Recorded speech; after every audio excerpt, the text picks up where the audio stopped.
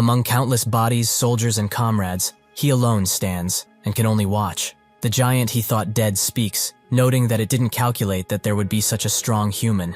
This giant is named Ahayut, and after he suddenly popped up in the Empire 20 years ago, along with other two giants, they destroyed everything in their path, for no apparent reason. Because of him, more than half of the Empire turned into a mass grave, yet he still dares live after all this? Ahayut tells him not to worry, as soon he will return to his side. He notes that it's good then, as his dear friends will wait for him on the other side. One was torched because of an extremely angry dragon, and the other was sealed for eternity by a mighty mage called Lorahan. Doesn't he get it? They lost. Ahayut tells him to not cover his words with sweetenings, as the children of the star share senses. He knows their opponents were also eliminated, and it means that strong people like himself no longer exist on this world. He notes that he's still alive and kicking, so what is he babbling about? Ahayut says that he shouldn't hope for much, as he feels his time is reaching an end. However, he's quite glad, as if he realized his skills and put body and soul into training, he would have become too large of an obstacle to deal with. He tries to retort this, but he knows that he had a life not worth living that much, so he should just die.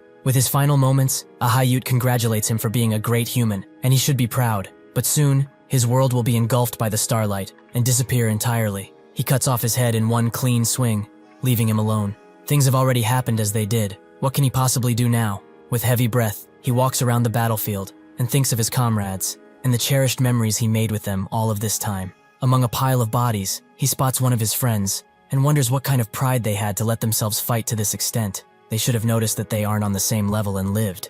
He closes his eyes and wonders why only his sword worked on a giant that could deflect the Empire's strongest sword aura. If he did it some other way, if he knew about this, they wouldn't have died a dog's death. But now, nothing can be done.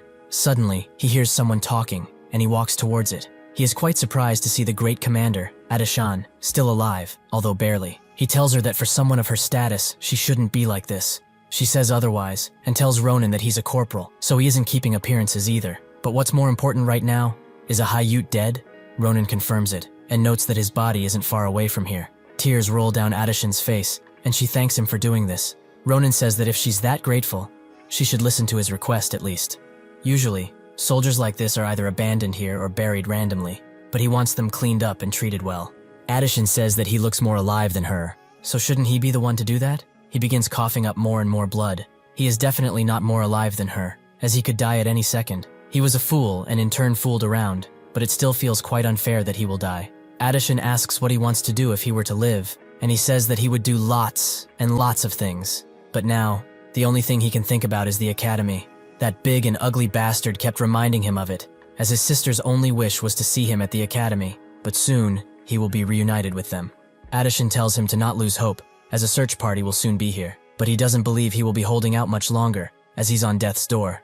The rain suddenly stops, surprising them both. The ground begins to shake uncontrollably, and when Ronan looks in the sky, he spots a being with 8 wings. Behind it, countless giants are ready to attack. Adeshan's whole world is in shambles, as in the end, she couldn't save the world this time either. Ronan snaps her out of it and tells her this isn't the time for thinking, as she should hurry and use telekinesis on him so that he can fight. She's very surprised he's still willing to fight in this situation, and he notes that even if he dies, he will not give those bastards the reward of killing him while he's still. She finds his valiance quite comforting and thinks that this man was the missing piece in all of this. She gets up and suddenly kisses him as to transfer something from her mouth. She whispers something to him, and Ronan asks what she means, especially in this type of situation. Adeshan notes that if he ever sees her again, he should tell her to not do anything dumb and become a tailor, as she always wanted to try. Those words are the last of humanity. As with them, the whole world is wiped out. The blue orb glistens, and Ronan wakes up screaming for her, but she's nowhere to be seen, as he has woken up in his hometown Nimbuton. This is his first day of regression. He sits under a tree's shade, and can't believe that Adeshan's last words were true. What she told him was that this orb that she gave him allows the person holding it to regress back in time. That's how she, a simple tailor woman, became the Grand Commander. The orb allows a person to regress a total of 4 times, and she already used 3 of those, so only 1 regression remains. She's handing it to him, as she believes he's the key for humanity's salvation. He needs to sharpen his abilities as much as possible, and the best place for this would be Philian Academy. Ronan slams his head in the tree and wonders just what he's supposed to do by himself, even if he has this much time. Suddenly, he remembers that this is in fact the past, so he rushes to see his older sister. While running towards his home, he spots that some punks are bullying a child by tying him upside down. That's when he notices that the child isn't held up by a rope, but rather by magic. Such a person would be invaluable in the battlefield. To think they were in a countryside town like this. Come to think of it, around this time, he's sure they were here as well. The person holding the child up thinks that he didn't want any of this, and something bad will certainly happen to that poor kid soon. He begs them to stop, as he doesn't have any money, as his mother's medicine is too expensive. The bully notes that is not for him to worry about. He slaps him constantly, and says that if he wanted to be a filial son like this, he should have earned more money. He tells the guy with magic to put the kid at the top of the three, as he hasn't come to his senses quite yet. He tries to refuse, but the bully says that he's acting like a girl, as it's not like they are hanging him or something. He should shut up and do as he says. Acel wonders why things became like this. Was it perhaps wrong to learn magic? He only wanted to show everyone that he's good at something, so he needs to tell this bully that he can't do it, but he's too scared to. He still finds the courage to try, but that's when someone hits him with a stick over the head. Ronan is the perpetrator and tells them to stop, as that child will die if things continue like this. The kid falls, and the bully is extremely mad at Acel for letting him go. He tries to defend himself, but Ronan gets in front, as he has to talk with him about something. With the bully being quite angry, he's getting ignored. Where did he learn telekinesis magic? Acel notes that he learned it from a grimoire she bought from a peddler. He's quite surprised Acel became this good with such a cheap book, so if he trains, he will certainly become extremely powerful. That's when the bully draws his sword, as he has had enough of people ignoring him. It seems that he's acting this way because he let him win that day, but now, he will teach him manners. Ronan wonders how this guy managed to get a real sword, and notices his posture is extremely bad, but he's strong, so things like this should work around these parts. Naturally, with him, they will not. Although his body is much younger, what was imprinted into him while he was a disciplinary soldier remains. Battle sense. The bully notes that it must be his lucky day, as he was going to make sure he wouldn't be able to lift a spoon for his whole life. Since it became like this, he should drop to his knees instantly and beg, as he will let him go with only an arm being cut off. Fair deal, right? And if he somehow dies, he will make sure his sister is treated well. By him, that is. Ronan asks if he just talked about his sister, and the bully laughs and confirms it. Every time he sees her, he thinks of how great her body is. With one angry swing, Ronan takes his ear clean off. The pain takes a while to register, but when it does, he cowers in fear and pain. Ronan comes closer to him and asks if he really wants to die today. The bully's friends wonder how he managed to cut off his ear with a mere stick, and Ronan demands they leave with this bastard in tow, lest they want to become like him. They will also leave behind the money they stole, as well some more for ruining his mood. They can only agree. When they leave, Ronan gives the bullied kid all of the money, as he only needs the sword. He also shouldn't worry about their bullying anymore, as they won't have the confidence to wander around like this anymore. He thanks him profusely once again, and Acel grabs their attention. He also apologizes, as he knew that what he did was wrong, and he shouldn't have, even though Hans threatened him. He apologizes again and again, but the bullied kid sighs, and notes that he was crying like this the first time he was dragged here. When he saw him, he only thought that they were in the same situation, so he shouldn't blame himself, as it's not his fault at all. With that, he leaves, and Ronan looks at her, as apparently, he's the only one that knows she's a girl somehow. He asks her if she remembers that they had some business to talk about, and she confirms it. He notes that they will be meeting in 4 days, as he's busy right now, so they will meet then. Oh, and if she thinks of not coming, she knows what will happen, right? Acel is quite puzzled by this whole interaction. He arrives at his sister's door with some flowers, as he remembered she liked flowers. But is this perhaps too much? He turns away as he thinks he's doing too much, and that's when she opens the door and is glad he's back. While he was a disciplinary soldier, he thought to himself 1,000 times, what does he say to her when they see each other again? Should he apologize for leaving without a word, or tell her how much he missed her? He thought about it very often, but those things could only be said by the soldier Ronan. All that he can say now is that he's back. Iris, his sister, prepares him a meal, and is extremely glad that her cold brother actually gave her flowers. She asks if he wants more to eat, but he notes she's already given him plenty. Ronan also asks how old she will be this year, and she notes she will be 22, but why does he ask? He excuses this question as simply forgetting, and notes that if she's around that age, there are 10 years until those giant bastards come. She feels his forehead as to check for a fever, and he notes that she's still the same as she remembers, bright, kind, and warm.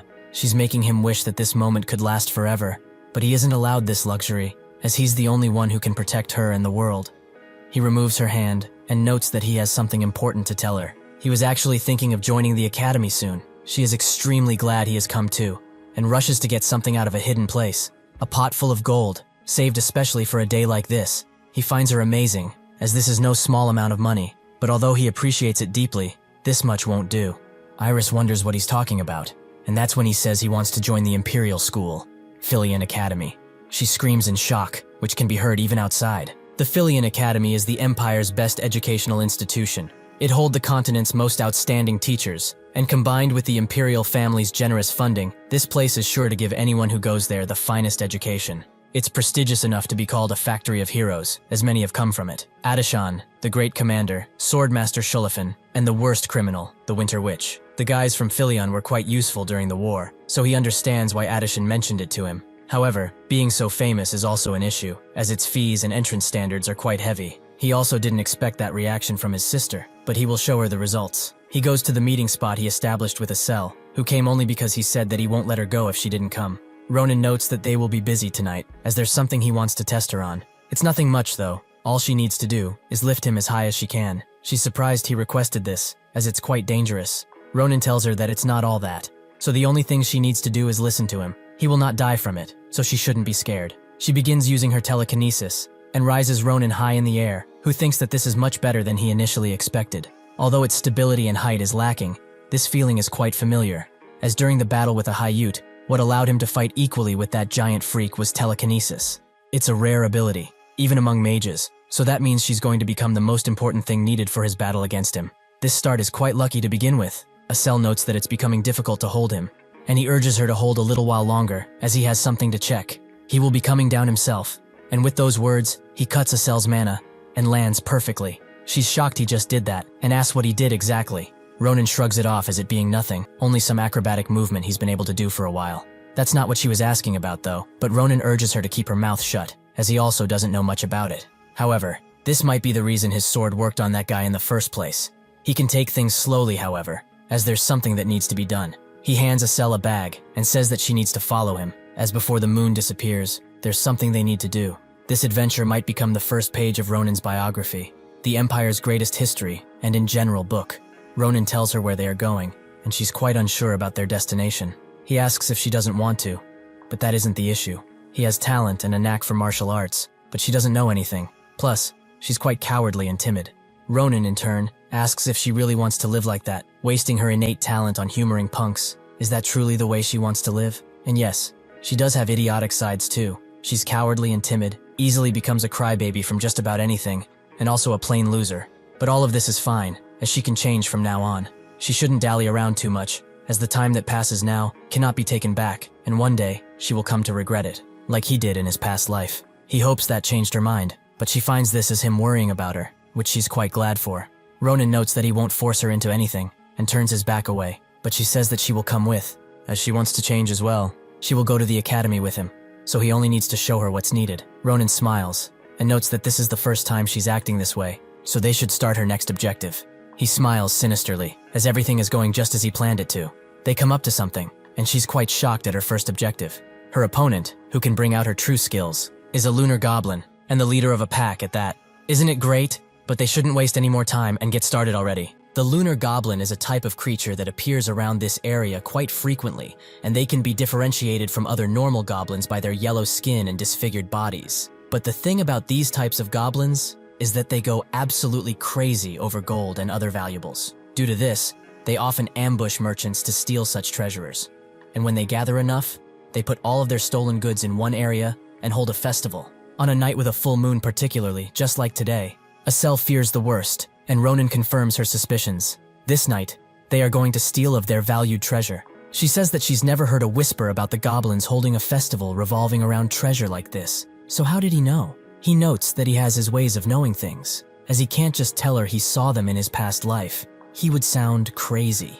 But that doesn't matter now, as all she needs to do is use her telekinesis ability and move all of the treasure into their bag, as the goblins are dozing off right now. Simple, right? Acel says that it doesn't sound easy at all, and if something goes wrong and they wake up, what will they do then? Ronan doesn't lie, and notes that if that were to happen, things wouldn't be pretty at all. She urges him to rethink this plan if that is the case, but he thinks that she's too much of a coward. They aren't doing this because they can, as they need two things in order to get into Philion. First and foremost, they need money, so that they can afford that insane tuition fee. Secondly, real experience, as this is much more important than money. As she probably knew already, Philion is filled with aristocrats who have received the most elite training possible from birth. If she wants to win against people like them, there is only one real way: gain experience by risking their lives. Those goblins seem like the perfect opponents, as they gain cash, but also some experience. Two birds with one stone, as they say. Does she perhaps have a better and more grandiose idea? She confirms that she in fact does not, and Ronan notes that they should start right now. Little by little, the treasure and valuables are slowly being dragged into their bags. Acel is concentrating very hard, and Ronan instructs her calmly. Eventually, the last bag gets filled up, and he congratulates Acel for doing a good job while also gaining some experience.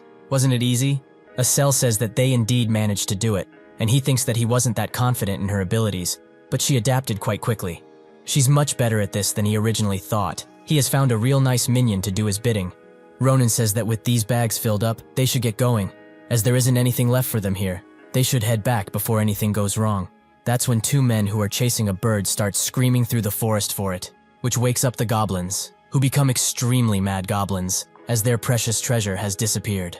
They all get up and search for the thieves, but it doesn't take long to find them, as Ronan and Acel didn't manage to get out of the area in time. All of them charge the thieves, and Acel is ready to pass away from how scared she is. She falls to her knees, and Ronan notes that he knew things were going too well for this situation. Acel suggests they throw the bags at them and run away, but Ronan is having none of it. How does she expect to pay that tuition without this? Earn it? She tries to say that this is not the important thing right now, but she doesn't get to finish, as the goblins are extremely close. Ronan analyzes the sword, and notices that it's made quite cheaply, so it should withstand about 15 attacks at least. However, there are 30 of them. One jumps to him, and he's still thinking. 15 attacks? That's plenty. He cuts off the heads of 3 with one single strike. Now he only has 14 attacks left. Birds scream throughout the forest, while Ronan takes care of the last goblin. Acel can only stare in shock, as she can't hope to explain what she just saw. He decapitated 3 with a single strike, and for the horde rushing afterwards, he disappeared, and appeared again in half a second. He is extremely powerful, but to think he would create such a spectacle. He asks her to stop spacing around so much, and she apologizes. Ronan notes that she has nothing to feel sorry about, as they need to get their stuff and leave. They are going home. While doing that, they find the bags quite uncomfortable, as they are pretty heavy, given the loot inside of them. Ronan notices that his muscles are sore from that scuffle with the goblins. Is it perhaps because he's still growing? When they go back, he needs to do some rigorous physical training. Acel wonders if he might know what that loud shout was that tipped them off to the goblins. He notes that it's uncertain, but it was definitely someone crazy, as you would have to be as such to scream in this forest. Someone draws his bow behind them and shoots an arrow directly at Acel. Ronan catches it, and she realizes what happened, but where could it have come from? Ronan wonders if this god-forsaken forest is cursed, or are they just plain unlucky? He asks the people who shot the arrow who they are, and they notice that these are kids, not goblins. They apologize, but it's clear that their intentions aren't as pure as they would like to present, as their eyes are on the treasure in their bags. Ronan notices their suspicious attitude, and their predatory eyes, so they should stop talking nonsense and answer him properly. Who are they? They are both surprised by his reaction, and the short-haired one apologizes for not introducing themselves while coming closer to him. He pulls out a knife and claims that they are Caliboro. Ronan keeps calm and grabs his hand swiftly. He manages to knock his attacker out in one strike, and he seems to know that name from somewhere. The other charges in, and Acel musters up the courage to use her powers to stop him and tell Ronan that there's another behind him. He congratulates her for doing this and kicks the knife out of the attacker's hand. He catches it, and in not even a second, he slashes him everywhere. The attacker and his body took a while to process what happened, but there's no saving for him, as he dies in an explosion of blood. Acel cowers away and asks if that guy really is dead. He confirms it, as he won't let anyone who tried to kill him live. It's only fair, right? And didn't she hear? These guys are Caliboro. She asks what they are, and he's happy to explain. They partake in poaching, kidnappings, and human trafficking. This group does every crime under the sun, and thus, they have gained the reputation of the Empire's most evil poaching group. So, if he wasn't here, her organs would have been harvested and buried somewhere. Knowing who these people are and letting them live is a crime in and of itself. She needs to understand that. The bag that they had with them suddenly starts moving around, and Ronan wonders what can be inside of it. Acel thinks that it's most likely a poached animal, but to confirm they open the bag up. Blue eyes beam out of the bag, and a blue bird comes out. They are both quite surprised, and Ronan wonders what this chicken is. It watches them from above, and Acel finds it quite pretty, as it's her first time seeing a blue bird like this one. He notes that he also hasn't seen one before, and spots that it's shackled with Caliboro's trap. This special shackle disturbs the prisoner's mana and restricts their movements quite a bit. He thought that these guys use these things as a last resort, or when catching mighty creatures. Is this tiny bluebird one? A rune pops up behind it, and it strangely starts speaking, spooking Acel. Ronan calms her down, as this is only communication magic. However, it was able to talk with them as soon as it came out of the bag. So, is the bag able to block mana, perhaps? Ronan speaks, and says that he's most likely the owner of this bird, right? The person says that he's right, and his name is Varen, and is currently researching fantastical beasts at the institution. He is that bird who goes by the name of Maprez, Guardian. He tried countless times to communicate, but it didn't seem to work. So he was thinking of actually making a report, but he's quite relieved he didn't have to. He also apologizes for being rude and asks for their identities. Ronan says that they are just passerby with a good heart, as they got into the poachers who captured the bird, but he can't really explain what happened, as too much blood was spilled to do it properly. He just says that they saved the bird without the additional information, and the person behind the rune is extremely surprised. It crossed his mind that poachers were the cause of this, but anyways, they are indebted to him right now. Ronan notes that such things aren't needed, but how do they return the bird to him, as it seems quite exhausted from being chained up? If he were to take the chain off, could it fly back to him? The owner confirms this, as the bird has a great homing instinct, so he should be able to free it. Ronan cuts the chain, which breaks instantly, and urges the bird to go back to its father, as he's making him worry. The bird is extremely grateful and starts cheeping around. Ronan notes that the bird is currently shoving its ass into his face and dancing around. So what does this mean? The owner notes that it just wants him to pluck out a feather before it flies away, as it wants to meet with them again, someday. After plucking out a dream bird's feather, it will direct to the main body constantly, like a compass of sorts. With that, he says that if he comes by the institution someday, they should come and visit them, as he will definitely repay them. The bird flies away, and Asel asks Ronan what he's holding. When he looks at his hand, he's also quite surprised. A few days later, a merchant assesses the valuables they have obtained, and notes that he will give them 20 gold coins for this certain piece. This man is the owner of the Carabel merchantry, Duan Carabel. He notes that all of the items he brought today are quite valuable, so it must be his lucky day. Ronan says that he's quite glad he has finally found someone who understands, as all of the merchants he tried up until now tried to scam him, which pissed him off quite a bit. But to think such a confident and worthy merchant was around here, walking around really paid off. Duan notes that he's honored by his words, and asks if there are any more things he would like to sell. Ronan pulls out an egg from his pocket, and says that he's curious as to what this thing is, but won't sell it. That night, the blue dream bird left this very egg behind. Initially, he thought it took a crap in his hands, but it didn't. However, this didn't stop him from throwing the item into a boulder before looking. Surprisingly, the boulder broke first, so it seems that this is quite the valuable item.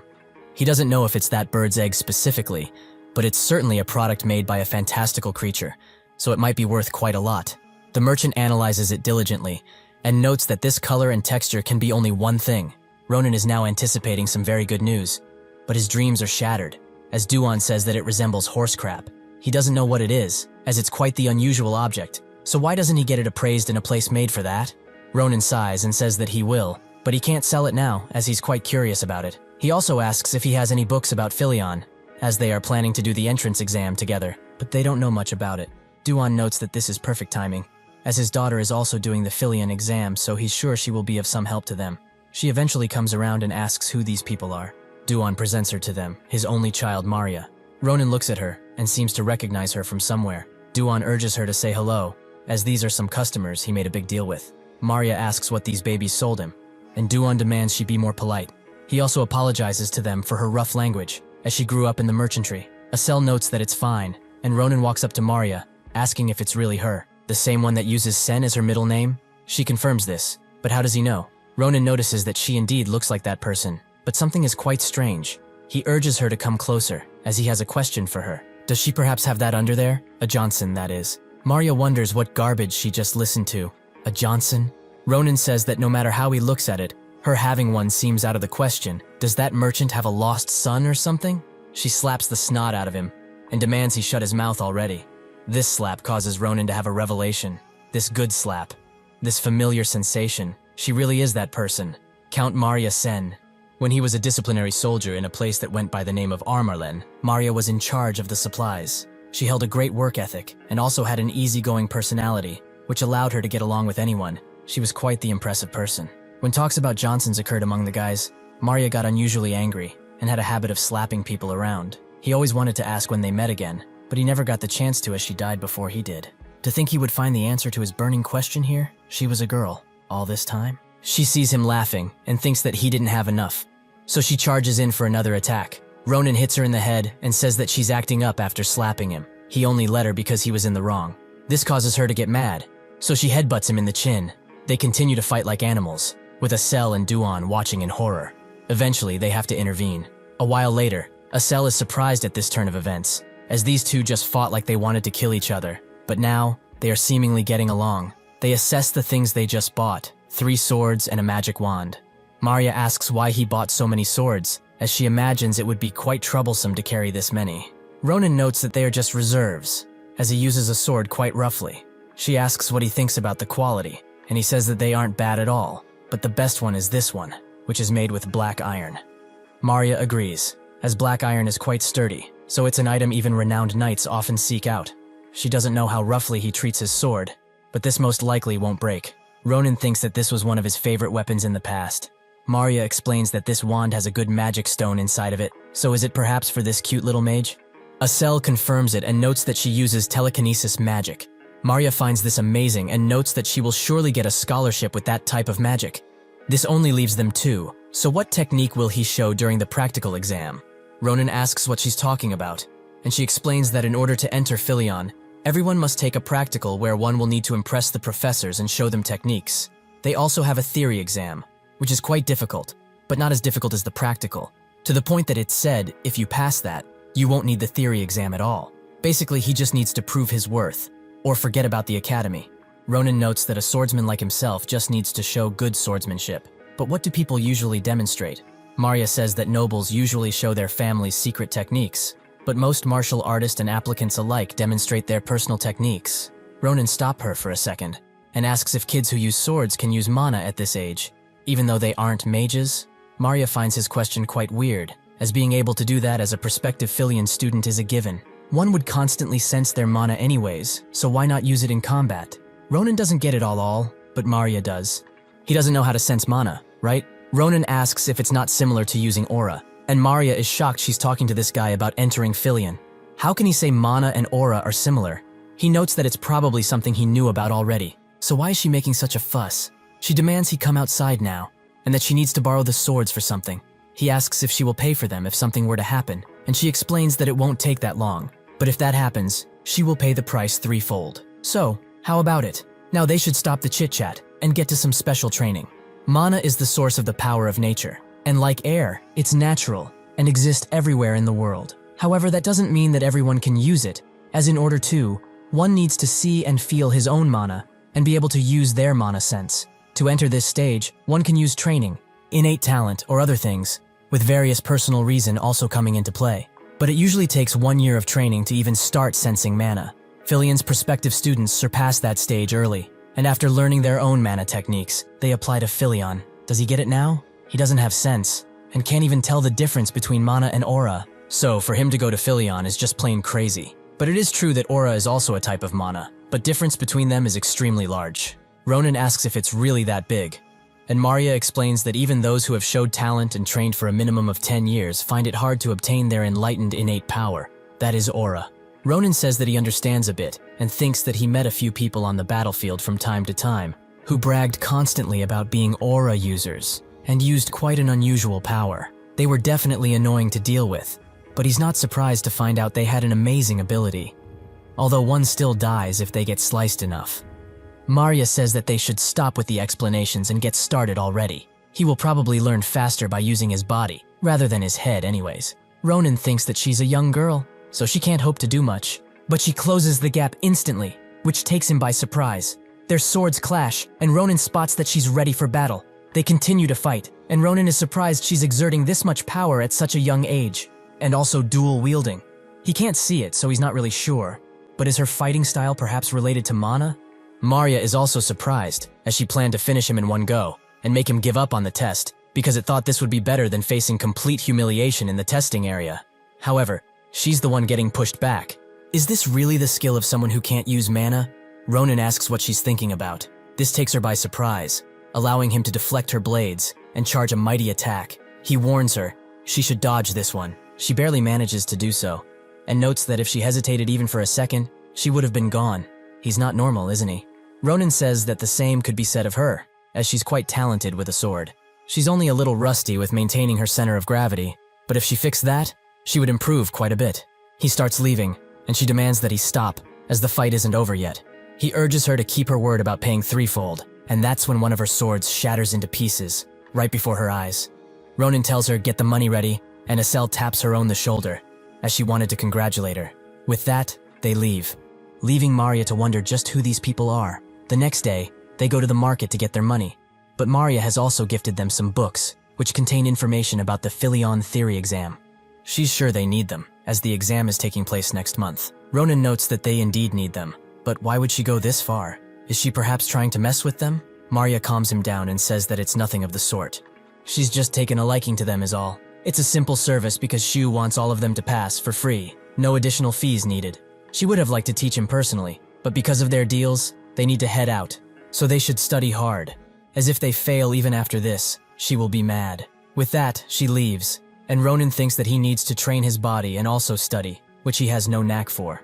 But this is certainly not a bad feeling. Ronan's life after returning back home was similar to how it usually was, but has started to change slightly. He ate together with Iris like usual, but he did so to the point where his stomach would burst. Filled with that many calories, he hunted beasts on the outskirts of the village, and started to increase his stamina and adaptability like that. He did it to the point where there were no more beasts left around the village. Besides that, he also studied, which was unimaginable for a disciplinary soldier like himself.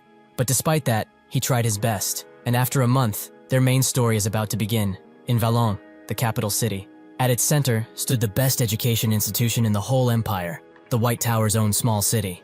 Acel admires Philion and how masterfully crafted it is, but Ronan urges her to not stand in the middle of the street like the bumpkin she is, and move, as they will be late for the exam. She replies in a strange way, as she still finds it quite surprising that he grew so much in just 1 month. Ronan urges her to stop thinking about useless things and get going. He thinks that since they are here, they might meet him. The sword saint Schlieffen, a descendant of Grancia, a prestigious swordsman family. He is a genius who is considered the strongest in the entire empire. He should be around their age, so he might be taking the exam now, but it doesn't really matter. Acel asks if he has that thing, the feather the dream bird gave them, that was supposed to lead them to its owner. He notes that he did indeed pack it before they left, and he was also planning to visit after the test. That's when they notice that the feather is pointing to the highest floor of Philion. Inside, the bird's owner notes that he isn't really used to being a professor, but the bird is cheering him on, which he appreciates. But he should keep going, to repay the kind hero who saved him. This is Philion's zoology professor, Varen Fanashir, a were-lion. He thinks that he should open the window for some ventilation, as they need to present himself nicely to their hero, right? When he opens the window, however, he sees Ronan, who looks like he's here for other things. He spots the bird from before, but him and his owner both scream, as this has taken them by surprise quite a bit. Varen backs himself from them, and asks who they are, and how they even managed to get up so high, as this is one of the top floors. Ronan notes that he screams way too loud, and Acel says that this is why they should have taken the stairs. Varen asks if they are after his precious comrade, Marpez, but that's when he notices what Ronan is holding, the feather. He finally realizes that they are the heroes who saved Marpez. They sit down, and Varen apologizes for his unsightly behavior, especially in front of their heroes. Ronan says that it's nothing, so he doesn't need to repeat himself so much. But if they would go into specifics, Acel would be more at fault, since used telekinesis to climb to the window. She denies this, as he was the one who told her to do that. However, her opinion seems to be invalid, as Ronan just shuts her up.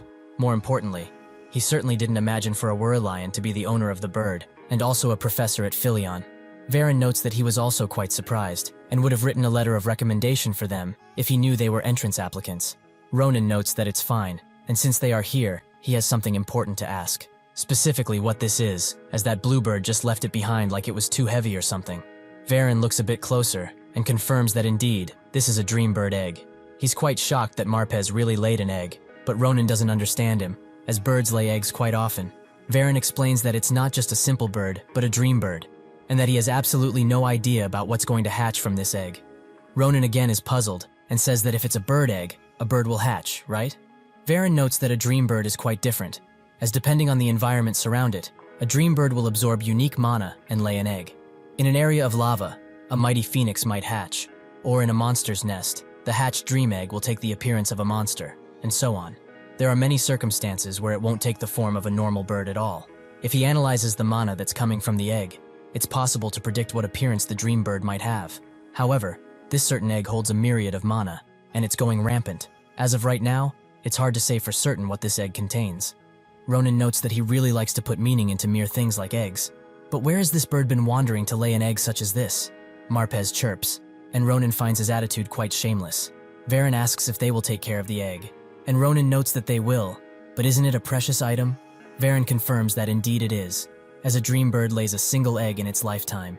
But it laid it in front of its heroes, so Marpez must have felt something special with them. He just wants to respect his friend's choices, that's all. Ronan says that he's fine with it, as he's quite curious as to what will come out of the egg as well. However, it's almost time for the exam, so they should be going now. Varen stops them for a second, as he wanted to give something to them that will certainly help with the hatching of the egg. A while later, at the practical testing hall, Galean Castle's main building, every participant sits in the waiting room. Some check their weapons, while others pray. A man announces that applicant 111 exam has ended, so applicant 112 should come forth. He does so, and Ronan thinks that if this guy is number 112, he's up next, but they really like to make they wait a long time. Doesn't she think so as well? Marya says that every exam is like this, and Ronan asks why she's wearing that, as it seems very uncomfortable. She notes that Filion is a private academy which nobles attend, who might become expensive customers in the future, so she should look the part, right? Ronan thinks that she's just doing too much at this point, and she notes that it would have been nice if Estelle was here too. Ronan explains that nothing can be done about that, since the magic testing hall is somewhere else entirely. However, he will be quite glad if he doesn't see her crying by herself when she gets back. Applicant 112 gets out of the exam chamber with quite the tired face, and so, it seems to be Ronan's turn. Marya urges him to not be nervous and try his best, as if he fails, she will chase him down to the ends of the earth. Ronan thanks her for the ever-so-touching words and support, and notes that he will be back. He enters the chamber, and comes in front of the Filion professors, who look extraordinarily powerful. Among them, that old man in the middle stands out, as he's the headmaster, Archmage Krava Kratir. The woman next to him also has an overwhelming aura, and he's rarely felt this type of vigor from someone, even in his past life. This is the swordsmanship instructor, the Grand Sword Saint Nabaros. He presents himself, and Krava does the same. He explains that he will be up against a magically engineered dummy, and he needs to demonstrate a technique. So what has he decided to show them today? Ronan looks at it and thinks that a fast cut might do the trick on this dummy. The man next to Krava notes that there's always someone who underestimates the dummy just because of how it looks, and says foolish things. The man next to him concurs, but if this applicant is from the country, of course, he wouldn't know. Even if it does look the way it does, it has fast regeneration, and it's a product of magical engineering. He whispers that even the genius Schlieffen barely managed to leave a scratch on his own sword, so he really wonders what he will be doing differently. The other jokes that he might actually split it in half, and they laugh quite loudly. Krava wonders if that child will prove them wrong, and when he looks at him, he's surprised that he holds such vigor, especially at such a young age.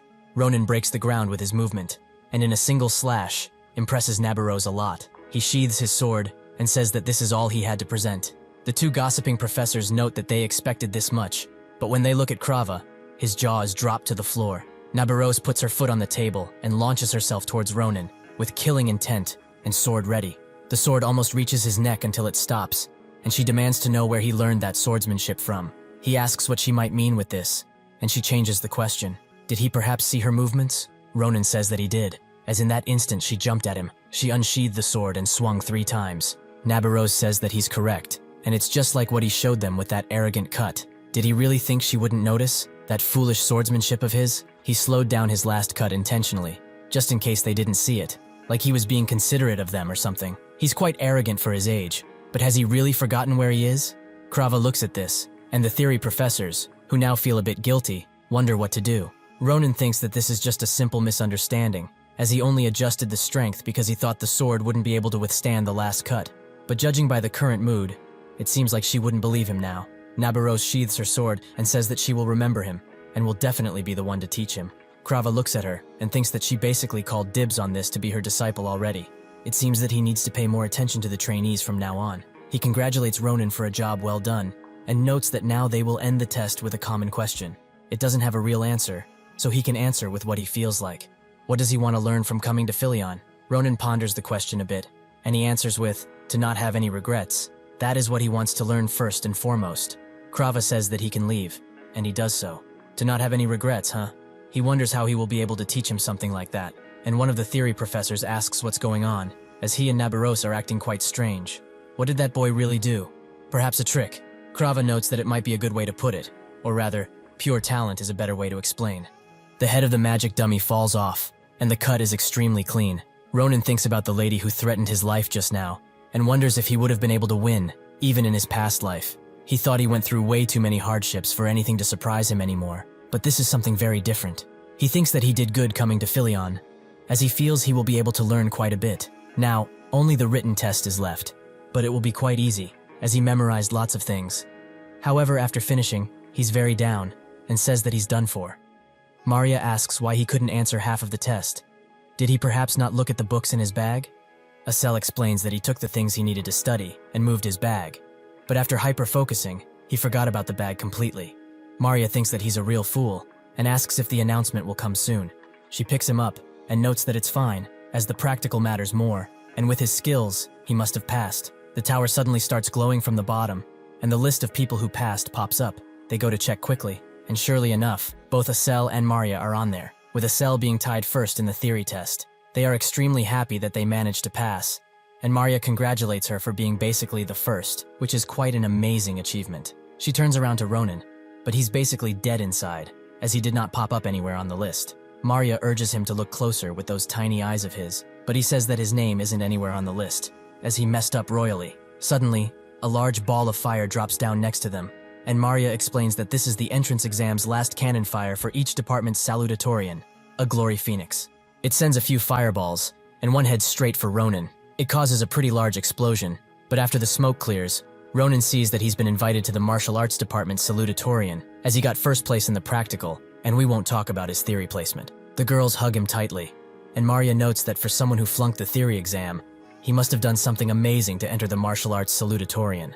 Ronan thinks that if he got first place, that guy lost to him, and with his personality, there's no way he's just going to stay quiet. Sure enough, he comes from behind, and notes that he must be the one who came first in the practical test. This is the Sword Saint, Schlieffen. Other people are surprised that the Empire's shining star would be here, with Maria and Acel also being quite shocked because of his presence. Ronan thinks that if he's the same as he was in his past life, things will become troublesome, as that guy just can't stand anyone who is better at the sword than him. He has an outrageous fighting spirit. He must avoid this situation at all costs, so he tries to play dumb, but Schlieffen sees through him instantly and starts unsheathing his sword. He tries to strike Ronan, who manages to block him. Schlieffen notes that if he wasn't the first, he would have not been able to block that attack. People gather to watch the fight, and he notes that he wants to see the skills that bested him. Ronan has had enough, and notes that if this is really what he wants, he will be glad to show him. He strikes 3 times, and Schlieffen defects all of them. Ronan asks if this is enough for him, and sure enough, his hand starts to tremble from the force. Now, it makes sense he got a good score, as he has shown great technique, but this is nowhere near enough to beat him. Ronan urges him to relax already, but Schlieffen is too in his head to even comprehend words, as he still can't accept that this guy got first place. Ronan thinks that this bastard is plain crazy, and this is exactly why he didn't want to meet him. At this point, he will start manipulating aura, which will be very bad.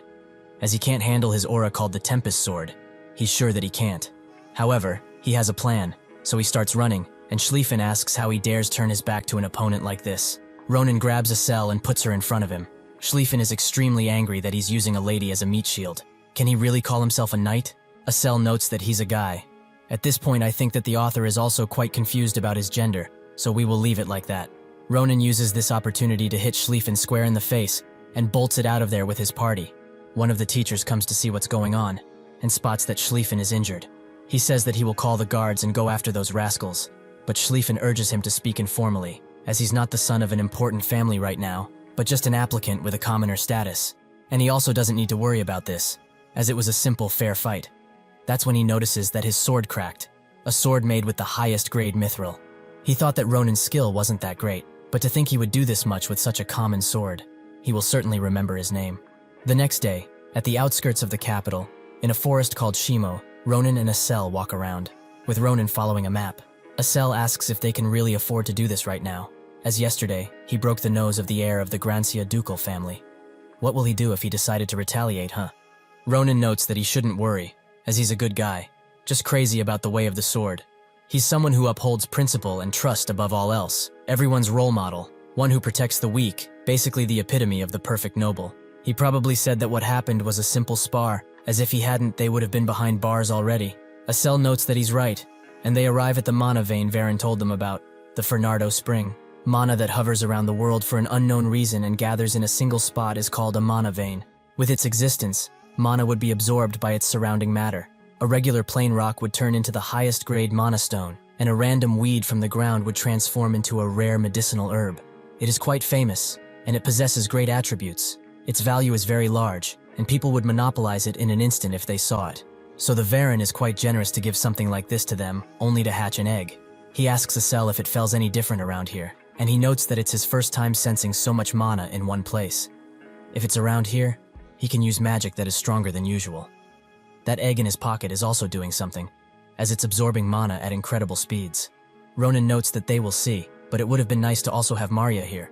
But she couldn't come because she was busy with the merchantry. Acel notices that something is strange, as Varen said that since there's a lot of mana here, a few fantastical species nest and relax in this place. Even for regular animals, this place is a gold mine, but they haven't hurt a single animal since they came here. Ronan takes a whiff of the air and thinks that he was too complacent. He laments that things are getting out of hand again, and he urges Acel to get ready, as he has caught the scent of blood. The hunters who wear fox skulls start assaulting them with arrows, but Ronan destroys all of them with a single strike. However, he seems to remember the arrowheads these arrows use. In the past, at a campsite, one of the people from his group explained that this arrowhead could even blow up an orc head, and that they were used by an elite member of a certain organization, Calaboro. Ronan is surprised that he ran into them once again, and thinks that only the bloodhounds have access to arrowheads like this, so it must be a team full of them. He tells Acel to go hide, if he doesn't want to become a porcupine, that is. As for himself, he will have to do a bit of hunting. The leader of the bloodhound group is surprised that this brat managed to cut arrows that had mana infused in them. Just who is this guy? He tells everyone to split, and Ronan thinks that he's taking decisions quite fast, which isn't good for him. He tells them to stop attacking, as he's an ally. The leader asks what nonsense he's talking about, and Ronan explains that he's the youngest bloodhound from the Damas branch, a Hayut. They all gather around him, and immediately start interrogating him, as he's too young to be a bloodhound. Ronan tells him to ask the wolf from this branch, and also says that he shouldn't assume that people can't do what he does. This enrages him, and starts threatening violence. One of the subordinate calms him down, as even if he's still a Hid, he knows about the Calaboro ranking system, which is kept very hidden, and only members know. They should wait for the captain to confirm his identity. That's when the captain arrives, a man by the name of Viam, and the leader of the small group explains the situation. Ronan smiles, as he's quite glad they are all gathered in one place. Viam starts interrogating him and asks what he's doing here, as this mountain range belongs to Demir. Ronan says that he wasn't sure, as he's not really a Hayut. In that second, he slashes most of the men in two, and before Viam can react, he cleanly cuts his head off. The only survivor is the team leader, and Ronan says that he told him already. His ending will be bad. The leader's fingers fall off, and he falls to his knees because of the pain. Ronan says that if he doesn't want to die like the rest, he will write down the locations of all the branches he knows of. Of course, if he's so loyal and doesn't want to, he will have to dispose of him. The leader asks how he can do that with one hand. But Ronan already gave him a pen, and his right hand looks just fine. Afterwards, Ronan congratulates him for drawing a detailed map, and the leader asks if he will let him go now. Ronan slashes him clean in half, as of course he couldn't have let him go. Acel starts throwing up at what he just saw, and Ronan urges him to stop overreacting and get a hold of himself. Acel apologizes, but this is a bit too much, as there are countless dead animals in here. Ronan told him before, letting people like these alive is a crime, so he should stop worrying about it. However, if Varen sees this, he will be quite saddened, as his bird is also among the victims. The egg suddenly starts shaking in its pouch, and Acel points at something while trembling. Ronan's eyes widen when he looks, as the blood from the animal starts to form into a ball. Ronan prepares to fight once again, and the egg escapes from its pouch. It starts glowing, and all of the blood starts circulating around it. It's absorbing the blood, and Acel asks what's going on. Ronan notes that he doesn't know, but one thing is for sure, whatever is inside of this egg is quite special. Eventually the egg finishes the blood, and shortly after, it starts cracking. Ronan patiently waits to see what's inside, but is greeted by a hit to the face by the dream bird, who doesn't seem to be a bird at all. Acel says that it resembles a dragon, as he saw similar things in books. Ronan wonders what that bird did to make an egg like this, but he admits that it is quite cute. However, the greeting was a little much, as a sucker punch to the face isn't the best feeling. The dream bird begins casting some magic, and it heals Ronan's injuries fully. Acel notes that it's capable of healing magic, and also seems to like him quite a bit. Acel says that they should name it, as they can't keep calling it a dream bird. Suddenly, it notices something, and bolts towards it. A Demire branch errand boy by the name of Balrus starts running away from the forest, as he saw the bodies Ronan left behind, and also what happened with the egg. That's when he notices that the dream bird is towards him. and in that moment of carelessness, he trips, causing him to fall. The dream bird starts draining his blood through his knee, which looks very painful, but Ronan comes and tells it to stop, as it will kill him if this continues. He also gives it the name of Sita, which it seems to like. Balrus wonders if this guy is the owner of this beast, and Ronan asks if he's alright, calling him by his name. Balrus notes that he is, and thanks him for saving his life. But how does he know his name? Ronan pulls his sword out, and notes that he doesn't need to know that. He didn't think they would meet like this, but it's nice that they finally do. This was a dear comrade to him in the past, who is now just a mere errand boy, which amuses Ronan quite a bit. But getting to the point, he needs him to do something, and for his information, he can't say no. Later that day, Ronan plays around with some cash he made through selling some of the water from the mana vein to Maria's father, who gave them quite a large amount of money for it. Ronan notes that they are indebted to Varen now, and they did want to thank him, but he went on a business trip suddenly, which is quite unfortunate. However, in addition to the job he assigned Balrus, the map he received from that bloodhound is quite useful. He also instilled so much fear in Balrus that he wouldn't think of betraying him. Asel asks if he wants to buy something with the money, and Ronan thinks that the entrance ceremony will be taking place soon, so it seems that he does have something. A few days later, Iris arrives in the city, which she likes quite a bit. Ronan greets her, noting that she must be quite tired from the trip, and also asks if something happened while he was gone. Iris notes that she should be the one to ask that, as she was quite surprised when a high-class carriage popped up in front of their house suddenly. And also, why has he lost so much weight? Is he perhaps not eating properly? Ronan notes that he's eating well enough, and Iris spots Sita, who salutes her. Ronan notes that they are just traveling together because of a few circumstances, but more importantly, they need to hurry, as he's going to be busy with the academy once he enters, but would like to do something beforehand. At a clothes shop, Iris says that she understands that he's got money, and is carefree because he also got a scholarship. But isn't it a bit too much? He talks with the store manager, and Iris continues, as these are way too many gifts. Ronan says that it's not that much, and it's about time she would benefit from all the hard work she did to raise him. This statement touches Iris's heart, and she screams that she has the kindest brother in the world. They finish shopping, and Ronan says that they will go to a few workshops, as he needs to repair his sword thanks to a certain someone. That certain someone pops up suddenly, which shocks Ronan and Sita a lot. Ronan asks what he's doing here, and Schlieffen says that he came to order a new sword, and that's when he spotted him. So he decided to wait until he came out, so he should stop misunderstanding things so easily. Ronan pulls out his sword, and notes that because of him his sword is in a poor state. Does he really want to for another round? Schlieffen notes that it's not a bad idea at all, but Iris gets in front of them, and demands that Ronan stops using such foul language. He tries to talk back, but she doesn't let him, and she turns to Schlieffen to apologize. In that moment, the most influential young man, and the Empire's shining star, fell into the trap of simping, as he fell in love at first sight. She continues to apologize, but while blushing, he says that it's because of his lack of tackiness, so a lady such as herself shouldn't take the responsibility. She grabs his hands, and notes that she's quite glad Ronan has a friend like him. Ronan just stares, as he's quite stupefied because of the situation. Schlieffen notes that he will compensate for the broken sword, and while he doesn't have any gold, they can have this, his family's proof of identification. Ronan is quite shocked that he would just give out something like this, and Schlieffen explains that if they are going to get a sword, they should go to the blacksmith on the western end, as that place has hundreds of years of history, and they will surely be able to enter if they give them that. With that, he leaves, and Ronan is still shocked. With that proof of identification, one could buy most villages. Is this simp really the sword saint he once knew? The next day, at the entrance ceremony, Krava welcomes the freshmen of class 787 to the school. He talks about their limitless potential and the education they will receive here, but most of all, he congratulates them for their abilities. Ronan thinks that this is quite boring, but things like this aren't bad from time to time, as his sister seems to be liking it. Krava snaps his fingers, and a strange glow envelops the students. The students are all shocked, as the sky is seemingly shattering out of nowhere. With a large blue flash, they are all transported into an arena. Ronan wonders if Krava really teleported everyone with just a snap of his fingers, who notes that now since everyone is here, they should start the meeting between their seniors and juniors. The senior-junior meeting is something that occurs between the incoming freshmen of the school and the seniors who have been here for 2 years. Because this is the place where they meet each other for the very first time, the process is known and expected to be quite intense. It is also an event which the Filian school deems special. The way things are done are as so. The first and second ranks go to represent the freshmen, and they are each appointed to one of the 4-year 2s that are waiting for them, which all have their individual fighting styles, representative by the weapons they use. With all of this prepared, they will be part of a one-on-one spar. Krava starts speaking to everyone and explains that this very significant event stands close to the hearts of the instructors of this school. It is not just about the professors, who eagerly wait to see what new pupils they can train and nurture, but also about the relationship between the seniors and juniors, as they learn from each other, for example, their weaknesses. He believes that from this exchange, they will be complementing each other, and competing like this is the start of their real, true education.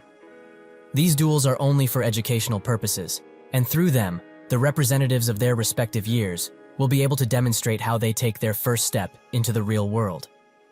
Naturally, because of this, the freshmen will be given the choice to choose who they fight, and it is possible to decline a duel. So they shouldn't feel burdened by this greeting, and feel free to do as they please. Ronan is kind of mad that this guy keeps beating around bush, as this is basically just hazing the freshmen. From the right, the first guy is the martial arts major sophomore standing at rank 1, Nasdo. The second is in the same category, but stands at rank 2, Brahm, who is glad to see some hardy freshmen this time around. All of them seem to be in the same category, but with different ranks. The one on the left is called Karun, who is rank 4, while the red-haired woman on the right is named Irina, who is rank 3. Brahm starts screaming about how excited he is for the battles to start, and notes that he can't hold it in anymore. He wants to fight with all of his might. This creeps Ronan out a bit, and thinks that, with this situation, he can show his older sister that he is not going in this place just to get beat up. It would also be better if he could show her his great companionship with this guy that is standing next to him too, but that is still to be seen. Krava announces that they can now choose who to fight, and Ronan puts his hand up, as he has a suggestion he would like to make. Krava asks what that suggestion might be, and Ronan explains that, since they are able to choose who to fight freely, he would like to be taught by all of his most respectful seniors. This means, of course, that they will be coming for him all at once. The arena stands silent after hearing this, and the teachers begin discussing if something like this can be done. Krava asks Nabirose what her thoughts are on Ronan's suggestion, and she asks him to proceed with it, if he wishes to do so. Isn't this school's principle that if one possesses the skill, they are free to do whatever they wish? So, in this case, no matter who wins this duel, it will hold a deep meaning to a lot of people. If this goes south, like they usually tend to, she will also be intervening, if that helps his nerves calm down. Krava understands, and with this, allows what Ronan suggested to happen. All of the seniors are now serious, and stare at Ronan with anger. Karun thinks that all of this is quite absurd. Just how badly is that boy looking down on them? Irina notes that he is doing whatever he wants, just because he was ranked second. They should use this opportunity to crush their spirits into powder. Nasdo urges them to calm down, as that child is arrogant, but Schlieffen is most definitely skilled, so he is an opponent that they can't just look down on. They will be going all out immediately, even if these are freshmen. Iris worryingly looks at Ronan and tells him to be careful, and if he thinks it is becoming too dangerous, he needs to forfeit right away. Ronan just waves at her, and with that all of the way, Krava announces that the first match between the juniors and seniors will now commence. Nasdo rushes in instantly, and tries to strike Ronan with all of his might, which makes Ronan think that they are quite sharp. It seems that they are only a couple levels higher than Maria, but it still means that they are basically on another level. Irina also charges in with her dagger, but Ronan blocks the attack and throws her hitting arm away. Karun comes from behind her and demands that she duck. She does so, and the spear almost reaches Ronan, but he blocks it, who is quite surprised by their level of teamwork. This attack pushes him back a bit, but that's when, in a moment of thinking, Brahm comes from behind him and gets ready to strike him with all of his might. Before he does that, he asks Ronan why he would be doing something like this, as he wanted to have a much more valiant spart with him. He tries to hit Ronan with the blade, who notices what they are all trying to do. A swift and strong finish blow, or distraction, while the others follow it up with an attack. Truly, they are all at a really high level, strategically at least. In that second, he jumps out of everyone's sight, and also hits them. They all begin falling down like swatted flies, but this proved to Ronan that they are all amazing, and this school that grew them into this must be even more so. He looks behind, and is quite surprised to see Brahm still standing, as he thought that his fighting spirit would have been shattered at this point. Well, he will remain considerate until that happens, so he should hold tight. They both charge in, but Brahm notices some extremely strange, as Ronan is now copying Nabirose's fighting style. Or this is how it seems to him at least. Ronan smiles, and with 3 swift attacks, Brahm's sword shatters into small pieces, and Ronan thanks his seniors, as he has learned quite a lot from them. What happened here shocks the whole stadium, and they all shout with amazement and cheer for Ronan as he is extremely skilled, while the seniors look at their broken weapons. Nasdo begins laughing, as this fight was so one-sided, he can't hope to be upset about losing it. Where did this freshman even come from? One thing is for sure, at least his strength is plain monstrous. Ronan looks at his sister, who is almost choking a guy from the excitement, and thinks that with this, nobody would dare to try and bully him. Now, there is only one thing left to do. He makes his way to the seniors and congratulates them for the amazing fight. He has learned quite a lot from this spar, and from them. He only placed himself in this situation because he was very excited to be a student of Philion, but their strength is truly unimaginable.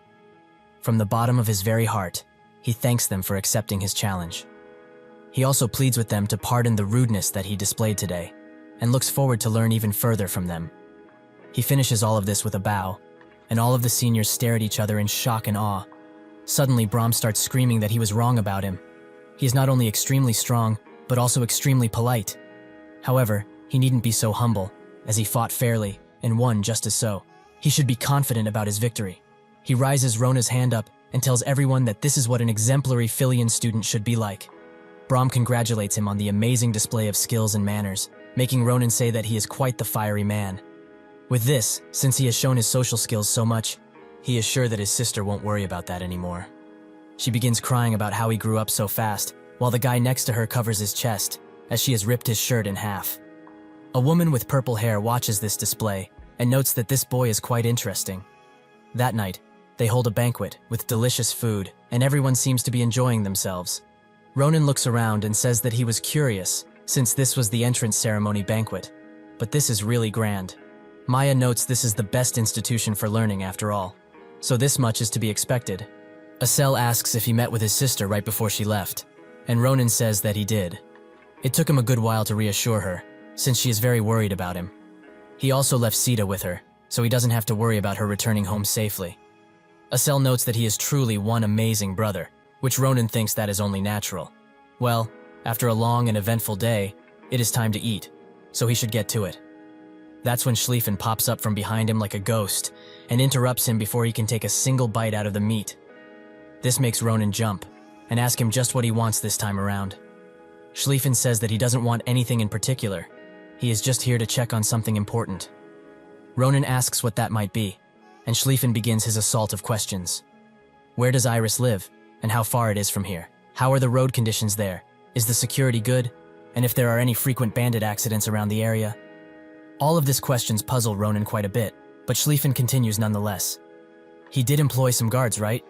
He trusts that he at least employed some mercenaries to escort her home. Ronan screams at him that he did that, and who he employed is much stronger than all of them.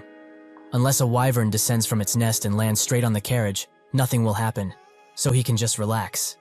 This takes Schlieffen by surprise, as it means that Iris will die if a wyvern appears, right? Ronan tells him that this is enough. He is too crazy about these things. Why is he worried about his sister anyways? Is he her husband or something? Schlieffen freezes up and explains that he is just worried about her, since they acquainted and all. Suddenly, the woman with purple hair comes around and notes that this is quite an interesting sight, as she has never seen him so chatty before. Schlieffen asks what business she has with him and calls her by the name of Akalucia. This is Elizabeth Akalucia, and is the freshman top of the magic class. She tells him to not be mistaken about things, as she has no business with him, and is rather interested in Ronan. He asks why that would be the case, and Schlieffen sighs, as this must be her evil hobby. With that, he leaves, and tells her that she can do as she pleases. Before doing so, however, he suggests sending a guard from his family to Iris, but Ronan tells him off one last time. Asel thugs on his shirt and notes that there was something going on with that girl from earlier. Ronan notes that he doesn't need to explain, as he felt it too, that she was quite powerful. In fact, she is overwhelmingly so, for a mage. She explains that those who bear their claws so easily must be taught a lesson. Surely he knows what she means, right? Ronan notes that he doesn't. But why did she want to see him anyway? Elizabeth explains that she was simply very impressed by his talent, so she is here to make him an offer, a special one, that someone as mere as him couldn't just refuse. She pulls out a pendant, and Ronan looks at it, knowing that it is Akalucia's invitation. The Akalucias are a noble family, but unlike most nobles who prioritize bloodline above all else, Akalucia prioritizes talent above all else. In the past, they have debuted many talented individuals and secured their position as one of the two pillars of the empire. They offer an opportunity to those who show potential to become part of the family, which Ronan has just received. This is the symbol of all that, an invitation into their family. Ronan asks if she is just allowed to hand this over as she pleases, making her think that he already knows what it is, for him to be asking that question. He looks at the symbol and remembers the chat he had with Adeshan about it, who was also an Akalusia. She explained that if he received this, he needed to pass a test given by the Patriarch, and that he would be a part of this famous and prestigious family. He should keep this in mind, as after he atones for his sins with his accomplishments in this war, he may end up also receiving an invitation. This made him feel quite strange, and that same feeling still lingers even now. Elizabeth tells him that he should think about it and make a wise choice. Even if he was born a beast, if he mingles among these sheep, he will just become a part of the flock. With that, she leaves, and Asel is quite glad. Ronan says that these geniuses do as they please around here, but thinks that it's good he has a method of contact now. The Akalusias will definitely prove useful for him. This academy is one that prioritizes a student's abilities above anything else. Depending on one's grades around here, their environment can change greatly. The most representative side of this is how the dormitory system works. The people who are intermediate rank are assigned to the Nataya Hall. Each person in there is provided with a clean room, a high-grade cafeteria, and much more. It is a pretty nice place, where one gets all of their daily necessities with ease. On the other hand, those who make up the bottom 30% are assigned to Crater Hall. And usually, the first day in the Crater Hall goes like this, with the shouting of the students. Especially the nobles, who felt wronged about the school sending them to a place like this, broken and run down. One of the academy workers explains that they will not be provided any servants, as there are no employees in this hall. It is also 4 people per room, and the cafeteria, shower, and bathroom are all shared. These are just the academy's rules, so they should study hard and get out of this place as soon as they can. Otherwise, they will also be staying in here the next semester too. And last but not least, the top 10% of the students, including Ronan in this case, are assigned to the Nabardozer Hall. One can describe this place in just one phrase. This is truly a very nice place. Ronan is surprised that they would accommodate mere students like this, and they also received the class registration form on their table already. He is just supposed to write down what class he wants to take on this timetable. It is important to get adjusted into this place in the first year, so he heard it is not wise to choose many classes, but all of these look very interesting. This is a common misunderstanding of someone who has yet to experience the hell of multiple classes in a single day. Eventually he finished, and his timetable is quite full, but since he is in Philion and all, he should take all of the classes he wants. That same day, one of the instructors kick him out almost instantly, as he doesn't need to take this class. This is the instructor of the Empire Swordsmanship Basics, Abar. Ronan asks why that is, as he has just begun. Abar explains it simply. It is exactly as he says. They have just begun, yet he has mastered all of the Empire's swordsmanship techniques instantly. The rules of the academy state that if a student learned everything, they should leave that class, and if he were to stay, he wouldn't do anything but demotivate the other students. With that said, he shouldn't be so prideful, and continue to move forward. Later that day, Ronan sits at the lake saddened by how this day went. He didn't get kicked out just from the swordsmanship lessons, but also the bowmanship and monster hunting classes. Why did they all have to kick him out? Suddenly, Nabby Rose appears and asks why he isn't in class. But she can probably figure it out, that he completed all of those easily. Ronan confirms that is the case, and wonders if all of the classes are like this. Maybe Philion can't do any better than this. Nabaros is pleasantly surprised that he managed to complete all of those classes in a single day. But it is to be expected from someone like him. It only took him 1 day to copy her technique after all. She notes that she can't turn a blind eye to this, and asks him for his sword. She will now be teaching him a very important lesson. Ronan wonders what it is, but that's when she strikes near his head and into the water, creating a rainbow of sorts. Nabaros explains that this is to be expected from a chunk of metal that is his sword. Something like this cannot be called a true weapon, as it only wears down the owner's power. He should watch closely what a real weapon can do. She pulls it out, and in that second, basically splits the lake in two with just one strike. Ronan is extremely shocked by her power, and she notes that perhaps he gets it now, what he is truly missing here. A weapon is categorized as a piece of steel that is sturdy and sharp, and it shouldn't break when wielded. And even if it does, one can just obtain a new one. It is expandable. This is what Ronan thought, until he saw this display. This is just ridiculous, as he is certain that she used the sword that is in her hands. But when he used it, with the same slash, it was much smaller. Nabaros explains that one breath and a handful of strength is all that is needed to put one's life on the line if they are on the battlefield. So wasting strength isn't wise, and if he uses mana, then it is essential he finds a weapon that suits him. Of course, it's something that he still can't get, because he doesn't know how to use mana just yet. Ronan's hand shakes, and he asks her if she knew all of this time. She did, and tells him that even with this, he has a lot of energy, which she finds quite amazing. One day, he will be able to use mana, so in order to use all of that power he has, he needs to have a weapon that suits him. However now, it looks like he has a lot on his mind, so he should attend his class. Ronan asks if he really can, and she notes that he can. Even though those who have reached second year are the ones allowed to, she will make an exception and let him attend. However, instead of that steel shaped like a sword, he should bring a real, proper weapon. That is the only condition for him to attend her class. Ronan explained what happened to his friends and goes to a blacksmith on his first day off, with Sita also returning. This is the place that Schlieffen told him about when giving him the medallion, so it should be quite good. Asel asks if this is a forge, as it is quite shabby. Maria concurs, as it looks like it could collapse at a moment's notice. Ronan notes that this place was recommended by a noble, so they should go inside already. They do so but find it empty and quite dusty. There is only one door far back in the forge, which opens slowly, and out of it comes a giant wolf man who asks who they are. Why are they so loud in the middle of the day? Don't they see that the fire is out? Ronan finds it quite fascinating that a wolf beast man is in a forge, who asks them to leave already, as this isn't the time for smithing.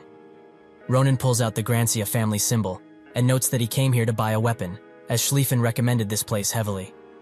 The beastman analyzes all of them carefully, and asks why he would care. Is he a Grancia too, or not? He sighs, and notes that he doesn't know who leaked this place, but he should get lost, as he doesn't serve customers like him. Well, maybe there is a way. If they hand over the arm of that soft-looking guy, they can work something out. He was getting hungry anyways, so this should do quite nicely. Asel is extremely scared, but on the other hand, Ronan is extremely angry. He grabs the beastman's attention and says that he crossed the line way too much. In that second, he strikes him with all of his might, which sends the beastman flying. Ronan notes that something is strange, and the fact that he didn't get slashed is even more so. Out of nowhere, a set of armor appears on the beastman, which surprises Ronan's companions. But not him, as it doesn't matter if he has armor on him, he just needs to break it down to get to the meat. The beastman pleads with him to wait, as this was just a test. Ronan asks him to explain himself, and the beastman notes that they do this to people they have never seen before to test them. It is only protocol to verify their skills. They also wanted to test out his invisible armor, so he provoked him on purpose. He meant no harm to any of them, he promises this. Ronan thinks that this is a very original excuse, but why would he actually believe what he just said? The beastman urges him to think about, wouldn't a smithy used by the great Gracia family have some sort of test like this? If he still doubts him, even now, why doesn't he confirm it with Schlieffen later?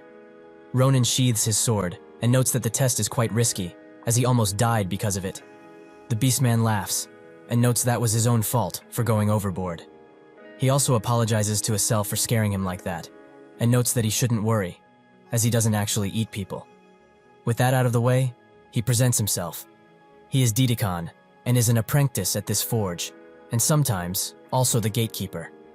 He asks Ronan for his name, who obliges.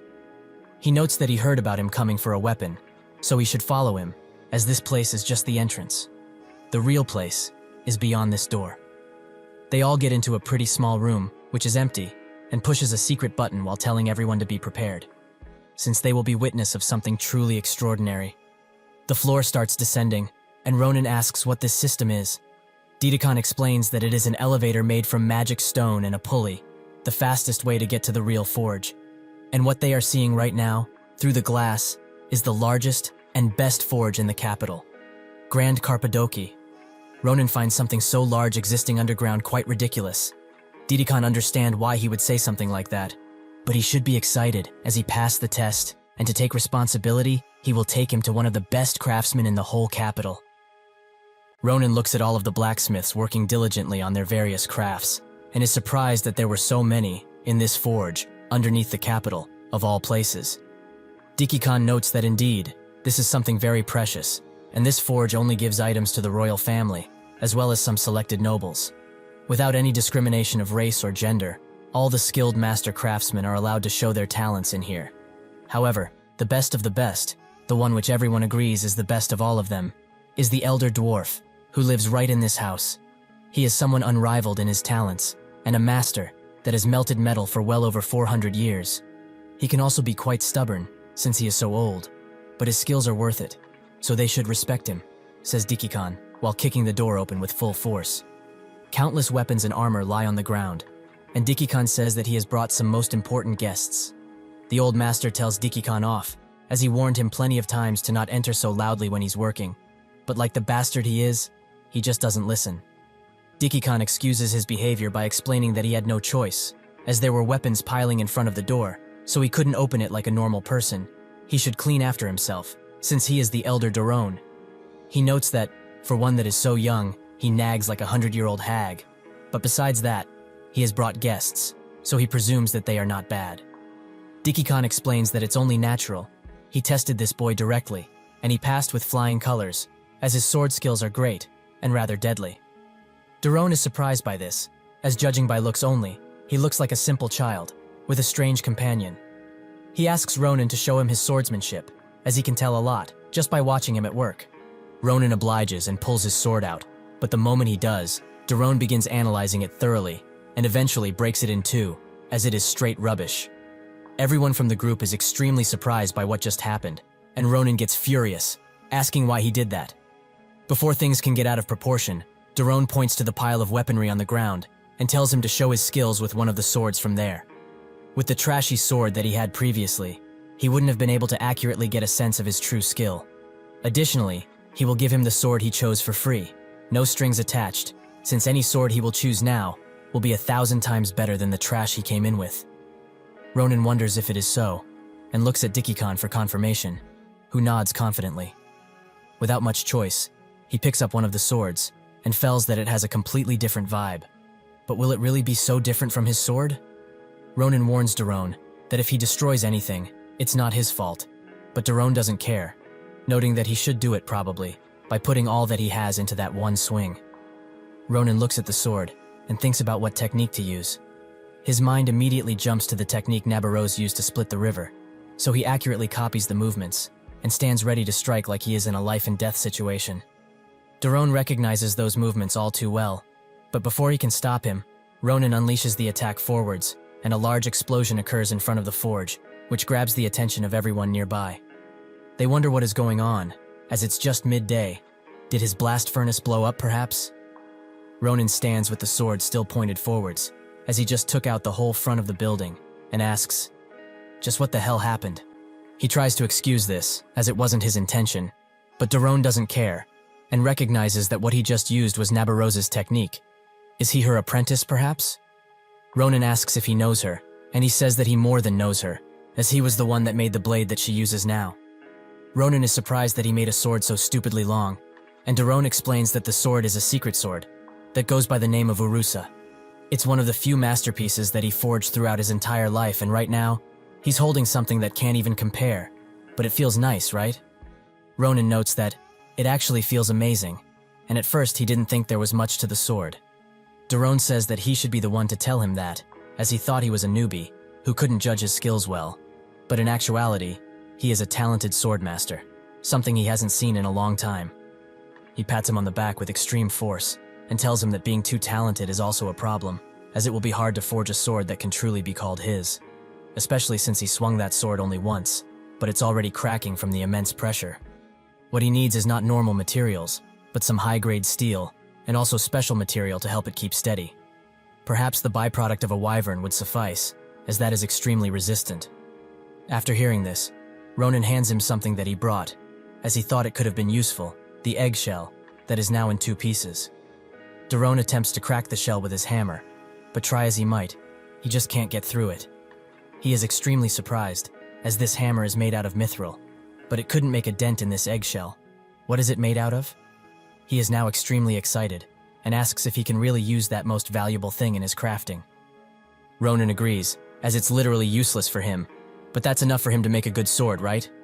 Daron, now more fired up than ever, says that it's plenty, and he should come back in 2 weeks, as a sword that rivals the Empire's best will be in his hands. Ronan notes that he will be looking forward to it, and Daron tells Acel and Maria to go meet with the other masters, as he can't send them back empty-handed, and if they tell them that he was the one who sent them, they will look after them with great care. He would have liked to do it, but at this moment, re-smelting this is his only purpose in life. He smashes it with the hammer, and the others watch with confusion, as he finds way too much enjoyment in this. Below ground, exactly below the group in fact, there is a large tunnel, and a woman notes that she is tired of how the blacksmiths above are extremely annoying beings. The man behind her notes that he feels the same, and he wants to set them on fire now, but she tells him to hold back, as it is not yet time to reveal themselves. It will not be much longer anyways. They will start with these worthless blacksmiths, and then everything in the Empire will be buried under the true light of the world.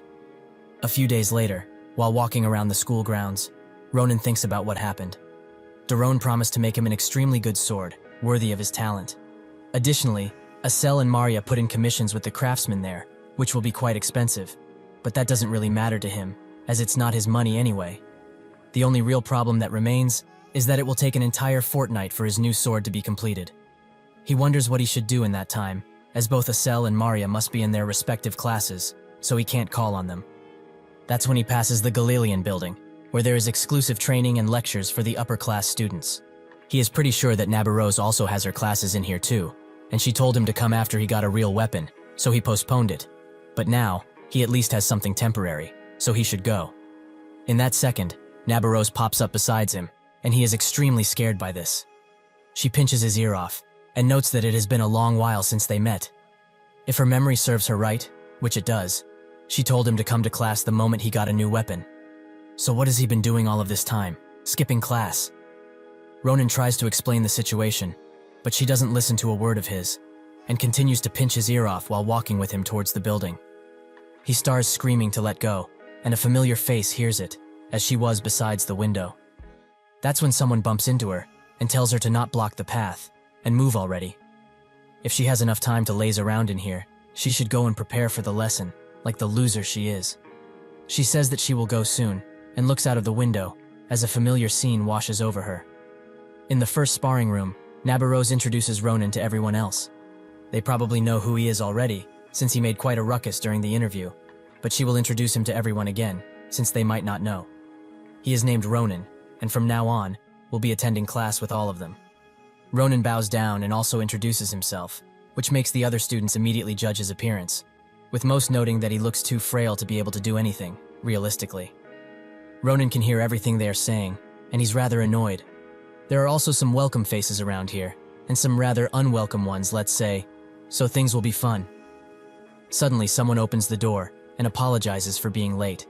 Ronan's eyes widen as he recognizes that voice. She apologizes again and again for being late, but Nabarose says it's fine, as they just finished introducing the new guy, so she should go say hi. She turns to him and explains that she is the second-year martial arts major, who is also the Ta for this class. Her name is Adeshan, and it's very nice to meet him. Adeshan Akalushia was acknowledged for her incredible commanding abilities, and was the first woman to rise to the Grand Commander role, while also dominating the battlefield with her famous cool-headed judgment and outstanding leadership. Thus, she got the title of the Iron Lady, and those who have been under her direct command always say, "Inside her body runs not blood, but cold and fine iron." Ronan wonders, who would have guessed, that someone as great as her could have such a calm expression. It's very clear that she has no memories of the regression, so she has turned to her original self, and that means that he has to fulfill her request, from way back then, to tell her to just not do anything stupid and become a tailor, like she has always wished to. This puts him into a difficult situation, however, since earlier, everyone was calling her for various things, one to check his technique, one asked to change the towels, and so on. She is extremely busy, it seems. Why is she doing all of these small errands that only an attendant needs to do? Suddenly, someone comes next to him and asks to spar in a duel. He apologizes for being so abrupt with this invitation and introduces himself. He is the third-year Cardin Own, and he has heard about him and how amazing he was during the interview. If the rumors about him really are true, he would like to learn from him, if possible. Ronan notes that he has a lot on his mind right now, but before he can refuse, Cardan apologizes for not coming for a duel with a weapon, so he calls that loser Adeshan to bring his weapon. Ronan freezes in place, as who does this bastard think he's calling a loser? Eventually, Adeshan arrives with the weapon, but Cardan immediately gets on her case, as she brought a long spear, and he recently switched to a short spear. Is she that stupid to not remember such vital information? Adeshan apologizes, as she saw him a long spear last lesson, so this is why she brought him one. Cardan sees this as her talking back, so he hits her in the head with the wooden part of the spear, continuously. He explains to Ronan that she is someone who doesn't have the right to take this kind of class, and only came here after begging on her knees, that she should be good at chores at least. Ronan is filled more and more with unbridled rage, and eventually he can't contain himself anymore, so he grabs the spear and tells him that they should do it, just like he said. If not, things might become dangerous for everyone. Cardan doesn't understand, but Ronan looks at him with fully killing intent and tells him that they should fight, as he will show him who is the real bastard in this fucking place. Everyone gathers around, and Doran is surprised by what he just heard. Why is he doing this? But he already knows. It's because of that commoner loser behind him. Does he even know her though? Or are they both lowly commoners? Are they perhaps from the same disgusting commoner family? Ronan hands him his weapon and tells him to just shut up and take his beating with at least a bit of grace, if he doesn't want to end up in a grave. He hits him with a light jab, which sends him flying backwards, and also cracking his spear. Ronan notes that he was whining before, about not getting the right weapon, so he fixed it for him. Doesn't he like that? Cardan sees this as a direct insult to himself, and he charges in out of rage, exuding as much mana as possible, and asking if he really thinks he will be fine after this much disrespect. Ronan stands still while the attack approaches, but before it can even touch a hair of his, he cuts the spears into tiny pieces, and says that he will be very fine, so he should worry about himself more.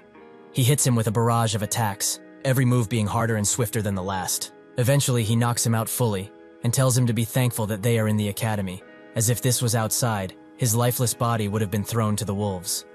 Everyone is surprised that Cardan lost, as he was the highest ranked throughout the first years.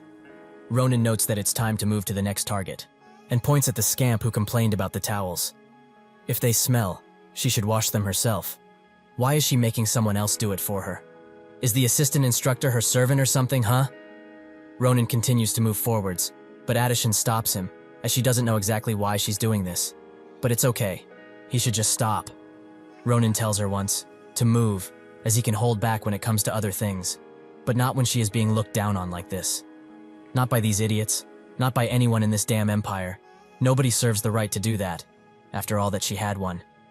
He pushes her out of the way, as these guys deserve a stern beating, one that they will never forget. Suddenly, Nabarose appears behind him and demands that he stop. She will not ask him to take responsibility for what he did earlier, since in a real battle, that guy would have been long dead. However, if he escalates things like this even further, she can no longer look the other way. He will drop his sword and walk away. Ronan can't seem to move, and when he looks behind, he sees Nabirose's aura, a giant snake, ready to strike at a moment's notice. He knew that she was strong, but he didn't know that she was this strong, to have this kind of aura. She tells him that what he was going to go through with cannot be considered a spar, and as the person responsible for everyone around here, she cannot let anyone else be injured. Ronan says that she should have known already what the assistant was going through. Up until now, she just stood by and watched everything happen, despite knowing. Nabirose explains that this is between her and the assistant, and it doesn't involve him in the slightest. This is his last warning to stop, or else she will have to deploy drastic measures. Ronan notes that it doesn't matter. If she's the Sword Saint or not, his answer remains the same. Her, and the whole damn empire, can fuck right off. Nabarose says that there is no helping it, and uses the grieving snake on him, something which makes him smile with anticipation. Ronan remembers how he asked Adeshan before, why did she volunteer for the commander position when everybody else declined? At the time, she told him that one day, he will understand eventually, there are some things that he can't force someone else to do. It's his destiny, after all. He was confused by that answer, but what was she thinking, truly? Just what kind of load was she carrying on her shoulders? He remembers when he last saw her. She told him to not forgive her for putting this burned on him, as she doesn't deserve it. He wakes up screaming, and then huffs loudly as he slowly realizes he is awake. Adeshan is next to him and comes close, asking if he has had a nightmare or something. Adeshan asks what he's talking about all of a sudden, but Ronan excuses himself, as it was probably just a dream he had. But more importantly, are they in the infirmary right now? Adeshan confirms that they are. The instructor told her to bring him here, and additionally to fix that pride of his, as she does not want what happened today to occur again. That is precisely what she said. Ronan thinks that he's in big trouble, and wonders if he should just go back to sleeping. But suddenly, Adeshan asks him, did he perhaps get angry back there for her sake? This question makes him jump, and he says that it wasn't. He was just angry because he's sensitive to poor etiquette, and he's a very refined gentleman and all that. Adeshan notices that he's lying, but she tells him to not hate any of them, including the guy he beat up, since she kind of understands their feelings after all. Ronan gets mad again and wonders how that's true, as she has been a great assistant instructor. How can they just treat her like this? Since they are talking about it anyway, why was she chosen to be the assistant for that class anyway? Even if she went easy on the various students, and that they did what they did because of this, why did Nabarose just sit by and watch as it happened? Is she not angry at this injustice? Adeshan explains that the instructor is doing nothing because she asked her to. She did this because she's getting preferential treatment, which she doesn't deserve in the slightest, as normally to take that class, one would need to be a sword expert, but she's currently being held back for an entire year, and she has barely started to control her mana. Ronan thinks that this is impossible, as Adeshan was the best commander ever, and she was able to use an amazing aura. Did she really go through something like this in her past life too? Adeshan continues. That is why she told the instructor to do nothing. No matter what happens, she should pretend to not see it. She already took her as her assistant instructor, so she did not want to make her take on an additional task. She is receiving this kind treatment, so being treated like this is nothing. She can handle it, anytime, any day. Adeshan still thanks him, however, for today, as she thought she got used to most of the stuff the students did, but today hurt a lot more than it should have. Silence falls for a moment, and Ronan breaks it by asking, is her objective to become a Grand Commander? Is that why she's going through this? Adeshan is surprised that he found out. Did she make it that obvious? But yeah, that's her dream. Even if she's lacking in lots of things, her dream is still to become the greatest Grand Commander there ever will be. Naturally, for someone who's not even at the expert level, she knows that saying this might seem dumb, but she's not going to give up, as even if she doesn't have the level, she is confident in military strategy, and she's working hard every single day. That can be clearly seen by how rough her palms are. Eventually, the next class is about to start, so Adeshan tells Ronan to rest and come back later. He thanks her for looking after him like this, and she says that it wasn't a problem. With that, she leaves, and Ronan's mind is filled with the Grand Commander's last words, to not let her mess around that place anymore, and become a tailor instead, as she's always wanted to be one. But now, he's conflicted. What would she want him to do? A few days later, on a sunny weekend, in the forge, at the entrance of Grand Carpadoki, Ronan, Acel, and Maria arrive. But there is nobody inside to welcome them, which is quite weird, as they sent a messenger bird in the middle of the night as his sword was made, and it's apparently the best sword Daron has made yet. Out of sheer anger, he kicks stuff out of the way, and the other two wonder why he's being like this, as it seems he has become more sensitive for some reason. Ronan notes that if they are not going to let them in, they should just let themselves in. Maria asks if they are allowed to do such a thing, and Ronan explains that they are the ones who invited him in here, so they should stop talking about it, and go already. They all go to the elevator room, and Ronan presses the button to start it, which he surprisingly remembered. While they go down, he says that he will teach that old man about the basics of customer service, as he appears to have zero knowledge on that. Suddenly, the elevator arrives at the glass part, and they see that the entire place is up in flames, and that most people are on the ground, unconscious, or dead. Acel tells him to look in a certain direction, and when he does, he sees a rock giant that is chasing after the blacksmiths. Acel wonders what they should do, but that's when Ronan grabs her tightly, and tells Maria to go back, and bring any instructors, or whoever she can find that can help. With that, he jumps down with Acel, who can barely use telekinesis in her flustered state. Eventually, the blacksmiths are too tired to run anymore, and just when all hope is lost, Ronan strikes its hand with enough force to break it. He notes that this is great timing, as he's been thinking about tons of stuff lately, and they seem like the perfect stress relievers. The rock giant tries to strike Ronan with its remaining hand, and he lets it approach, until it's inches away. That's when he jumps on Giant and cuts its head with one swift motion. The Giant did not even realize what happened, and its head fell to the ground. The blacksmiths are amazed by that kid, as he took on a rock giant at such a young age. What power! Suddenly, Ronan appears before them, and he asks them to quickly explain what is going on around here. Ronan carefully listens to their story, and he's surprised to find out that dozens of rock giants suddenly attacked in groups. One of the blacksmiths says that they don't even know the reason. They just suddenly appeared out of the ground and started destroying everything, killing blacksmiths in the process. Additionally, one of them grabbed several blacksmiths, including Daron, and returned to where they came from. Didikun decided to give chase, but he isn't that great at fighting, and at this rate, they might all become food, which Ronan knows much about. He notes that if there aren't any more giants left here, they should go. He orders Acel to look for anyone else who is injured, until Maria arrives with backup. He will also hand her Sita, as she can heal the people easier with her. Acel asks what he will do, and Ronan says that it's quite simple. He is going to save the ones who got taken away, as he has something he needs to get from Daron after all. Somewhere else, Daron is holding the sword he made tightly, and thanks Dikikon for coming here. But there was no need for him to be here and risk his life like this. He should just run and get away while he is still able. Dikikon tells him to shut up, as he has enough on his mind already, so he doesn't need all this crap from him too. If he has such strength to say dumb things, he should swing that sword around instead of holding it like a baby. Daron says that he can't, as this is his best work yet. He can't just taint it like this with his awful swordsmanship. Dikikon says that he's crazy, even though he knew he was obsessed with weapons and such. Now is not the time to be like this. Suddenly, the rock giants break through the hole they were hiding in, and one of them strikes with all of its might. But Dikikon holds the fist in place, and thinks that with this final hit, the defense enchantment that he put on his armor has been destroyed. But it's kind of sad. As if he knew he was going to die like this, he would have done tons of things. Suddenly, before he can regret further, Ronan arrives. And much to Dikikon's surprise, he cuts the golem into countless pieces. Ronan congratulates him for holding out for so long. But now he can rest, as he will take care of everything. They are both shocked to see him here, and Dikikon asks how he got in here, as there were tons of giants along the way. Ronan explains that they were just fodder. He killed all of them, and saved the blacksmiths that were captured. Dikikon wonders how that's possible, but Ronan tells him to stop speaking about that, and orders Daron to give him the sword, as he can't use the sword he currently has any longer. Daron is confused, and Ronan notes that he's talking about his masterpiece, the sword he made for him. Isn't that what he's carrying right now? Daron finally understands, and hands it to him, while explaining that the hilt is not complete, but he is sure he can still use it well. Ronan picks it up, and says that it's time to see just how much of a masterpiece this sword is.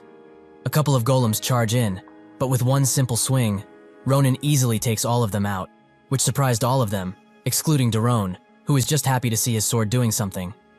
Ronan is amazed by the amount of power he can exert with it, and Daron asks if he likes La Mancha. This is the name of the sword, a name he got from his favorite daydreamer.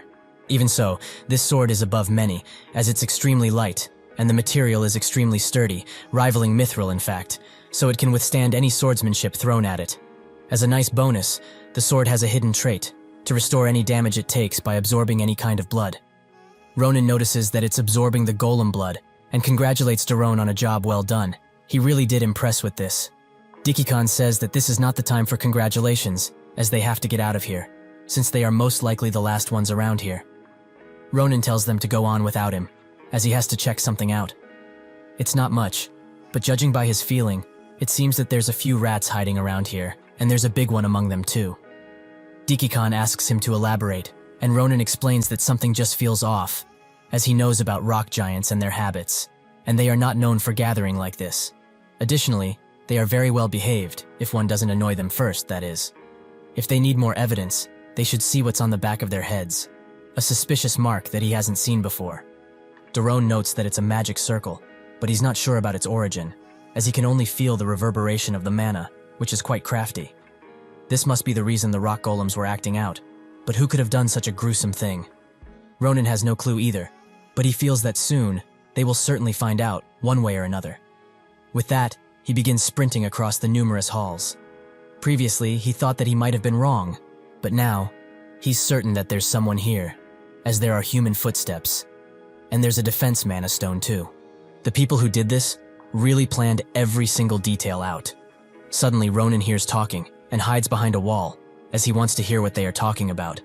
But that's when he notices the giant golem that is present in the room, and judging by this scene, those two robed people are the ones behind this. But what could that giant golem be? He has never seen anything of the sort. Suddenly, he hears the two strangers talking about an intruder, as the brainwashing link they cast on the giants has been tampered with, and it was probably done by a third party. One of them is quite annoyed, as it seems that the Imperial dogs have acted on this pretty fast. What should they do now, though? They have no giants left, and they can't operate this big one just yet. Since the situation became so drastic, should he just go and slaughter everyone? The woman, who calls him Eduan, says that the situation is still salvageable, as they destroyed most of the surrounding facilities, and that will greatly affect the Empire's weapon output. They can't do anything now anyway, as if their identities are revealed. That person will not sit still at all, so they should retreat. This woman is called Cyrilla, and Eduan notes that she's quite rigid, but alas, they have no other choice, so they will do as she says. He asks if he should get rid of that, and she tells him to do as he pleases. Eduan then notes that this is dedicated to the one that has been spying on them, as the smell of sulfur coming from the smithy is getting on his nerves already. He then unleashes a fire attack on Ronan, which explodes pretty widely, but Ronan naturally still stands, as he has dodged that attack. Eduan is glad to have someone new to play with, as he seems like quite the agile toy. But he will put him in his place first, as he summons tons of fire attacks that stop inches away from Ronan, who thinks that this guy is not just an average mage, as materializing magic this fast is a skill, for sure.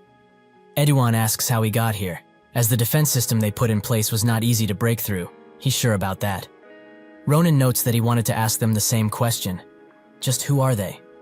Even if they really wanted to meet with each other, isn't meeting in such a place quite weird? Eduan says that this guy is tons of fun, but Cyrilla tells him to stop wasting time, as they have plenty of stuff to do. He tells her that it's fine, he needs to have some fun, before this empire is buried entirely in starlight. Ronan's eyes become clear as he hears this. These were the last words of a High Ute, the giant he killed in his past life. Ronan asks them, do they even know what those words mean? What they entail? Damn fucking rats. Eduan is puzzled as to why the mood changed so suddenly, and Ronan orders the both of them to come with him, as he has tons of fun questions to ask them. Eduan smiles, as he has never seen such a confident brat before. He tries to ask him if he can get out of the situation he's in right now, but he doesn't get to, as Ronan cuts off his hand instantly. He explains that it's very possible for him to get out of anything, so they are both screwed. Eduan screams as he crawls to his arm, and Cyrilla is stunned, as she doesn't know what to do. Ronan suddenly grabs her by the neck and clenches tightly.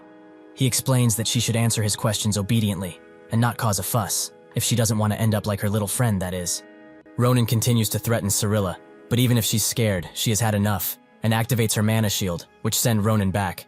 But he isn't distraught in the slightest by this, and instead, cuts at it in seconds, and stabs Cyrilla's shoulder with his blade. That's when Ronan notices that she's a half-elf. But what are they doing, for her to be associated with such an organization? Suddenly, from behind him, Eduan unleashes a mighty explosion, but Ronan is swift, and cuts it away, making it land on the golem behind him. Ronan is surprised to see him standing, as he already cut his limbs off. But when he looks, he sees that Eduan's limbs were replaced with a kind of wood. Eduan demands that he get away from Cyrilla this instant. But instead of that, Ronan stabs her in the leg, and notes that it seems they have not yet grasped the situation they are in. He will make it clear, however, they are screwed beyond repair, but he will give them a choice. They will either listen obediently to him and answer his every question, or he will give this half-elf a nice amputation. Perhaps she will also grow her limb back, right? Reluctantly, Eduan deactivates his power and accepts his offer. He will follow him. Ronan congratulates him for making the smart choice, as he also doesn't want to spill more blood than he needs to. That's when he notices that Cyrilla is smiling from ear to ear, but before Ronan can even wonder why, he notices that the giant golem is trying to crush him, which he tries to block, but he is still sent into the wall from the sheer force. After the dust clears, Eduan asks Cyrilla if she can still move, and she confirms that she can, while also thanking him for the help. If he hadn't diverted his attention then, with his attack, she wouldn't have had time to use magic and hinder his perception, nor have the time to activate the giant. Although it was only his arm that he activated, that damn child is surely damaged. Eduan tells her to go to the church and report to the church about it. He will come too. but only after he's done with this guy. Cyrilla warns him to be careful, as he has already done too much damage. But Edouan knows full well that this thing is no child. It's a demon. That if he doesn't kill now, he will become a huge threat. The moment he sees Ronan is the moment he is cut up into 100 pieces until he is sure that he cannot regenerate anymore. He then asks Cyrilla, where is she going? He thought that he made it perfectly clear already that he has a lot to ask. Before Ronan can make another move, his body gives up from the fatigue and he falls on one knee. He tries his best to move it, but it's just not responding. He's stuck in this position. Cyrilla thinks that this is really lucky. Even if it came to this, they can at least guarantee that she can report this to the higher-ups. That is the priority here. She opens a portal and tells Ronan to prepare himself. But even if he does that, she will make sure to find everything about him and take away everything from him.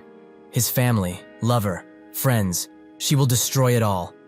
Ronan is in a state of desperation at this point, as he managed to find a clue about the future. But if he lets her go, things will not change at all, so he tells her to stop with all of his might. But that's when, out of nowhere, Nabarose appears and demands Cyrilla to stop, which she does instantly, as the pressure is too much. She has a lot of questions for her, but she will confirm, first and foremost, did she really dare to touch her disciple? She also congratulates Ronan for what he did, and for holding out for so long. He notes that her timing is impeccable, and that he's very glad to see her here. With that, she shifts her attention to Cyrilla, who cannot move at all, as Nabarose's aura has paralyzed her from head to toe. How can one have this power? Before she can even think of running away, Nabarose grabs her head and says that she has committed a few things she should have never committed. But the most grave one is that she harmed her disciple's body. Now, she will look into her future with her own 2 eyes. The aura snake opens its mouth, and the only thing Cyrilla can do now is apologize to her stars.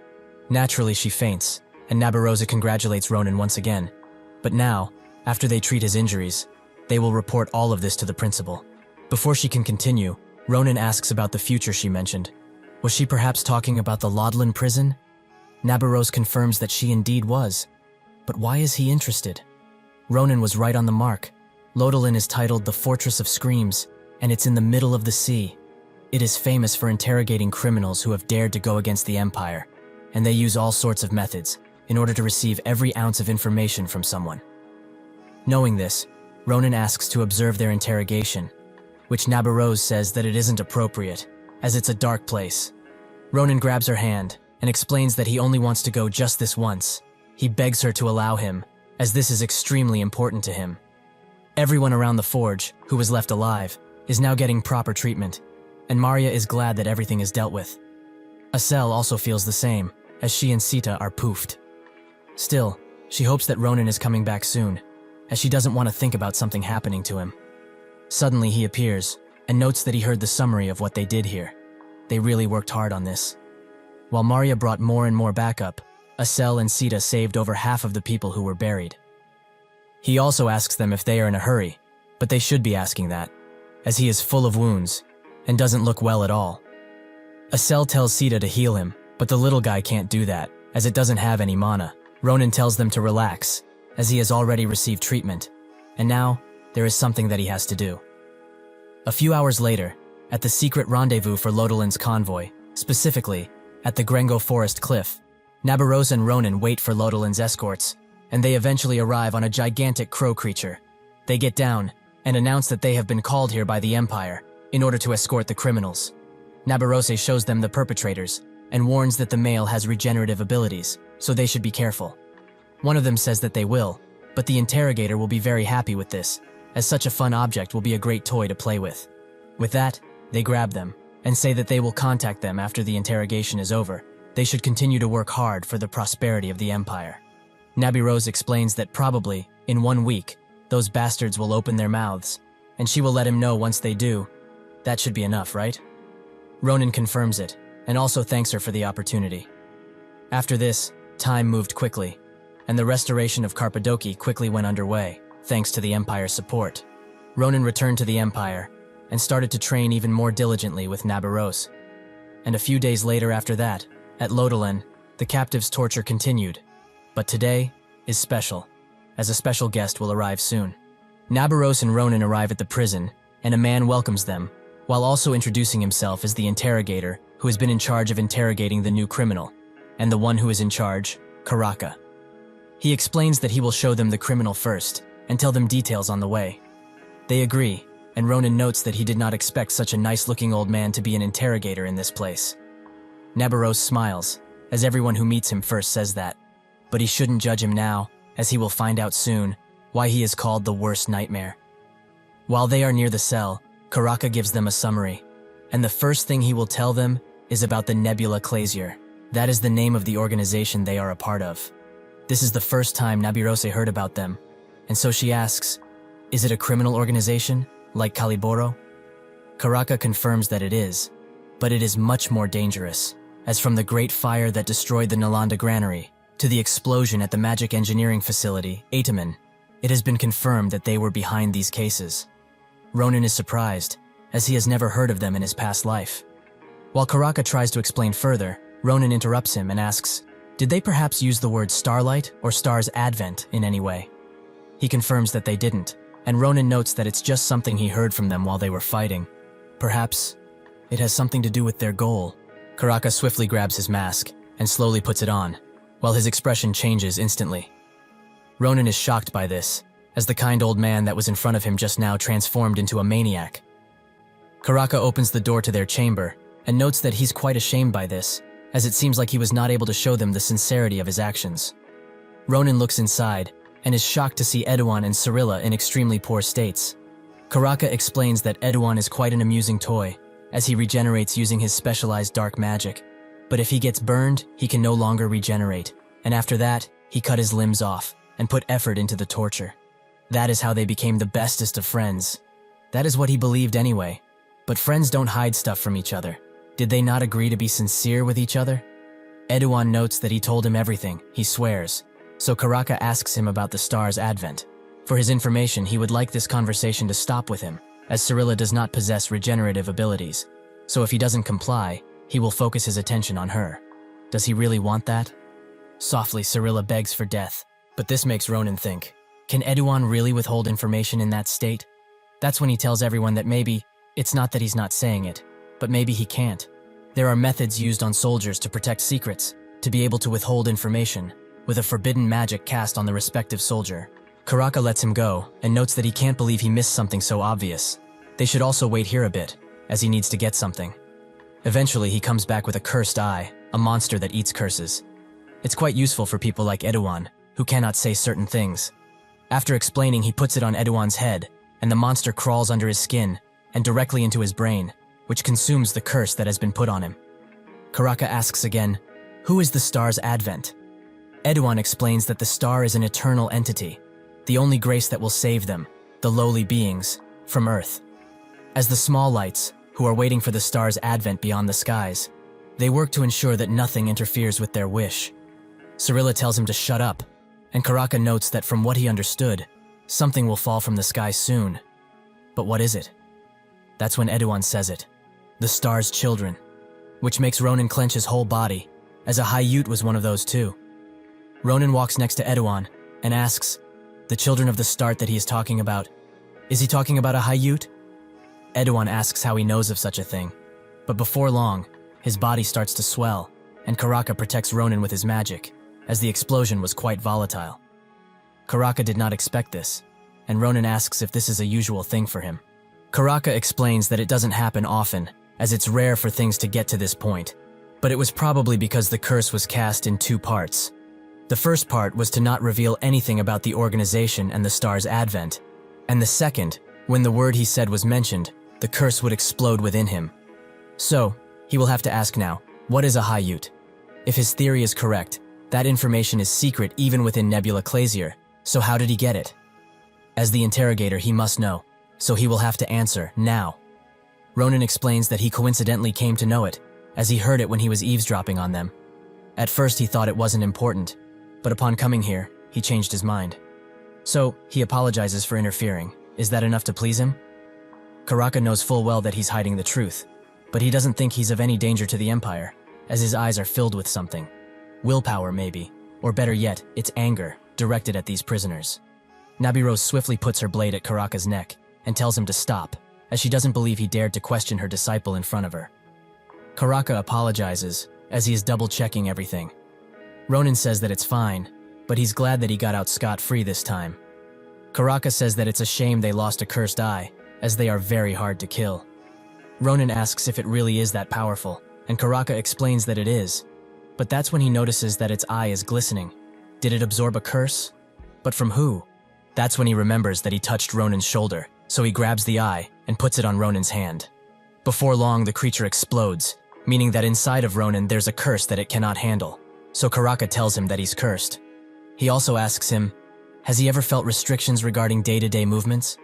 Perhaps he can't run, or hold objects made from steel. He's asking if something happened like that. Ronan just stays silent, which tells Karaka everything he needs to know, but he will not press further. But he should know this. Judging from the curse's power, it was cast with extreme amounts of ill intent. Shortly after this, it's time for the guest to leave, and Karaka explains that as soon as he lifts the spell from Cirilla fully, he will let them know, as it will take time. He also looks at Ronan, and notes that he must have a lot on his mind. He confirms it, as he just found out his body is cursed, but Karaka tells him to not worry, as he is a Philian student, and that place holds the only mage in the continent that knows everything about curses, Maya's secret. While leaving the prison, Ronan keeps rubbing his eyes in the carriage, and Nabarose notes that he has been doing that since getting in the carriage. Is it that itchy? Ronan says that it's been a while since it started happening, but he knows it began ever since he has touched that eyeball monster. Is there something wrong with him after all? Nabarose tells him to relax, as this is one of the common symptoms that appear when a curse is getting weaker. So it's actually good. However, does he still not have a clue as to why a curse was cast on him in the first place? Ronan can't think of one, as surely he has lived the life of a saint, so he really doesn't know who would have ill intentions towards him.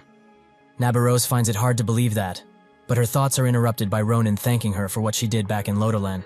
When the interrogator approached him, he could feel the intense pressure from only his eyes, and if she wasn't there, he would have made up something to confess.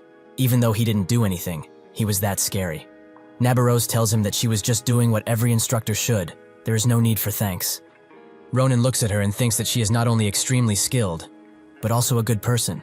The more he gets to know her personally, the more she seems to be a nice person.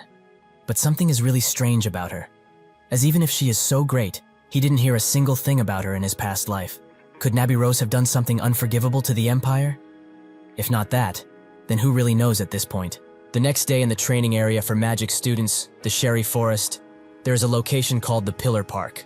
At the entrance of the park stand Ronan and Adeshan, who notes that it's been a long time since they last met each other, but it was because of the instructor's grace that they were able to. Anyways, how has he been this past few days? Ronan just looks at her with a confused look, as he hasn't thought of what to do about her yet.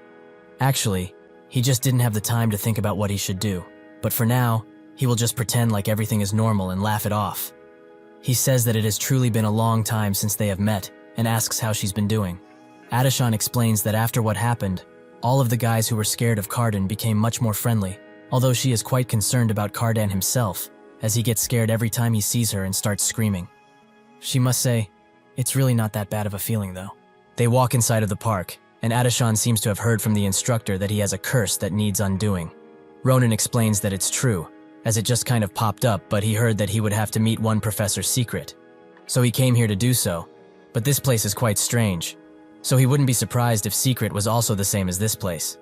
Adeshan notes that the professor is a really unique person, with a very unique office, so non-magic students don't even dare to come here.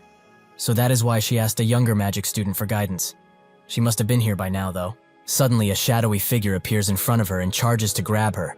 But this was actually a hug from Eri, because she was happy to see her since they haven't talked in a while. Ronan just looks at this with a plain face, and remembers that this girl is the same one who was constantly yapping about the wolf and the sheep of this world. Akalusha Elizabeth, if he recalls it right. Adeshan apologizes for calling her here so suddenly, but there were some urgent matters to attend to.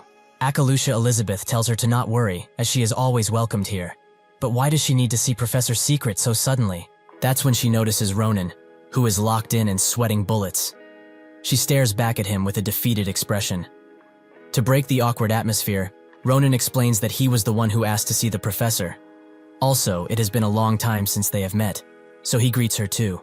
She starts screaming from the amount of embarrassment she is feeling right now, and asks why he is here. After everything is settled, they go and eventually arrive at the professor's office, which is a shabby cabin in the middle of the woods. Ronan finds it very suspicious, so he asks Eli if she is trying to bury him alive for what he saw back there. Elizabeth tells him to not call her Eli, and no, she will not bury him, so he should just follow and shut up already. Ronan does just that, but he is surprised that someone like her would be friends with the Grand Commander. But she was the original Akalusha in the first place, so the only question remains on how exactly they met. Elizabeth opens the door of the cabin, which reveals a lone granny standing in a rocking chair, which makes Ronan wonder if this really is Professor's secret. Elizabeth tells him to not rush, as there is one more step to entering. They both approach the rather motionless granny, and Elizabeth is saying this just in case, but no matter what happens from this moment forth, he should remain motionless and not do anything foolish. Ronan agrees to those terms, so Elizabeth begins casting a long spell on the granny, which eventually ends with the word open. A strange purple mist seeps out of the area, and suddenly, the motionless grandma becomes an enlarged head, which unhinges its jaw and sucks them in. Ronan is rightly quite shocked to see this, but Elizabeth tells him to not be afraid, as they are now entering the real office, Separatio. Before Ronan can ask what the hell just happened, the professor floats behind him and says that he must be student Nabarose sent here. She suddenly approaches Ronan with a teleportation spell and touches Ronan's eye. While noting that it is just like Nabarose said, he truly has something that makes him very determined deep within him. This is the continent's best curse artist, Maya Secret, a being that has lived for 83 years, and now finds Ronan quite interesting. Ronan looks at this person with a puzzled look, as he cannot believe that this kid is the professor of this place.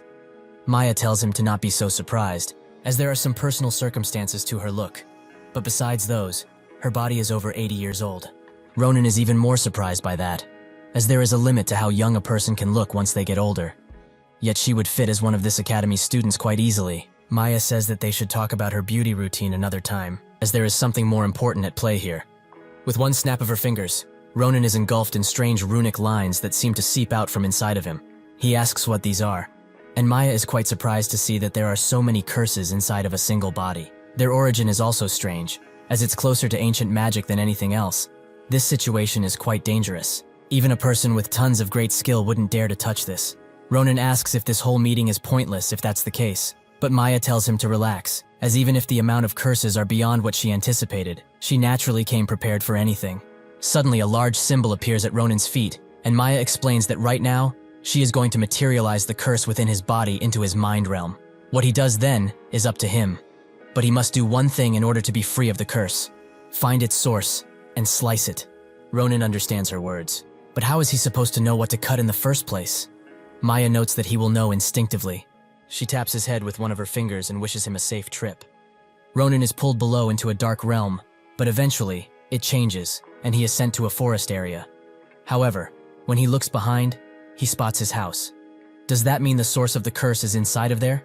Out of nowhere, a little girl rushes past him and tells her mother that she's home. Ronan recognizes this voice, as it's of his sister's, Iris. When she gets inside, she starts looking at Ronan and finds him quite cute, but asks her mother why he is always sleeping like this. Is he sick, perhaps? The mother explains that babies grow while sleeping, so she was like this too when she was a baby. However, if her younger brother gets sick in the future, she should look after him, since she is his older sister. Iris agrees wholeheartedly, as she will protect him forever if she needs to. Ronan looks at this interaction and doesn't know what to say, as no matter how he swings it, this is their house, and this is what it looked like when he was born. Additionally, that baby that is in the cradle must be him. He does not like to see himself like this, as he thought that he was a pain to deal with as soon as he was born, so this image is not pleasant to him. Anyway, even if this is the past, he couldn't have remembered it, so why is he here? Suddenly, the door behind him opens with a slow creak, and from the outside comes a malevolent being that makes Ronan's heart almost stop in place. He cannot even move his body. Just who the hell is this mysterious figure? Iris rushes to hug the mystery figure, but he ignores her completely, and presumably asks where Ronan is. The mother notes that he is in the cradle behind them. He must be curious about his appearance, right? That's when he pulls out some dark magic and says something intangible, but he knocks the mother out with a single dark spell. Iris rightly is confused, and calls out for her mom, which makes Ronan turn around and see his older sister be put to sleep by the same dark spell that did their mother in. Ronan screams at the top of his lungs for him to stop, but this is just a memory. So the man moves on to him and pulls out the curses that he cast. With a bright light, he begins casting them, but this gives Ronan a target. It's him. The fucker he needs to slice is this bastard. Back in the real world, Maya finds it surprising, as she did tons of preparations. But even so, she still used up all of her mana in a single spell. What this child has is truly unbelievable. Elizabeth is shocked to see the professor so defeated and asks just how many curses are cast on him.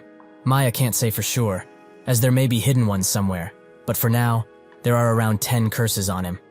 Elizabeth is surprised, but notes that this must be why she is out of mana, because she is trying to lift 10 curses at once, right? Maya says otherwise, as right now, she's only dealing with a single curse out of the many he has. The shadow figure finishes casting the curse on him and says something before leaving. He also looks at Iris one last time, and with that walks away. The confinement that was put on Ronan is finally lifted once he leaves, so he rushes to his family to check up on how they are doing. But they are just sleeping, so he didn't do anything malicious to them. Ronan sighs in relief, but his mind is going in 1,000 places now, so he needs to focus, as he only needs to do one thing in this realm. He needs to kill that fucker. With a few slashes and a mighty charge, Ronan breaks through the door and gets to following the figure, but he is stopped dead in his tracks, as it seems that the figure was waiting for him. Ronan thinks that this means that this bastard must want something from him, yet he does not speak a word. Ronan asks how he dares to lay a finger on his family while he is there. He will never forgive him, no matter what. He rushes to the figure with rage-fueled eyes, but the figure calmly looks at his hand and creates a sword to defend himself with. They both start trading blows, but unfortunately, Ronan is being pushed back by the figure, and eventually he cuts him up really bad, which makes Ronan fall to his knees. Ronan doesn't accept this reality, as he hasn't been able to even scratch the figure with his sword. He just can't manage to reach him. He notices that the figure is walking away, but he cannot allow that, so he tells his body to stand up already, as he has something to ask him, no matter what. He manages to get up and say that this is not over yet. Why did he do what he did? Their expressions, tones, and actions. He knows that his family does not act that way to just anyone. He sensed the same affection that he gets when Iris looks at him. So that means he is that fucker, right? But why would he do something like that? The figure does not say a thing. Ronan clenches his sword tightly and notes that he made Mom and Iris sad. He even placed a curse on him. But he has no excuses or explanation to help his case. He charges in once again and asks how he still dares to call himself their father. The shadowy figure becomes clearer and looks at him with the same golden eyes that he has, almost as if to say sorry, and accepts his fate. Ronan cuts his head off with great force, and once it falls to the ground, he strikes it again and again. If he doesn't want to talk, then so be it, as he will just find everything out for himself. So he should get out of his body right now and leave like the bitch he is. Eventually, Ronan wakes from his slumber and finds himself still in the office. Maya comes from behind him and asks how he feels after that experience, but Ronan is too shocked to answer and asks who she is. However, seeing his attire, she must be Maya, who is now much older than he originally was. She congratulates him for his good senses, but Ronan asks why she suddenly aged so fast. Is it because of him? Maya tells him to relax, as this has nothing to do with what she did for him. Enough about him though. Does he feel any different? Ronan says that he does, and if he's honest, he thought that she wasn't a normal person when he laid eyes on her, but now, he can tell that his thoughts were an understatement to say the least. Maya says that if he feels this way, then it means that everything has worked out just as he planned it to. They sit at a table and Ronan explains to Maya what happened in the mind realm. Maya is quite surprised, as it's rare to see a curse use the memories of a person they had no recollection of in order to create a background. He also thinks that the curse was placed by his own father, but why does he think that is? Ronan explains that it's the most likely thing, as he was able to hear the words that his sister and mother said to him. Also, when he put his family to sleep, he felt that something was off. However, it was too foreign to be his. It was a foreign feeling of sadness. Maybe that is why he was more riled up about the whole thing than ever before. If he thinks about it now, though, with a clear head, those feelings might have been from his father. Maya notes that he also said that he had no recollection of his parents, right? Ronan confirms it, as both he and his sister have never doubted it. It is as if the memories in his mind were cut off entirely. Maya sips her tea, and thinks that it's not only his mana sense that was sealed, but part of his own existence was also done in. She explains to Ronan that his father most likely altered his memories too, and during the process, part of his memories must have been transferred into him. Magic related to memories often have these kinds of side effects, and as such, the mind realm could have been made using his father's memories, rather than his. The reason he was able to use mana at the end may be due to the fact that it was upon recovering his lost senses that he was able to temporarily activate his mana sense. Ronan looks at his hand and notes that these shiny strands that are coming out of him must be mana, right? Maya confirms that it is. As of now, he can only see it, but one day he will be able to use it just like all of the students of this academy. If he can remove 2 of the 9 curses he has, that is. Naturally, that will take time, since the curses are strong and from an unknown origin. For now, she will contact him when the preparations are done, so he should go back for today, since the sun is already starting to rise. Ronan is surprised to see her in her younger self again, so he asks if her body changes based on the time of day. She notes that she also has a strange body, just like he has, so she would rather not talk about it. She gets serious for a second, and notes that he might be burdened by the harsh truth that will reveal itself with time, but he should stay collected, as the days ahead of him would be for nothing if he were to live in the past. Ronan agrees and bows down to her, as he will be relying on her from now on. Somewhere else, at the same time, in the Grand Carpadoki's basement, a man looks at the giant golem and notes that it's much bigger than the reports say. Even still, a student managed to hold off this thing alone, quite shocking to say the least. Another person approaches him from behind by the name of Dolan, and so the man asks how the recovery efforts are going. Dolan explains that it is progressing quite smoothly, so things should be back to normal in a week, give or take. Additionally, he looked into what they were doing according to his orders, but he was unable to find out anything that they already knew. However, thanks to Philion, he was able to confirm the identity of the student that was at this scene here. Would he like to meet him in person, since he's the Duke? This man is the head of the Grancia Duke family, Joseph Sinivan de Grancia. Before he can answer, he notices that the golem behind him has started to move. Dolan apologizes for his rudeness, but could he leave this place for a bit, as he will have to take care of this. Joseph tells him it's not needed as they were in a hurry, so he will take care of this thing. With 3 swift sword movements, he cuts the golem into pieces and tells Nolan that they should go, as he wants to meet the young hero who saved this place. The next morning at the Nabardozer dormitory, Ronan is woken up by a loud knock on his door room, which he is very annoyed by, but when he opens he is met with Dolan's face, who he doesn't recognize, so he says that peddlers aren't allowed in the dormitories. Dolan notes that he's pretty rude, but does he even realize who he's being rude to right now? Ronan notices that he looks to be from some royal family, but besides that, the mana he is feeling around him is so dark to the point where it's kind of odd. But there's something else mixed in too, something which may not even be mana. Before he can deduct more, his thoughts are interrupted by Joseph, who tells Dolan that they are in the wrong for coming like this unannounced first thing in the morning, which Dolan agrees with, and calls him the Duke. Ronan is shocked by this, and Joseph apologizes to him for his knight's foolishness, but could he spare them some of his time? Naturally, Ronan invites them inside, where Joseph presents Ronan with La Mancha's sheath, which was finished just yesterday. Ronan wonders why someone as important as him brought him this, but Joseph explains that the master craftsman of Carpadoki insisted on this. Master Daron specifically was quite thrilled. Besides that, however, he came here to express his gratitude, as the Grancia family and the Grand Carpadoki have a long-standing relationship. His personal blade, the Pale Road, was also made by Daron, so as a token of appreciation for the hero who saved Grand Carpadoki, he just wanted to express his gratitude, and naturally, that comes with a gift. Ronan is shocked by what he gets, a Grancia medallion and one with the Patriarch's seal, no less. He gladly takes it, but says that he could buy 3 villages with this if he wanted to. Is he sure this is okay? Joseph tells him to take it. It's only fitting for the savior to get this much. Naturally, the other students who helped him were also generously compensated, along with a lower-ranked medallion. He only hopes that it's enough. Ronan assures him that it's plenty, which Joseph is happy to hear. However, they should get to the point already. Can he speak about the person behind this incident? He has developed a certain interest in these evil deeds of theirs. As he says that, Ronan feels true power coming off of him. Truly, he is the head of the Grancia family. He explains that those dirty little rats are much more devious than he can predict. They are quick too, as it took him some time to track them. Before he can say anything further, he feels that same strange mana off of Dolan, which is now much stronger. It seems like he reacted to him talking about them. Now that he thinks about it, this feeling is very similar to what he faced when he fought those 2 fuckers. Does that mean this bastard is also one of them?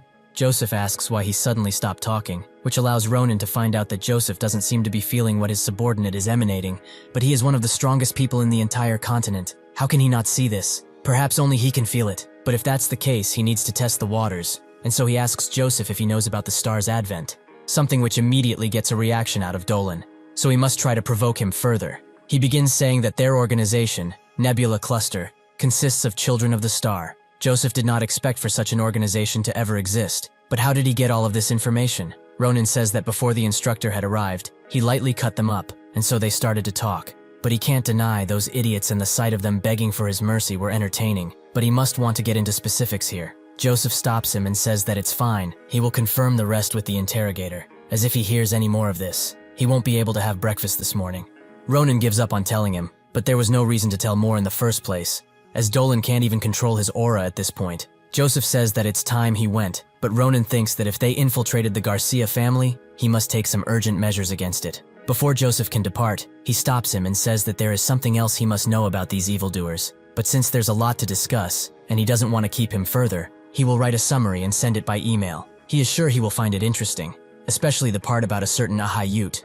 That evening, while Ronan is sleeping like a baby, the strange mana appears again, and Dolan tries to cut him down without prejudice. But before the blade can strike him, Ronan disappears and pops up above him, noting that it's nice to meet him so late in the evening. Before Dolan can ask how he knew, Ronan points out that he should take a look there first, as he invited a special guest to this event just for him, that guest being Schlieffen, who demands an explanation right now. A few hours earlier, Ronan went to tell Schlieffen about Dolan, and naturally he didn't believe him at first, as Dolan had no reason to prepare an ambush. He is one of Grancia's top knights in both skill and loyalty, and he was appointed as his father's guard just 4 years after becoming a knight in the family. Ronan said that if it was for 4 years, his family is fucked, but whatever, he can come see it for himself, as he's got nothing to lose anyway, and if he's right, he will get rid of a rat bastard who infiltrated the family. Schlieffen demands an explanation once again, this time with his unsheathed blade pointing towards Dolan. Ronan asks why a traitor like him would just answer nicely. Truly, he is far too naive. With one large step, Dolan releases a bunch of electrifying mana that makes Ronan's body feel much heavier and distracts him from the attacking Dolan, who manages to send him away with only a few attacks. Schlieffen asks why he is doing something like this, but then Dolan charges him too, and tells him that it's nice he did not master controlling his mana. Considering his personality, he would not use such a powerful skill in an area where other people can get swept into it. Even so, it is unfortunate that their relationship ended like this, as he didn't want it to. That damn child ruined everything. Schlieffen notices that his skills are different from what he remembers. Why has he been hiding his real skills? Why has betrayed the family like this? Dolan says that it's not a betrayal, as he has never been a part of the Grancian family to begin with. As he goes to strike Schlieffen down, he says that he understands with a defeated voice and will now let him do as he wishes. That's when Ronan appears in front of Dolan and blocks his attack completely. Ronan says that he is truly an annoying kid, but he must feel better now, right? Schlieffen apologizes, but it was important that he made sure this is what it was. However, now that he has found out, he will make sure that a bloodbath will happen in Grancia. Dolan can't believe that he can endure his mana at full capacity and still has enough power to wield his blade in such a manner. Just how much mana does this guy have? Was he also hiding his power? But there's no reason to do that, meaning that he grew stronger within that short period of time. As he thinks of how that is even possible, Ronan appears in front of him and says that he must be pretty bored, so he will help alleviate some of it. He starts beating on Dolan, who notices that he is as strong as Schlieffen, so he dodges an attack and kicks Ronan away. He then looks for a way of escape, which he eventually finds and swiftly gets out of the building, as the professors will surely be coming by now. He damns his emotions, as it led him into this situation where his cover was blown and he almost got beaten. He must hide for now. That's when Schlieffen appears behind him and says that he's right. Unlike his father, he is still lacking in his skills as he can't use Tempest Sword properly. But like the fool he is, he ran into an open field where he can use Tempest Sword without worry of hitting others. With that, Schlieffen unleashes the Grancia family secret technique on him, which he tries to defend at first, but the amount of power is far too much for him. So with his last thoughts, he prays to his dear star. Schlieffen gets on the ground and says that from this day forward, nobody will remember who he is in the family. But that doesn't matter, as he was never a part of it in the first place. Ronan comes around and says that he dealt with this traitor harshly. He must have been pretty angry, huh? Won't the state he left him in kill him though? He should have kept him alive for interrogation. Schlieffen says that he only severed his tendons. Theoretically, he won't die. Anyways, things are now fine because of him. So he will go and inform the household about this, as they need to track down all of the traitors that have potentially infiltrated. So he will leave it to him. With that, he runs away, which makes Ronan scream at him as he destroyed literally everything around them, and now he expects him to just handle things. That's when a golden portal appears behind him, and out of it comes Nabirose, who asks if he's injured anywhere, as they saw a storm come from around here. She is also accompanied by the headmaster, but Ronan notices that Nabirose is still in her pajamas, so he says that they are very thematic, but Nabirose urges him to answer the damn question already. The headmaster agrees that they can discuss PJs later, and it's a real relief that he was not harmed. But can he explain what happened here? Ronan agrees, but before he does that, he has something to say. Ahayut is the son of a bitch bastard rat who deserves death. The headmaster is quite confused by his words, meaning that he is not part of those cultists.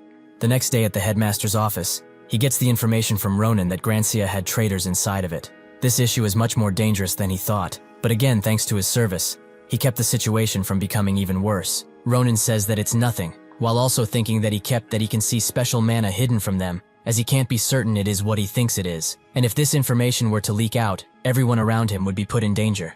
The headmaster says that this incident will be investigated with the Grancia family in the middle, but enough about that, as the Empire is indebted to him again, so he feels that he needs to reward him. Is there anything he would like? Ronan was waiting for an opportunity like this, as there is something that he wanted to do at school, but it can be done only with his approval. The headmaster agrees to see what he wants to do at least. The next day, in the Grand Plaza of Philion, Ronan places himself near a board and tells everyone to listen, as he knows that their school activities happen only at school. So he created this for everyone. It's called the Special Adventure Club. Someone asks what that is, and Ronan says that it's a great question. It is a constructive club with external activities that mostly focus on fighting, so that they can reveal their true talents and serve the Empire well. Since he got the Grandmaster's approval, they are the only club that can go out of Philion, so if they want to join they should drop by the first arena, during interviewing hours. A strange woman looks at him while he speaks, and wonders if it's that guy that she needs. After a few hours at the interviewing place, Ronan is quite mad that he tried to recruit many talents, but in the end, only these two managed to survive until the last day of the interviews. Acel and Maria, who explains that it's because his so-called reviews were separated into two difficult tasks. One was the verification trial where he beat everyone up,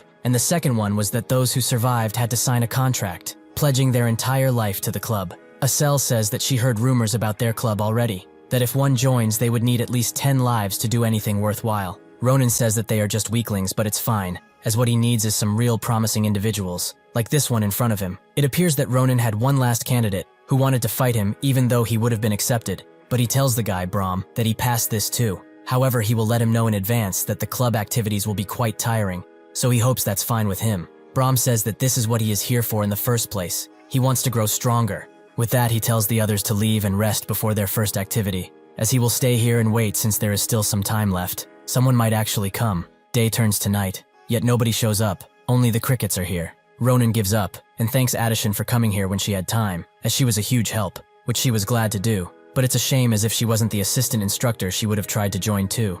Ronan can't tell her that even if she did try out, he would refuse, as she needs to decide slowly whether she will give up on her dream or not. He will leave it up to her, as he can't force her.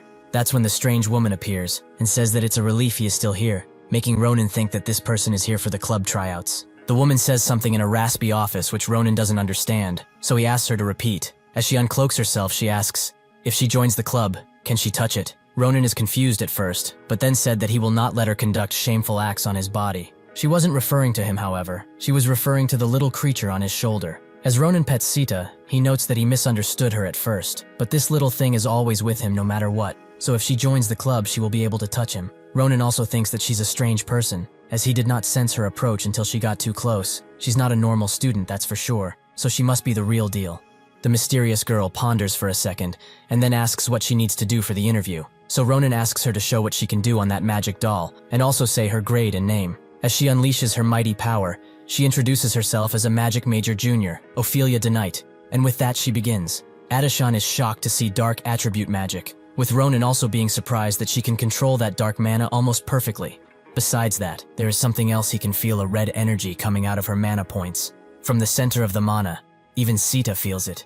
With her mana gathered, Ophelia uses Shadow Claw to completely engulf and blow up the dummy, something that creates a lot of dust. Even with this, Ronan can still see what she did to the dummy, and says that there's no need for a duel, as she has successfully passed. As he goes to ask her something, Ophelia uses telepathy to speak to him, and notes that he must have seen it, but he should keep it a secret for now, as things will become troublesome if others were to find out. But now they should move somewhere else, as she has something to ask of him. With that, they go somewhere more secluded, where as promised, Ronan lets her touch Sita, and finds out that he's a dream bird, which she finds quite interesting. Ronan says that she's even more interesting, as he heard that they left quite a long time ago. Vampires, he means. Ophelia explains that not everyone left the Empire, and it's true that they are few, but they are still scattered through the Empire. However, most live in hiding since they don't like tiresome activities, so Ronan figures that the reason she approached his club in spite of that is because of Sita's mana. She confirms that it is, as when she first saw him at the plaza, she felt the energy of blood magic, her species magic. Ronan was actually wondering about it, but it seems that Sita really has vampiric abilities.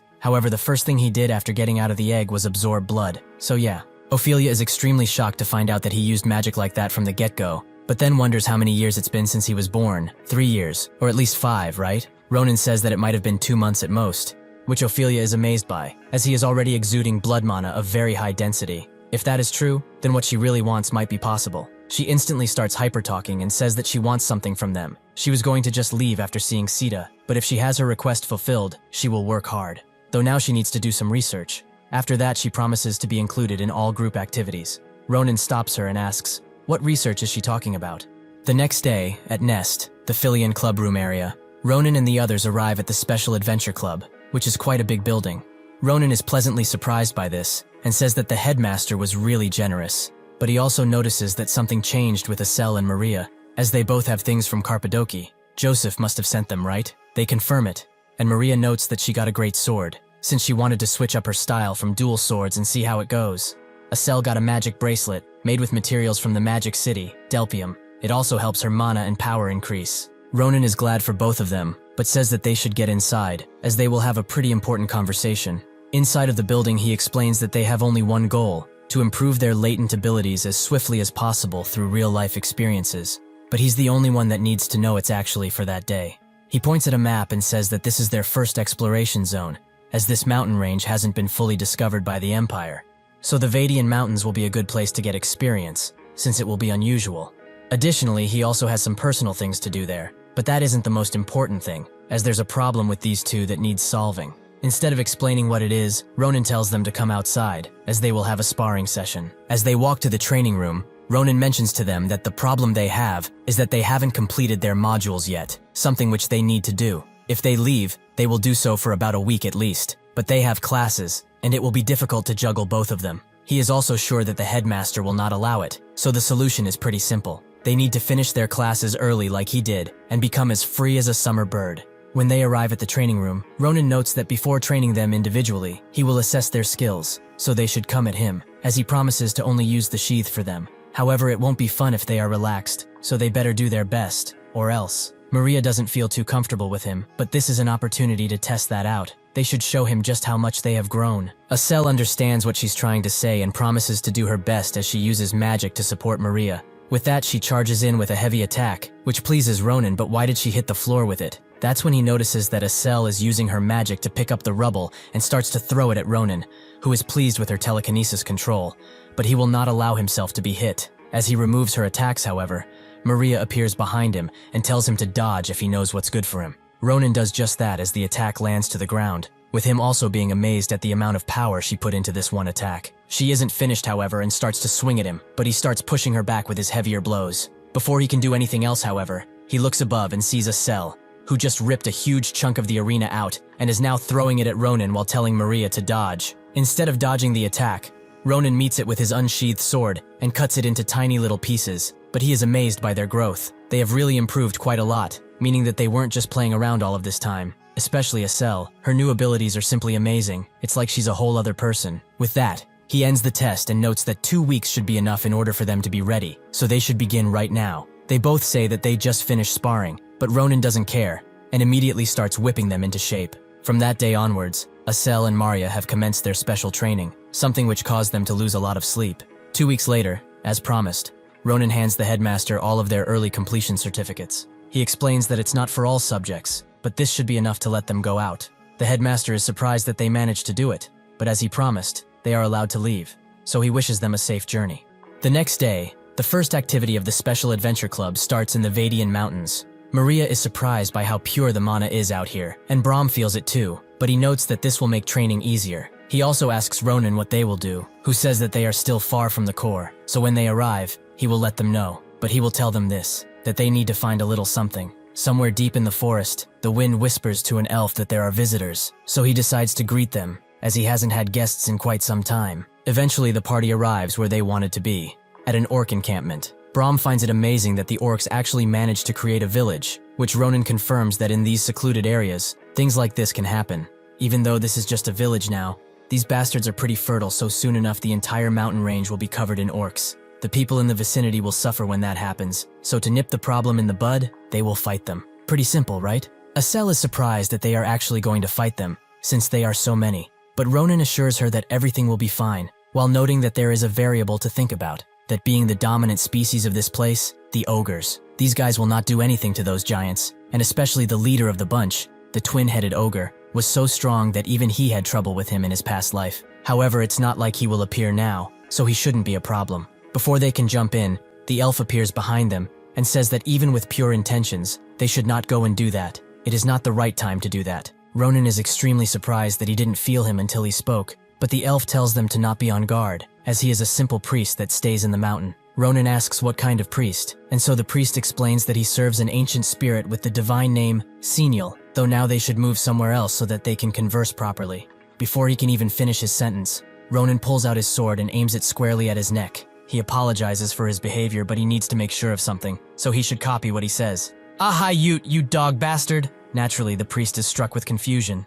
After the confusion is aired out, they follow the priest, who notes that as someone who serves a deity, it was pretty embarrassing for him to say those words. He must admit thought it was a bit thrilling considering it's been 200 years since he spoke like that. Ronan tells him that he did great, but just how old is he now? The elf says that he stopped counting after some time, but he's probably over 1,000 years old by now. Everyone is shocked by this, and thinks that this guy has been around well before the Empire's foundation, perhaps even more than that. He also asks what he meant by this not being a good time to kill the orcs, which he begins explaining. The monster's different actions have been puzzling recently, as the orcs who are not nocturnal go around the mountain range every night, while the ogres who do not leave their set territories started to explore the outskirts. Since they have not found the cause yet, it will be good for them to be careful, so they should relax a bit, inside of this place, Suicidal's temple. Brahm notes that this must be barrier magic, for the temple to just appear like this, and Acel assesses that a barrier of this scale is much greater than any of their instructors. She also asks Ronan if he knew about this, but he notes this is his surprised face, though he also thinks that this guy is by no means a normal elf. When they go inside, they all see the Suicidal that the elf serves, which is a really rough rock. The elf says that it has other meaning to it despite its appearances, but he will only bore them with that story, so they should unpack and get comfortable, as there are many rooms in the temple. Maria then remembers that he should ask him about the place they are looking for, meaning the Cursed Eye habitat. The elf wonders why they are looking for such a monstrous place. Is it perhaps because of the curse that is cast upon him? Ronan is surprised that he knows, with the elf explaining that the dangerous vibrations around him were what gave it away, but they should go and talk somewhere privately. They go to a secluded place where the elf says that the moment he saw him, he knew that he wasn't a normal student. Something which Ronan answers with half a mouth, as he thinks that he was swept up in this without thinking. Is he just being too sensitive right now? Is this man really unrelated to those star-obsessed bastards? He does not sense any mana from him, and he didn't react at a Hayut's name drop, so he must be fine. The elf notices that he's deep into his mind, and tells him to drink this tea, as it will surely help. Once the tea's scent starts to engulf him, he looks back at the elf and sees an incredible flow of mana coming from him. The elf asks how he finds the tea's scent. Is it to his liking? As Ronan feels true mana all over, he notes that it's like his pupils were refreshed. Just what is in this tea? The elf explains that it's a mix of herbs that rarely grow into the mountain range, and it pierces through blocked veins and revitalizes senses. It is not so special that he can feel the effects only after one cup, but because of his curse, this might seem like something amazing to him. Since that's the case, he will pack him some so that he can have it regularly, only under the condition that he stops using the Cursed Eye to detoxify himself. While that thing does get rid of the curse, it also eats at his life force, so if he uses it repeatedly, his life will soon be at risk. He must not know that, right? Ronan confirms that he did not. He just wanted to rid of the curse, which the elf fully understand, but he must not hasten this, as it will take time, and if he makes a mistake, just one, he cannot take it back. Ronan looks back at the tea, and thinks that it's like Secret told him, that the curse is hard to detoxify, and that many preparations would be needed. Even after that, when he met that guy, he felt rushed, something which could have ended up doing him more damage than good. But thanks to this guy, he was able to prevent it. However, he feels strangely familiar. Ronan says that he felt rushed because of all the fanatics going around. The Stars Advent people, who are some strange people. The elf thinks about this, and knows about these people, but how are they able to make moves again? At night, he stands at the rock formation and thinks that if those religious people Ronan mentioned are who he thinks they are, they will soon take the lives of innocents, and a great calamity will befall this land. Will he really be forced to watch again? Or will that child give him enough courage to push forward? Ronan comes around and doesn't expect to see him awake, calling him Sarante. He asks why he is up himself, and Ronan says that he's here for some water. But looking at this place again, it is truly fascinating. Does this boulder really represent God? Sarante explains that every 1,000 years his order moves 1,000 boulders to the Empire's most remote area. In that place, there is always rain, so most boulders do not last longer than 200 years. They wear away and disappear. Despite that, the ones that survive this trial will transcend and prove their will. The soul within them becomes a clear representation of Suicidal.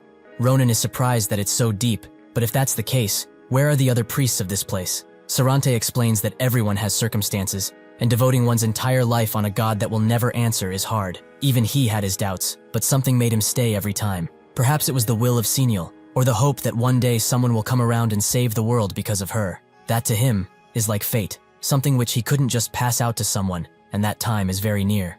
The next day, they officially organized, with the others also taking the tea, and trained their mana sensitivity with it. While they did that, Ronan helped with the foraging and exploring of the mountain, but he was surprised by Sarante's kindness, as they had just met, but he was really genuine. These 2 peaceful days passed without anything happening, but as always, tragedy always appears unexpected, and it is swift in its dispersing of despair. The day of the village orc raid, Sarante was quite worried for the team as the monsters were abnormal, but Ronan assured him that it's fine as because of him, and the training they have become strong, with the others also agreeing. Additionally, the trip timer was over, so they had to go back to school. Sarante noted that if it can't be helped, he will at least give them access to the barrier. With this they can enter freely, so if they feel any danger, they should not hesitate to return, and never let their guard down as the forest is beautiful, but it is also deep and crude.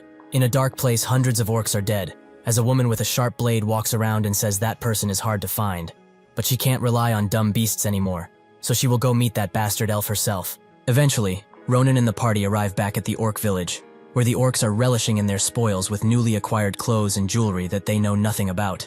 Ronan can only come to one conclusion, that they raided a nearby village, so he tells the others to get ready, as he will not allow these beasts to tarnish their lands any longer. 2 orcs start talking, with one complimenting the other's necklace, as it looks good on him. The other orc says that it belonged to a kid from the village they raided, which was quite annoying, as he kept whining while he was being beaten to death. He could barely hear because of that. Suddenly, with the help of a cell, Brahm and Maria jump down the mountain, with the orcs being quite confused by their sudden appearance. Before they can even move a single muscle, they are both cut up in bits by the 2, with the other orcs noticing the commotion, so they all get ready for bloody combat. They start charging in, but that's when a boulder hurls into one's head and knocks him out in a second. The one next to him is quite confused, but that's when a boulder crashes into his head too, completely erasing it from this world. Ronan congratulates Acel for her accuracy, as she must have gotten pretty proficient with her now. As they both float off the ground, Ronan tells Acel to destroy them completely, which she reluctantly agrees with, and brings down a rocky calamity upon the orcs, who all want to run away.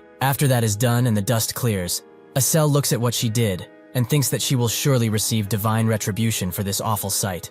Ronan tells her not to worry about such things, as if she would receive it, they will all receive it too. He asks Brahm to back him up, which he does, as he will be with her till the end, but it's pretty obvious that she will receive the biggest punishment out of all of them for this massacre. Ronan thinks that it was a grand idea to bring everyone here, as they got a chance to show their true skills in a real fight. Some battle experience is always worth it. That's when Sita pushes his face and tells him that there is something over in that direction, and when Ronan looks to see what it is, both him and Acel spot an injured and tied up elf.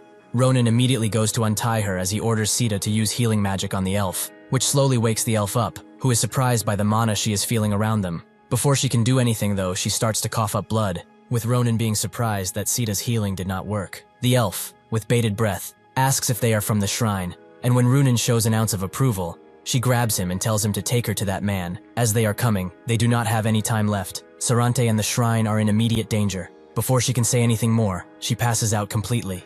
As Sarante is clearing around the shrine, Ronan rushes in with the injured elf, and Sarante asks what happened. Ronan tells him to look after this elf, as she was a prisoner they saved from the orc village, and she seems to desperately want to meet him. When Sarante looks at her, he is quite confused, but then he remembers who she is. Brygia. Just what happened to her. The others were left behind, with Maria and Brahm looking around in their respective areas, but both of them found nothing. It seems like the elf was the only prisoner. Maria says that they should go back too, but that's when she notices Acel and asks what's wrong. She explains that there's something strange about these orcs, as they did not have these things before. Maria agrees, and asks if she knows anything about them, which she doesn't, as it seems that they were hidden with double magic up until now, but just what do these magic circles do?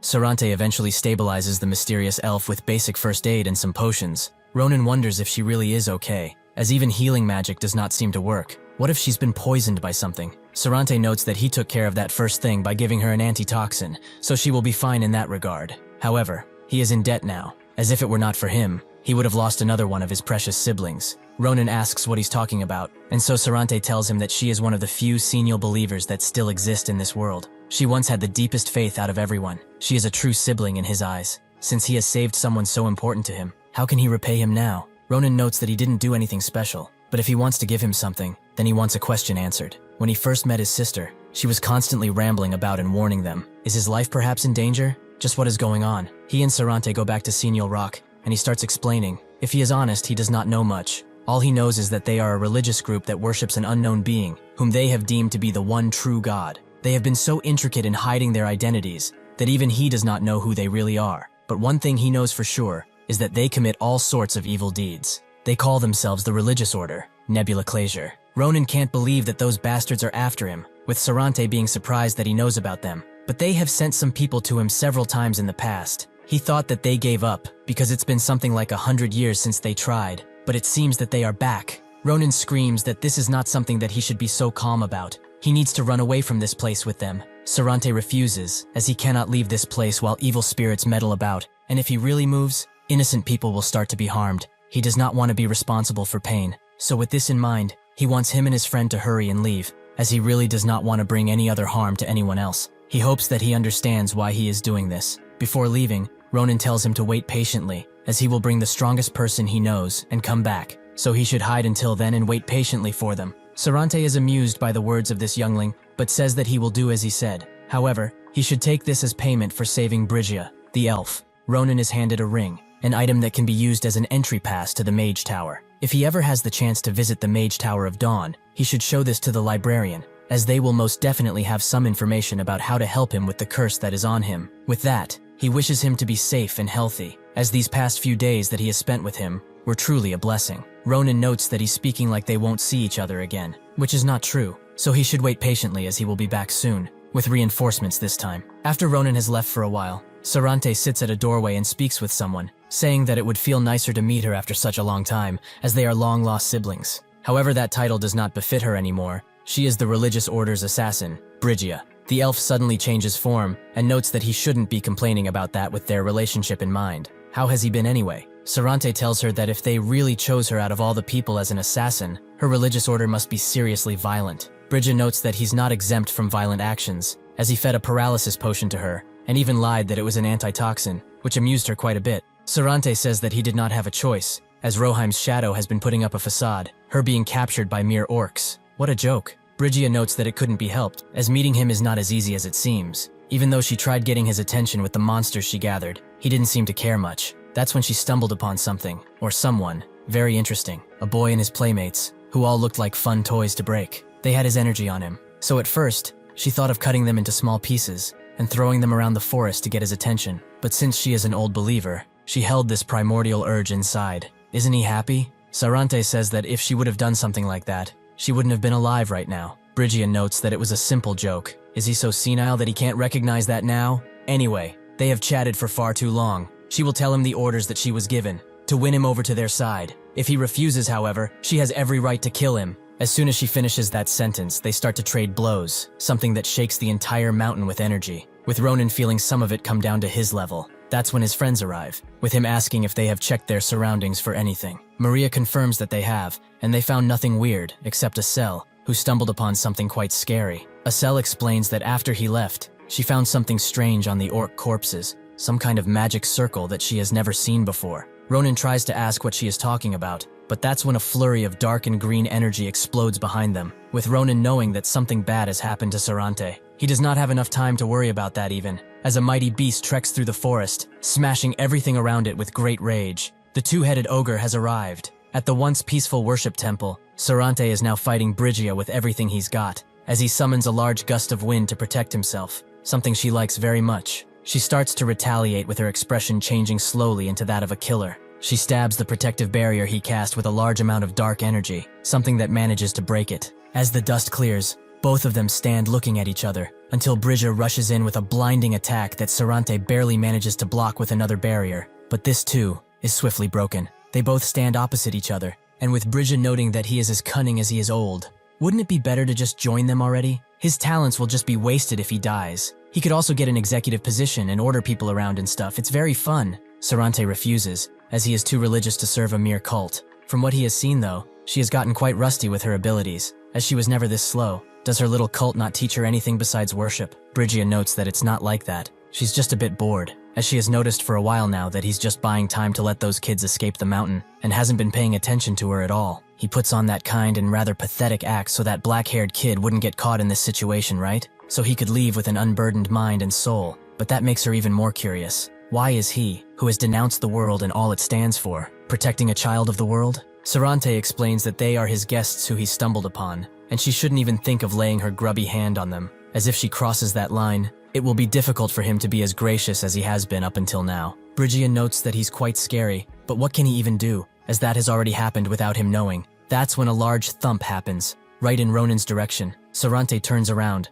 allowing Bridgia to zoom behind him and use this opening to cut one of his hands off. The others are extremely shocked to see a two-headed ogre, but Ronan tells them to not just stand there and get behind him, as they couldn't handle him even if they wanted to. The ogre does not wait for them to move and immediately slaps Brahm away into a nearby tree without an ounce of care. Up next he moves to the others, Acel and Maria, who cannot move at all under the ogre's might. Seeing this, Ronan passes them and blocks the ogre's fist with his sword. This surprises both the girls and the ogre, who did not see him arrive. Ronan tells them to take Sita and look after Brahm with great care, as he will make sure that the large guest will have an enjoyable stay in this forest. He tells them to hurry as he deflects the ogre's fist, but he is sure of something. That magic circle that the ogre has in his eyes is the same one that controlled the giant when they attacked that forge. These nebula Clasier bastards are at it again. The ogre attacks once again, but Ronan is prepared with a dodge, allowing him to counterattack with tons of cuts, but it does not seem to do any damage to the ogre. It truly has legendary endurance. With him in the air, Ronan cannot move away from this next attack,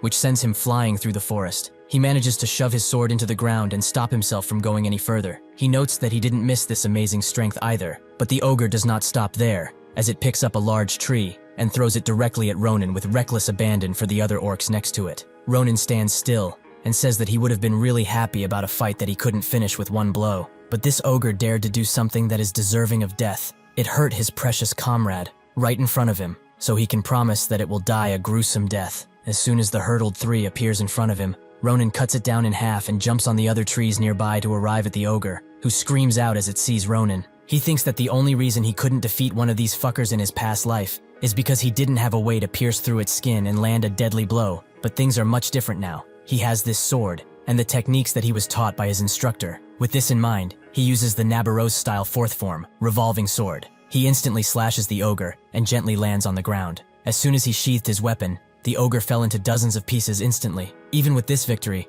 Ronan notes that he has a long way to go, as it took him quite a while to defeat such a weak enemy. He can worry about that later, however, as he is more worried about Brahm, so he asks the others if he's alright. Maria tells him that with Sita, they were able to treat him pretty well, though he still needs a proper checkup when they get back. Ronan is very glad to hear this, but they should go on ahead, as he has something to do and go back to Sarante. When he arrives there, he sees that the once beautiful temple is now rubble, which he can't believe, as he hasn't left for even half an hour now. That's when a very injured Sarante appears, who is very glad to see that he is safe. He apologizes for not coming to rescue them, but with his current body, he can barely move. Ronan immediately runs up to him and asks what happened. Why is he in this state? Who did he fight? He tells Ronan that he's fine, but he needs to get out of this place, as he has managed to end things now, but they could come back at any time. Out of nowhere, a dark strike comes from behind and impales Sarante's chest, something that confuses Ronan to no end. As Sarante falls to the ground, Ronan tries to put his hand on him, but that's when he starts to cough up blood. Ronan can't even think about it for long before Bridgia comes around and notes that she almost died. Is it really alright for him to actually try and slay his own comrade? To use such a powerful skill after losing one of his arms? Truly admirable. She might have really died if she did not possess the blessing of the stars upon her. Anyway, she did not expect to see him around these parts again. To think that he survived the two-headed ogre, which is quite impressive for a kid. Ronan asks who she is and how she dares to hurt Sarante. She apologizes for showing this ugly side of hers, but she promises they have met before, very recently too. Does he want to see it? She transforms part of her visage into that of the elf he saved and thanks him for his kindness. Ronan can't believe that she is the elf he saved. Was her being captured by orcs just a ruse? Bridgia does not answer. Instead, she says that she's quite thankful, as she was able to cross this pesky barrier thanks to his intervention. As a reward, she will make sure that he suffers no pain as he dies. Tons of dark strikes appear out of nowhere and attempt to strike him, but he has ample time to dodge and put Sarante in a safe place. She notes that if he managed to dodge that so effortlessly, he must not be an ordinary kid.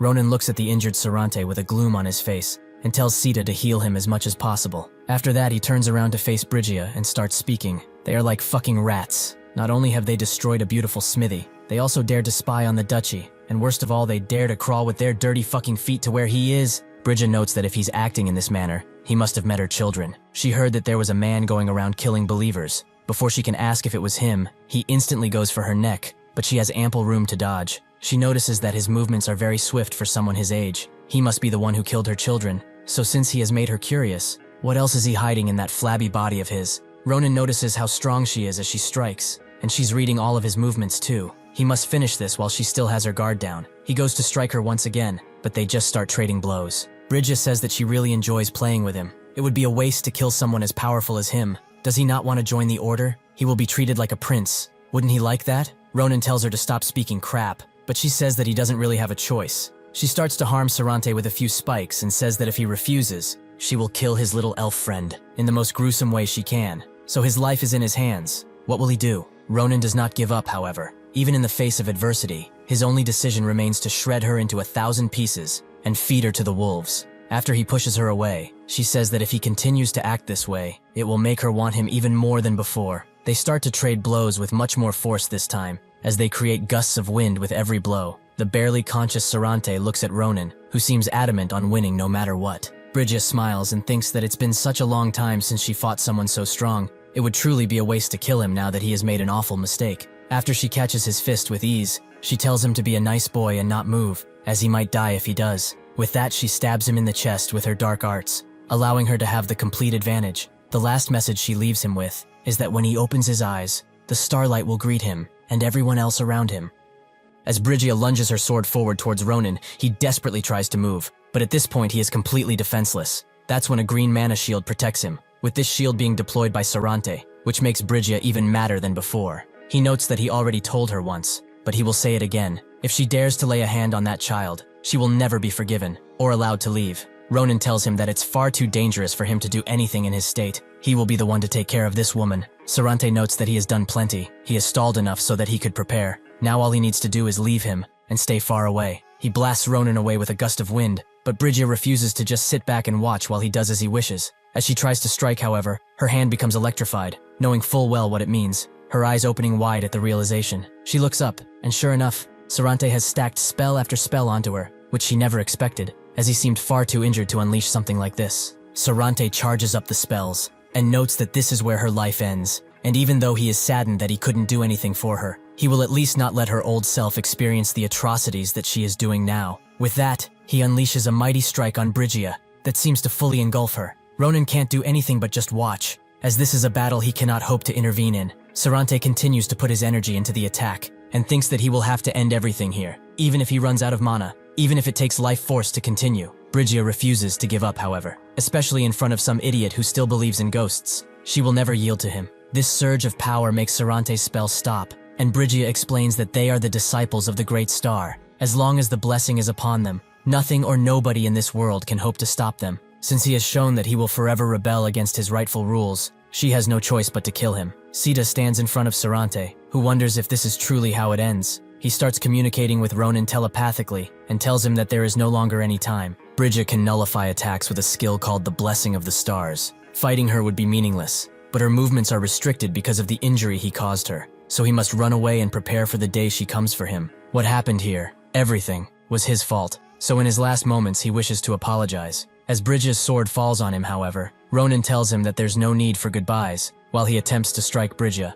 who cannot believe that this little shit is still here. Sarante is surprised too, and Ronan tells him that he shouldn't even think about giving up. This is not over until they are both on the ground. He should also know one more thing about him. For a very long time, he has never run away from a fight. That is what makes him a warrior. All he needs to do is trust him this one time. Bridgia starts to attack him to show where they stand in power, but as the attacks rush Ronan, lightning rain starts to cover him, and the attacks disappear entirely. Bridgia is very annoyed, but knows who did it, that being Sarante, who strikes her once again as she turns around, annoying her even more. Ronan charges in while she tells them that this will all amount to nothing. She has the Blessing of the Stars. She cannot be defeated by weaklings. As she tries to strike Sarante, Ronan charges in with amazing speed, and with one amazingly swift blow, he completely cuts her attacking hand off. All of this time, Ronan has been waiting for this moment, the moment where she leans towards her powers. Sarante is amazed, and Bridgia is shocked. How did he get through her blessing? Ronan doesn't know the answer, but if she really wants it, he can give it to her. She goes ballistic and tries to say that this isn't real,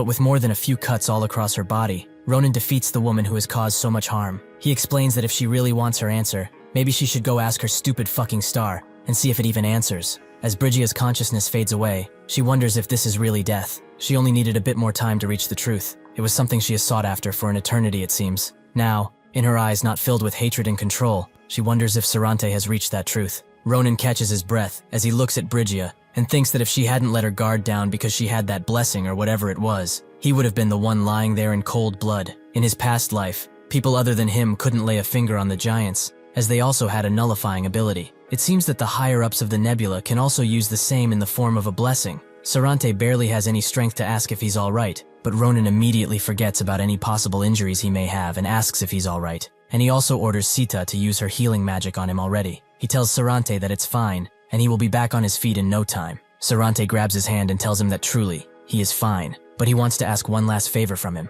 Ronan does as he is told and puts Sarante next to the Senyul, but starts to cough up blood at this point. His body can no longer keep up with him, and so he apologizes for being so unsightly. Ronan looks at his hands and apologizes profusely. If it weren't for him, if only he hadn't come here. Sarante tells him to stop saying things like this. It was all a timing thing, and nobody was truly at fault here. He also tells him that what he will go through will be unending, and that he will lose more than he could imagine, and being hurt shouldn't even be out of the question. He truly feels bad for asking someone like him for this, but he should never give up. He begs him, in fact. He is sure that he is the only one who can do it. As he finishes his speech, Senyul's light washes over Sarante, and he slowly starts to transform into a rock. Sarante just puts his hand on Ronan's cheek and thanks him for becoming his answer. He will keep watching him, from Senyul's point of view. He will never truly leave him, so he shouldn't worry. Eventually, Sarante transforms into a beautiful smooth rock, and as the skies clear up, Ronan can only wish one thing for him, that he may rest in peace. With that, Ronan left the mountains and returned to school. That is how his first adventure ended, with Sarante giving him what he really needed.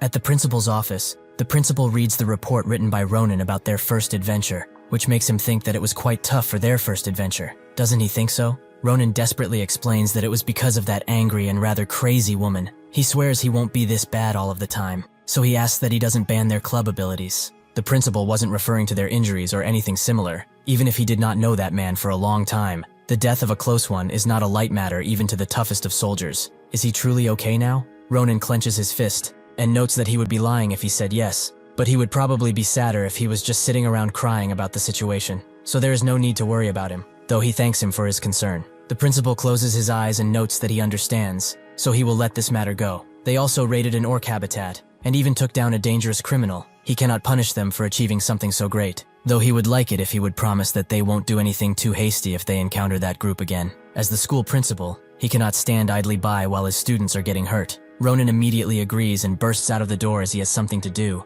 and apologizes for the inconvenience. The principal is naturally quite surprised by his sudden departure, though this made him remember that he has not been to class as of late, so he might not know that thing is going to start pretty soon. A bit later, at the Special Adventure Club building, Ronan goes inside to oversee the training session that was supposed to be happening, but he finds someone else, that being Schlieffen, who hopes that he has some time, as he wants to talk about Nebula Clasier. Ronan sits down and asks what it is. What is this about Nebula Clasier? He also asks if he dealt with the rats that he had in his house before coming here, which Schlieffen confirms. As from around yesterday until today, they have been searching non-stop. They tracked 19 traitors, and among those, he dealt with 5, which was quite unpleasant. The rest are being moved to Lodolin as they speak, where they will receive a really nice interrogation, as he might already know. However, there is one problem they have. Prohibition does not work on them anymore. Ronan is quite surprised by what he just said. How can Prohibition not work? Schlieffen explains that upon tracking and gathering the 19 traitors, Prohibition just stopped working. But considering how scrupulous they've been up until now,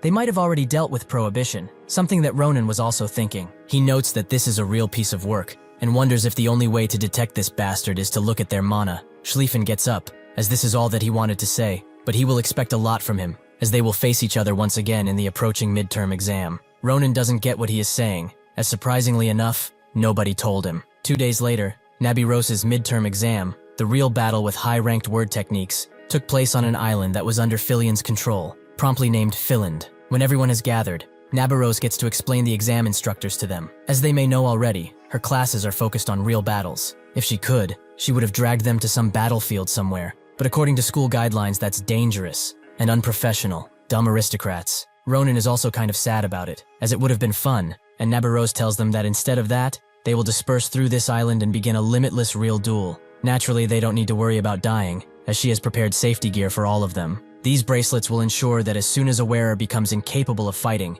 they will be transported to the Grand Plaza, where their injuries will be healed by the best healers they have. This means that they can have a real battle using whatever techniques and fighting styles they want, and at full power too. On this day, they are allowed to go for the neck and kill each other as much as possible. Ronan notices that she sure is excited about this, and she tells them to come around when she calls their names, as when they put on their bracelet, they will be moved to fixed coordinates. Naturally, the first one is Adeshan, with Ronan not knowing what to think about her participating in this. The others begin talking about her behind her back, saying that she's being treated as a paid student, and that she's a dunce who can't do anything. All of this pisses Ronan off, but currently, that is the most objective assessment of the once Grand Commander, though he thinks that the battlefield is currently not a place for her, even with that bracelet. Eventually, everyone is transported to their coordinates, including Ronan, who is glad to be the only one who is isolated. He really wished that was true, but that's just not possible. So he tells the student behind him to come out and stop hiding, as he seems quite uncomfortable there. The student wonders how he even noticed him, but that's when another jumps at Ronan's neck, ready to strike him. But even if he gets close enough, Ronan easily puts him in his place, and notes that they are doing too much to a junior. Don't they think so too? More and more people reveal themselves, and Ronan says that he is glad to see that they actually managed to form an alliance against him, and they also handled the situation pretty well considering. He picks up a rock and instantly throws it at the archer of the group, while saying that this really isn't their best idea. The leader of the group tells everyone to prepare, as their ambush has failed, but they still have numbers. Even if this guy is a fighting beast, they have the advantage in terms of numbers. They all decide to attack at once, and after a while, Ronan has dealt with all of them in all kinds of ways. He admits that it took him a while more than he expected, but now he wonders if things are all right the way they are. Somewhere else, Adeshan is cornered by 3 students, who didn't expect her to last as long as she did. But this is the end, so she best give up and not suffer any unnecessary injuries. Adeshan knows that she has passed any limits, but the 2 in front of her have their guards let down, probably because of the guy behind them, a top student named Ayun. Thanks to their carelessness, she can spot tons of openings, so she has one chance, one opportunity to seize the moment and end things here. She strikes the ground and moves on to defeat both students at once, but she doesn't stop there, as she uses her momentum to go towards Ayun, but he just strikes her with his weapon and sends her flying. He was wondering what she would do in this situation, but to pull such tricks, truly shameful. He knows that she's smart, so she must already know that no matter how much she fights, she can never defeat him. It was pretty fun to watch her try though, but that too has to come to an end. Ronan watches all of this from a nearby tree, and notes that this ended exactly how he expected. Adeshan's strategy was the best thing she could have done, exploiting everything she had, including the ground. She was able to strike and display amazing battlefield knowledge. However, she cannot overcome the skill gap between them. Now that he has made up his mind, as soon as the exam ends, he will force her to leave. He thinks that it's over, but when he turns around, he sees that Adeshan has managed to block Ayun's attack, and even stood up, making him wonder if she really wants to be even more injured. Adeshan tells him that it's only natural. The exam has yet to finish, and she has yet to give up. She does manage to strike Ayun, but her attack was far too shallow, allowing him to attack her right in the gut, making her fall to the ground. He is shocked that she managed this, but he also asks who is backing her, as she is acting way too strange. He is also curious about her background and abilities, as she doesn't have any talent, so why isn't she giving up? She should already know that there is no hope for her, so why go this far in the first place? Adeshan sees a vision of someone hugging her tightly in front of a large tombstone, and notes that she must become the Grand Commander no matter what. Ayun asks what she's talking about, but she just goes on. This is not about giving up or things like that, because her dream is one that nobody can fulfill for her. This is something that only she can do and that fate will lead her to. Ayun has had enough of her nonsense and tells her to just fuck off, as dreams are only for those with power. The weaklings should be happy with what they have. As his mallet flies towards Adeshan, it is cut in 2. Ronan apologizes for intervening, but he will have to stop here, though he admits that he is strong. With that, he immediately removes him from the exam, and Adeshan is very surprised to see that Ronan has come to the rescue. He asks if she's okay, which she confirms, and also thanks him for the rescue, but why is he here right now? Ronan tells her to look past these details and come with him, as he wants to hear something from her. They go to a cliff, and Adeshan is surprised that he wants to hear the reason she wants to become Grand Commander. Ronan notes that it's important for him, so he would like her to say it, even if it might hurt. Adeshan looks at him for a bit, but then asks if he has heard of the Night of the Canine before. Ronan remembers it happening 10 years ago. It was an invasion from the werehumans, right? Adeshan adds that it was the first battle between the Empire, which wanted to expand their territory north, and there were humans who wanted to block them. On that night, she lost her family. Just when they were about to have dinner, her 2 brothers and mother went to the battlefield, and she was asking where they were going all of the time. Her mother crouched down toward her and said that they had some urgent work to attend to. She wanted to come with them, but her mother only apologized and told her to take care of herself. That was the last time she got to talk with her family. After that, she heard what happened. The knights of the village were deployed to protect the breached castle walls because of some strategy, but from anyone's view, that was no strategy. It was sending soldiers to a meat grinder. They underestimated the forces of the were-humans drastically, and it resulted in a tragedy. As he probably knows already, shortly after that incident, the Empire and the were-human coalition finished their negotiations. The Empire promised the were-humans their rightful land, and the were-humans were incorporated into the Empire. Her entire village, which was sacrificed for nothing, was only given a useless memorial monument at the cemetery. When she went to that cemetery and felt like the whole world had crashed down on her, one of the only surviving soldiers came by and asked why his comrades had to die like dogs. Some call this day a noble sacrifice, but she doesn't agree with that. None of the people involved had to die there. The negotiations could have been peaceful from the beginning. If they needed to fight, they had so many other strategies that they could have used. The deaths of that day weren't for some noble cause. They were a useless sacrifice that happened due to the superior's incompetence. She cannot endure that truth. This is why she's going to become the Grand Commander, so that there won't be meaningless sacrifices. She will become perfect in every way. That way, nobody will have to sit at the tombstone of someone they cherish. They fall silent for a moment, with Adeshan apologizing for spoiling the mood, but it wasn't a cheerful thing to talk about anyway. Ronan notes that thanks to her, he understood something clearly. No matter what he does, it's impossible for him to make her give up. That also means that he can't just sit idly by and watch her go to her death. He cannot bear to experience that feeling again. Suddenly, a large gust of blue wind appears out of the forest, with Ronan saying that he is probably ready, though he is quite impatient. Since they are short on time though, he will get to the point. Does she know what shadow mana is? Adeshan does not, so Ronan tells her that it's something that is tricky to obtain, but once she does, she will get significantly stronger. He knows someone who named it herself. That person reminds him of her quite a lot. She will probably be able to use it too, so they should look into it. Adeshan doesn't understand what's happening, but Ronan tells her not to worry, as he has decided to help her. Just knowing that should be enough. He will support her with everything, so they should give it their all, since she is the Grand Commander after all. Before Adeshan can feel touched by his words, Ronan pushes her into the water, as third place isn't bad for her, right? They will talk once he gets back. Now that he's free, he has enough time to deal with Schlieffen, who has come out of the woods. Ronan notes that since he came here like that, he must have taken everyone down already. Schlieffen confirms it. It's just the both of them on the island. He knows what that means, right? Ronan naturally understands. Better than anyone, in fact. They have a proper fight, and see who the strongest bastard of this school is. Adeshan eventually wakes up in the main area of the school, where everyone is watching the match with eagerness. She also notices that she's been healed, and since Ronan told her she got third place, she must be out now. The ones who lasted until the end are only those two. After a large blast, Ronan tries to get out of Schlieffen's attacks, who keeps sending attack after attack, something he's amazed about, but he knows that his power has dispersed, so he goes on the counterattack and uses the Nabarose style to cut through the wind. This creates a lot of rubble, but Ronan is just glad that he actually managed to deflect all of it. However, he is also surprised that Schlieffen has become even stronger than last time, something way past his predictions. Even though he used to be slower than him, they are almost at the same level now. Does that even make sense? That bastard has gotten stronger than himself at this time in his past life. Schlieffen also thinks Ronan is impressive, as he used Tempest Sword at full power, but he just slashed his mana attacks away with no problem. Not to mention, he was able to recreate Nabirose's swordsmanship almost perfectly. He thought that he was superior in technique, but that gap is getting smaller and smaller each day. Since he is at his limit in terms of mana,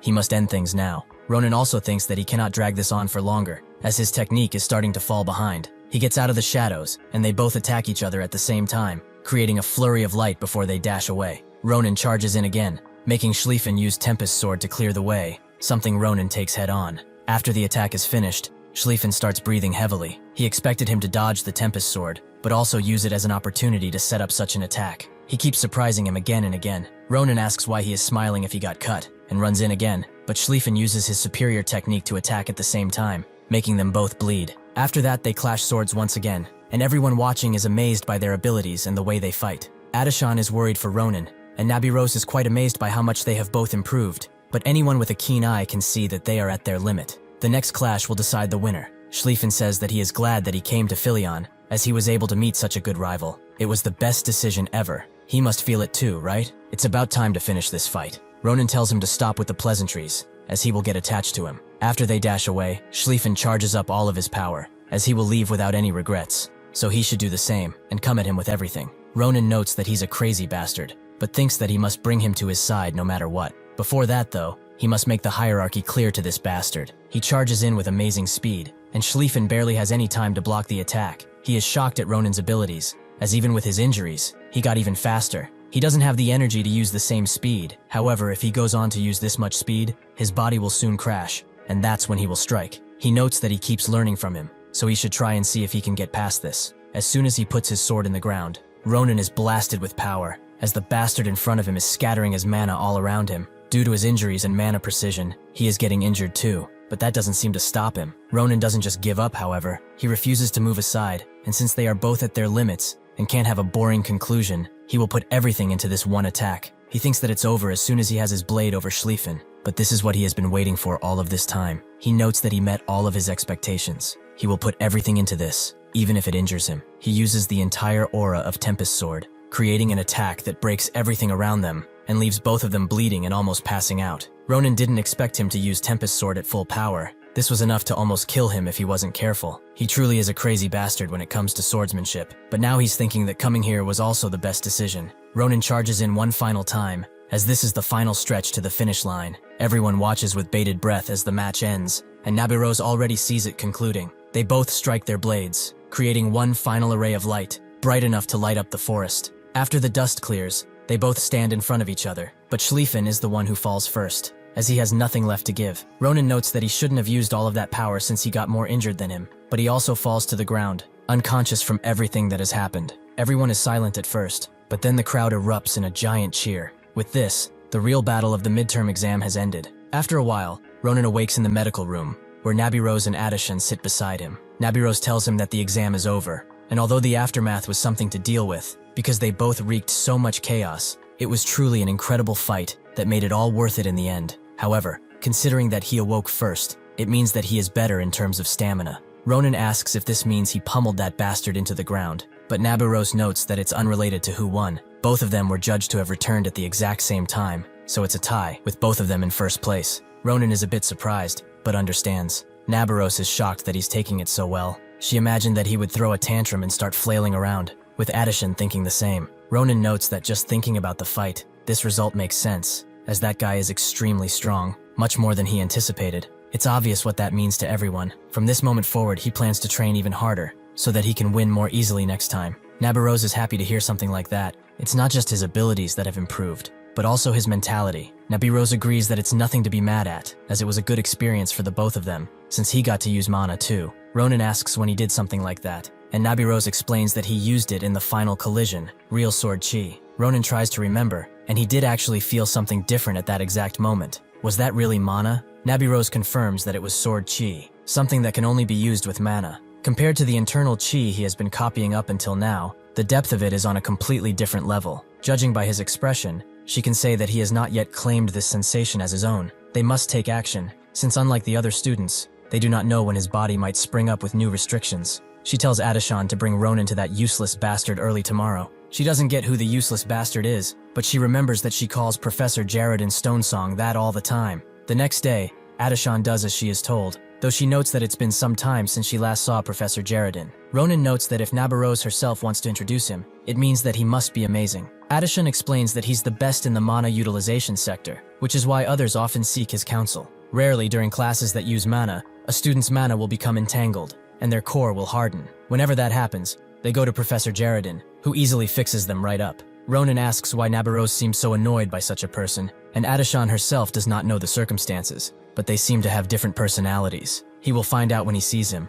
The professor has a unique flair to him. Ronan doesn't really care about that. The most important thing to him is that he can use mana, and if that professor is as incredible as they say, he will be able to know about the Grand Commander's mana too. Shadow mana was elusive even in his previous life, so he does not know much. It would be good to learn about it since they are both going to the same place. Adeshan looks at him and heard that he met with Schlieffen before he came here. How did it go? Did he agree to the thing he mentioned yesterday? Ronan says that he obviously did. That guy wouldn't refuse such an offer. When he was discharged, Schlieffen immediately accepted Ronan's invitation, which he thought was a rematch, as he was not satisfied with the results of their previous battle. Ronan told him to stop staring so much, as even if he did not like the results either, he did not call him for this reason. That's when he presented him with his offer to join his club. He could leave school and gain real battle experience, and he wouldn't be bored either. Schlieffen didn't know what to say, as he didn't want to be real good friends with an enemy he plans on defeating one day. meaning he just wasted his time with nonsense. So he is leaving. Ronan told him that it was a shame, because the club was planning on having a real fun housewarming,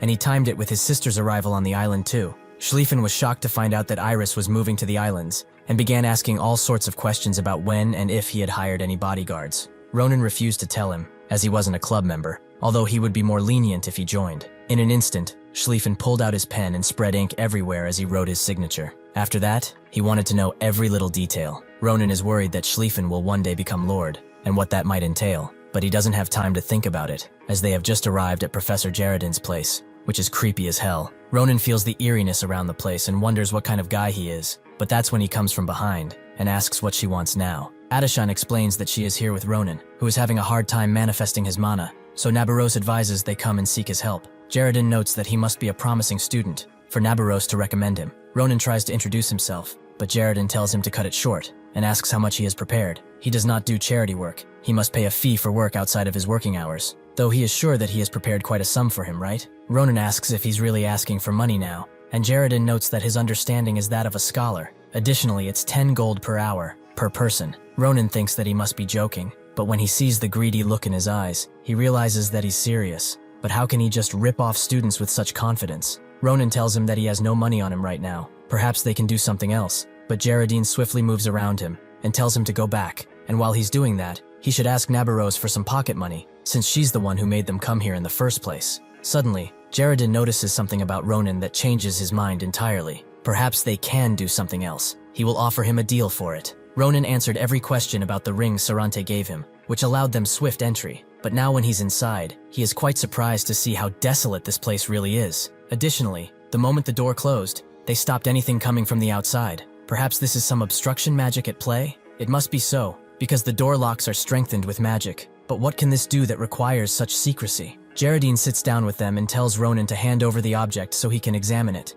Ronan gives it to him, but asks him to be gentle, as this is a precious item. Jaredin tells him that he has nothing to worry about, and starts analyzing the ring closely. He can definitely feel it when it's so up close. To think that such pure and clean mana would be put in such a small object, it must mean that a dragon has devoted thousands of years to do it. Or perhaps it was an elf. Ronan is surprised that he was able to deduce that, but Jaredin says it comes with the job. Only the best are hired at Philion after all. Anyway, here's the deal. He would like to extract just a little bit of magic power from the ring, as there is an experiment he has been carrying out for a while, and he needs the mana of a species that has lived for a long while. They do have old elves in Philion too, but they cannot compare to this. Even if he's young, he does seem to have deep connections with powerful people. Ronan says that he does, and Jaredin only asks for this. Then he will help him with anything. Ronan notes that it's definitely not a bad offer, but he will only accept it if he helps Adeshan too. Jaredin says that he only needs a small amount of power. Why is he adding a condition to this? Seeing that he doesn't want to, Ronan gets up as if to leave. Jaredin tries to offer him a discount, but when he doesn't budge, he relents and accepts his request, before noting that he has quite the negotiation skills. He will look into his problem first. As Nabaros sent him all of the way here, it must be something quite urgent. He opens up a magic circle and tells Ronan to stand right there. He does just that, and Jaredin explains that his senses have not been open for long, and there are also traces of him having used mana, which must mean that he never did up until now. Ronan confirms as such. He could see it but never use it, as one vile bastard cast a curse on him. Jaredin says that whoever it was, this is not an ordinary curse. The path of mana that's opened slightly is trying to close again, so he will channel his own mana and open it forcefully. It will feel like someone stabbed him in the back with a sword, but he can endure something like that, can't he? Before Ronan can prepare himself, Jaredin does what he just said, which does feel exactly as he said, but with it, he is able to go through Ronan's path of mana well, and open it quite easily. If things continue like this, he will be able to finish in no time, but unfortunately for him, he doesn't have that kind of luck, as a black mist soon envelops him, and a pressure falls on him, as a demonic eye looks at him with murderous intent. Jaredin wonders why a child has something like this in his body, but he soon is ripped out of Ronan, and a bit of the dark mist starts pressuring him in the real world, until it eventually overtakes him, and he starts vomiting blood. Ronan asks what happened, but Jaredin doesn't answer, and instead says some words to open a doorway. Ronan remembers that Eli said those exact same words too, and sure enough the same mouth swallows them, transporting them to Secret, who is surprised to see the situation in front of her. He swiftly moves to Jaredin as he must treat him at once, but asks what happened. Did he try to channel mana in his body? Ronan confirms it. He was doing it to apparently widen the blocked mana path in his body. Secret can't believe that this fool did something so reckless. but it seems like part of the curse inside of him has ridden the mana and moved right to Jaredin. Only he can handle this curse easily. Others will succumb to this curse of extreme evil in an instant. If this continues, Jaredin will die. Ronan can't believe that he will die because of his curse, but Secret says that it's not rooted too deeply, so thankfully he can still remove it with ease. He starts doing just that, and it's not long before an evil-looking thing comes out of Jaredin's mouth. Secret grabs it and throws it at Ronan while telling him to cut it until it's dead. Ronan instantly cuts the curse up into 100 pieces, making it disappear in some black mist. Jaredin thanks Secret for the assist, as it's only because of him that he survived. But Secret notes that it was his judgment that saved him. If the curse had rooted deeper, he wouldn't be alive now. He also told him about Ronan recently, the student with an unbelievable curse. Jaredin remembers, but he didn't expect this bastard to be that guy. Ronan also rushes to him and asks if he's alright, which he confirms. He had a wonderful experience because of him, as he never believed that such an evil curse could ever exist. He must have had quite the sad life to be living with that thing. But enough about that, he kept his promise. He asks Secret to look at his condition for a second, and when he does so, he's shocked to see that mana is flowing through Rona's body. He truly cannot believe such a marvel. Even though it's weak, the mana meridians are open. He asks Ronan if he's done anything to undo the curse recently. A skinny dip in a pool full of cursed eyes? Ronan notes that he did nothing like that, which surprises Secret. He does not know why the curse that was blocking his mana has weakened so much. Even at this moment, this power is eroding the curse little by little. It's just like the rain weathering a boulder away with time. Naturally, because the curse is still active, it's still trying to close the mana meridians. But due to that unknown power, as well as Jaredin opening his mana meridians a little bit, they won't be closed so easily. Ronan asks if he can use mana from now on, which Secret confirms. But it will take time for him to use it fully, as the curse is constantly aiming for his meridians. So if he trains every single day, in about 20 years, he should be curse-free. Ronan can't accept something like that. 20 years is far too long, but Secret notes that it's a miracle this even happened, without using any cure that could endanger his condition. Jaredin skips forward and says that there's a way to reduce this time. It will be different depending on how much effort he puts in, but he can shorten it by a lot, using the mana practice method he developed. With that, they both sit down, and Jaredin tells Ronan to listen closely. The amount of mana he can handle now is only a handful. His meridians have just opened, and are narrower than a child. However, if he does learn this practice method and trains with it constantly, he will be able to increase his mana use by a lot. It will all depend on his own ability, but in around 5 years, he should be able to use as much mana as everyone else. Ronan feels like 5 years is still a lot, but there's nothing he can do for now. Jaredin starts channeling his mana to let him feel his mana meridians. Although this procedure is risky, it is only possible right now, when the curse is already weakened. Ronan thanks him for the encouraging words, and with that they begin. Almost instantly, Ronan's body starts jolting, and Jaredin explains that this practice method is much different than others, only because he needs to adjust to the speed and direction of the mana to the extreme. However, he must not rush right now. He must guide his mana as carefully as possible. His feeble paths have been suppressed for far too long, to the point where they might just break, but they will be supplemented with this mana. He should follow the flow of mana like a drawing, do it little by little and slowly. Only then will his mana become his source of power. Does he understand what he must do? Ronan takes a deep breath and says that he certainly does, so he will try it out. Jaredin is shocked to see that Ronan memorized the practice after feeling it just once, and he's doing it perfectly too. It seems that the potential he had within him was not something fake after all. He is thankful that he won't have to encounter that ugly curse ever again, and he must repeat this every day when he has the time, of course. Ronan feels the mana surging within him, and thinks that he is changing constantly from his past self. Back then, he couldn't even dream of having mana. Right now, this shows him that in the future, he will be able to control it even better. Ronan thanks Jaredin for doing all of this, but he suddenly falls to the ground, heavily weakened. He grabs Ronan and says that since he solved his problem, he must keep his promise, which Ronan understands, but he must take care of his body. Jaredin does not care for that. What is important to him is something he must save, which he will sacrifice 1,000 lives for, so he wants the ring he promised him, right now. Ronan looks at Jaredin, and can see that he's totally lost it, as there's only desperation on his face. Jekrit knew that he was pushing himself. It does seem that he has a temporary impulse disorder. It also seems that he wants that ring for that research, which is pitiful. How long will this man live a life tied to his bloody past? Adeshan and Ronan eventually teleport back to Jaredin lab with him still passed out, and Adeshan tells Ronan to hurry, as she knows of a clinic nearby. Unfortunately, right as they get to the door, a magic seal completely locks the door, making them wonder what to do. But that's when Jaredin starts using what's left of his consciousness to unlock the door. He promises to return to that person, and he will. It seems that the door Jaredin unblocked was the wrong one, which Ronan is quick to point out. But Jaredin did this on purpose, as he must descend to that person, before her rose withers away. Without much of a choice, they decide to go down, where Adeshan is shocked to see what's going on around here. but Ronan just feels like they are looking at something they shouldn't have. Ronan wonders if Geraldine's desperation came because of this woman, which Adeshan says is likely. Ronan puts him down and tells her to take care of him, as he will go to see if there's anything he can find to help him. He looks around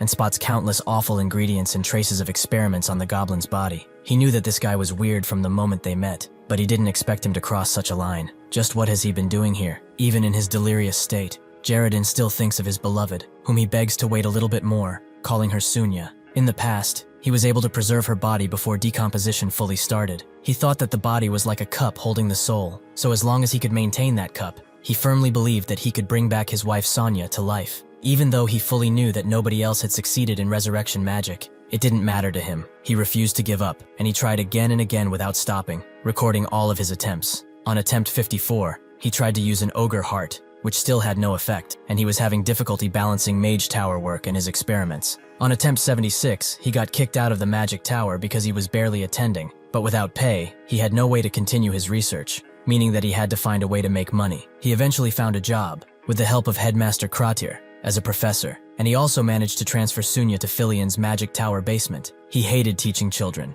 always disliked them, but this is the only way for him to make money, and he will not stop. A number of attempts pass and pass, until number 134, where there is still no progress. Ronan reads all of this, allowing him to find out why this guy wanted money so much. It's true that some of these ingredients are extremely rare and not accessible by normal means, so really, all of this is because of his love for that dead woman. He saw a couple of these scenarios in his past life too, people who put even their very souls on the line because of love. He even knows one right now, although he would like to not think about him right now. The only problem with these kinds of people is that they don't end up well, especially when there are people who would take advantage of their weakness. He finds a mysterious package in the book, and a message from Geraldine, noting that he should probably accept the deal of the rebellious crowd. Ronan picks it up, as he seems to know who they are, but that's when Geraldine surprisingly gets up and asks if he's touching his stuff without permission. Ronan can feel the anger in his eyes, and denies such accusations. He was simply looking for a way to make him recover. What could someone like him, who has never used mana, know about something that's in this room?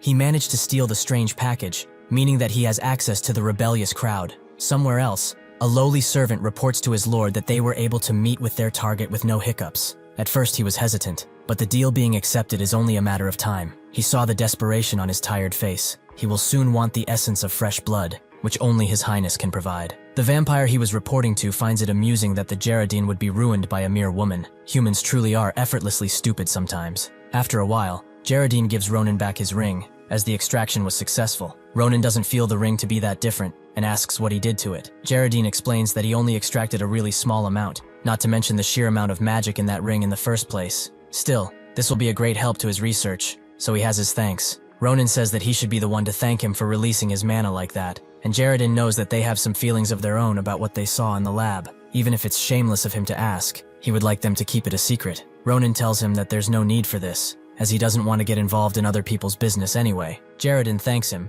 and moves on to Adeshan, noting that he will fix her issue too, but not today. It is not as complicated as Ronan's, but she too has quite the unique aura around her. After getting back to town, Adeshan and Ronan part ways, allowing Ronan to pull out the package he stole. If this contains evidence that the rebellious crowd is related to the Order, and that they are on the same side as the Professor, he will have no other choice but to exterminate everyone involved. When he opens the package, he only finds a blood stain, making him wonder if it's some kind of encrypted magic. That's when the blood suddenly pops out of the envelope and begins making shapes, something unknown to Ronan. Fortunately for him, someone tells him that this is a letter written using vampire magic. She came because she sensed blood magic, but she didn't expect to meet him. Ronan didn't expect to see Ophelia, who seemed glad to see him. They go back to the adventure club and sit down, with Ronan noting that she surprised him. Since she left with Sita, he hasn't heard from her at all, so he presumed that she was just busy. How's her research going anyway? She explains that thanks to Sita, she has progressed quite far. As payment to Sita, she taught it some blood magic, showing her that Sita is truly more talented than she expected. Anyway,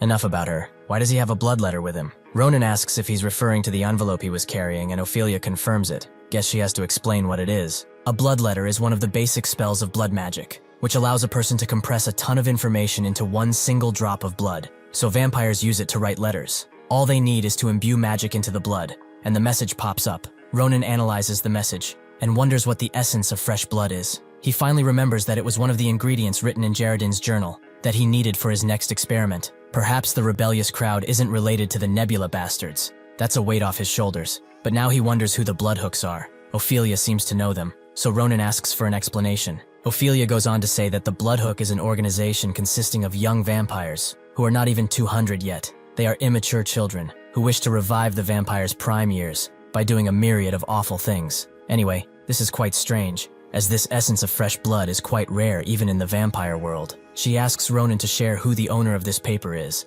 as if that person happened to agree to this, they might lose something much more important than their life. Seeing that the situation is dire, Ronan tells her that it's Jaredin's. Ophelia knew that this was strange, but is he truly talking about Jaredin Stonesong, the one who used to be top mage of the Full Moon Mage Tower? Ronan knew nothing of this, and asked if he was truly that amazing. Ophelia notes that his magic is well known even among the vampires. He's an elite who has reached a stage that many haven't reached in their lifetimes. With this information in mind, Ronan suggests that he shouldn't have a hard time dealing with them if they do try something. Ophelia agrees with him. With a few waves of his hands, he can take care of these childish vampires. But if he wants the essence of fresh blood, that changes things. This is an inherent monofusion formed within vampires, who have used blood magic for a very long time. It's a truly unique item with an incredible concentration of energy. It has amazing efficiency depending on how it is used. But if the owner of the essence does not activate the power themselves using blood magic, it's just a pretty red stone. Without the vampire's cooperation, it is impossible to obtain the complete essence.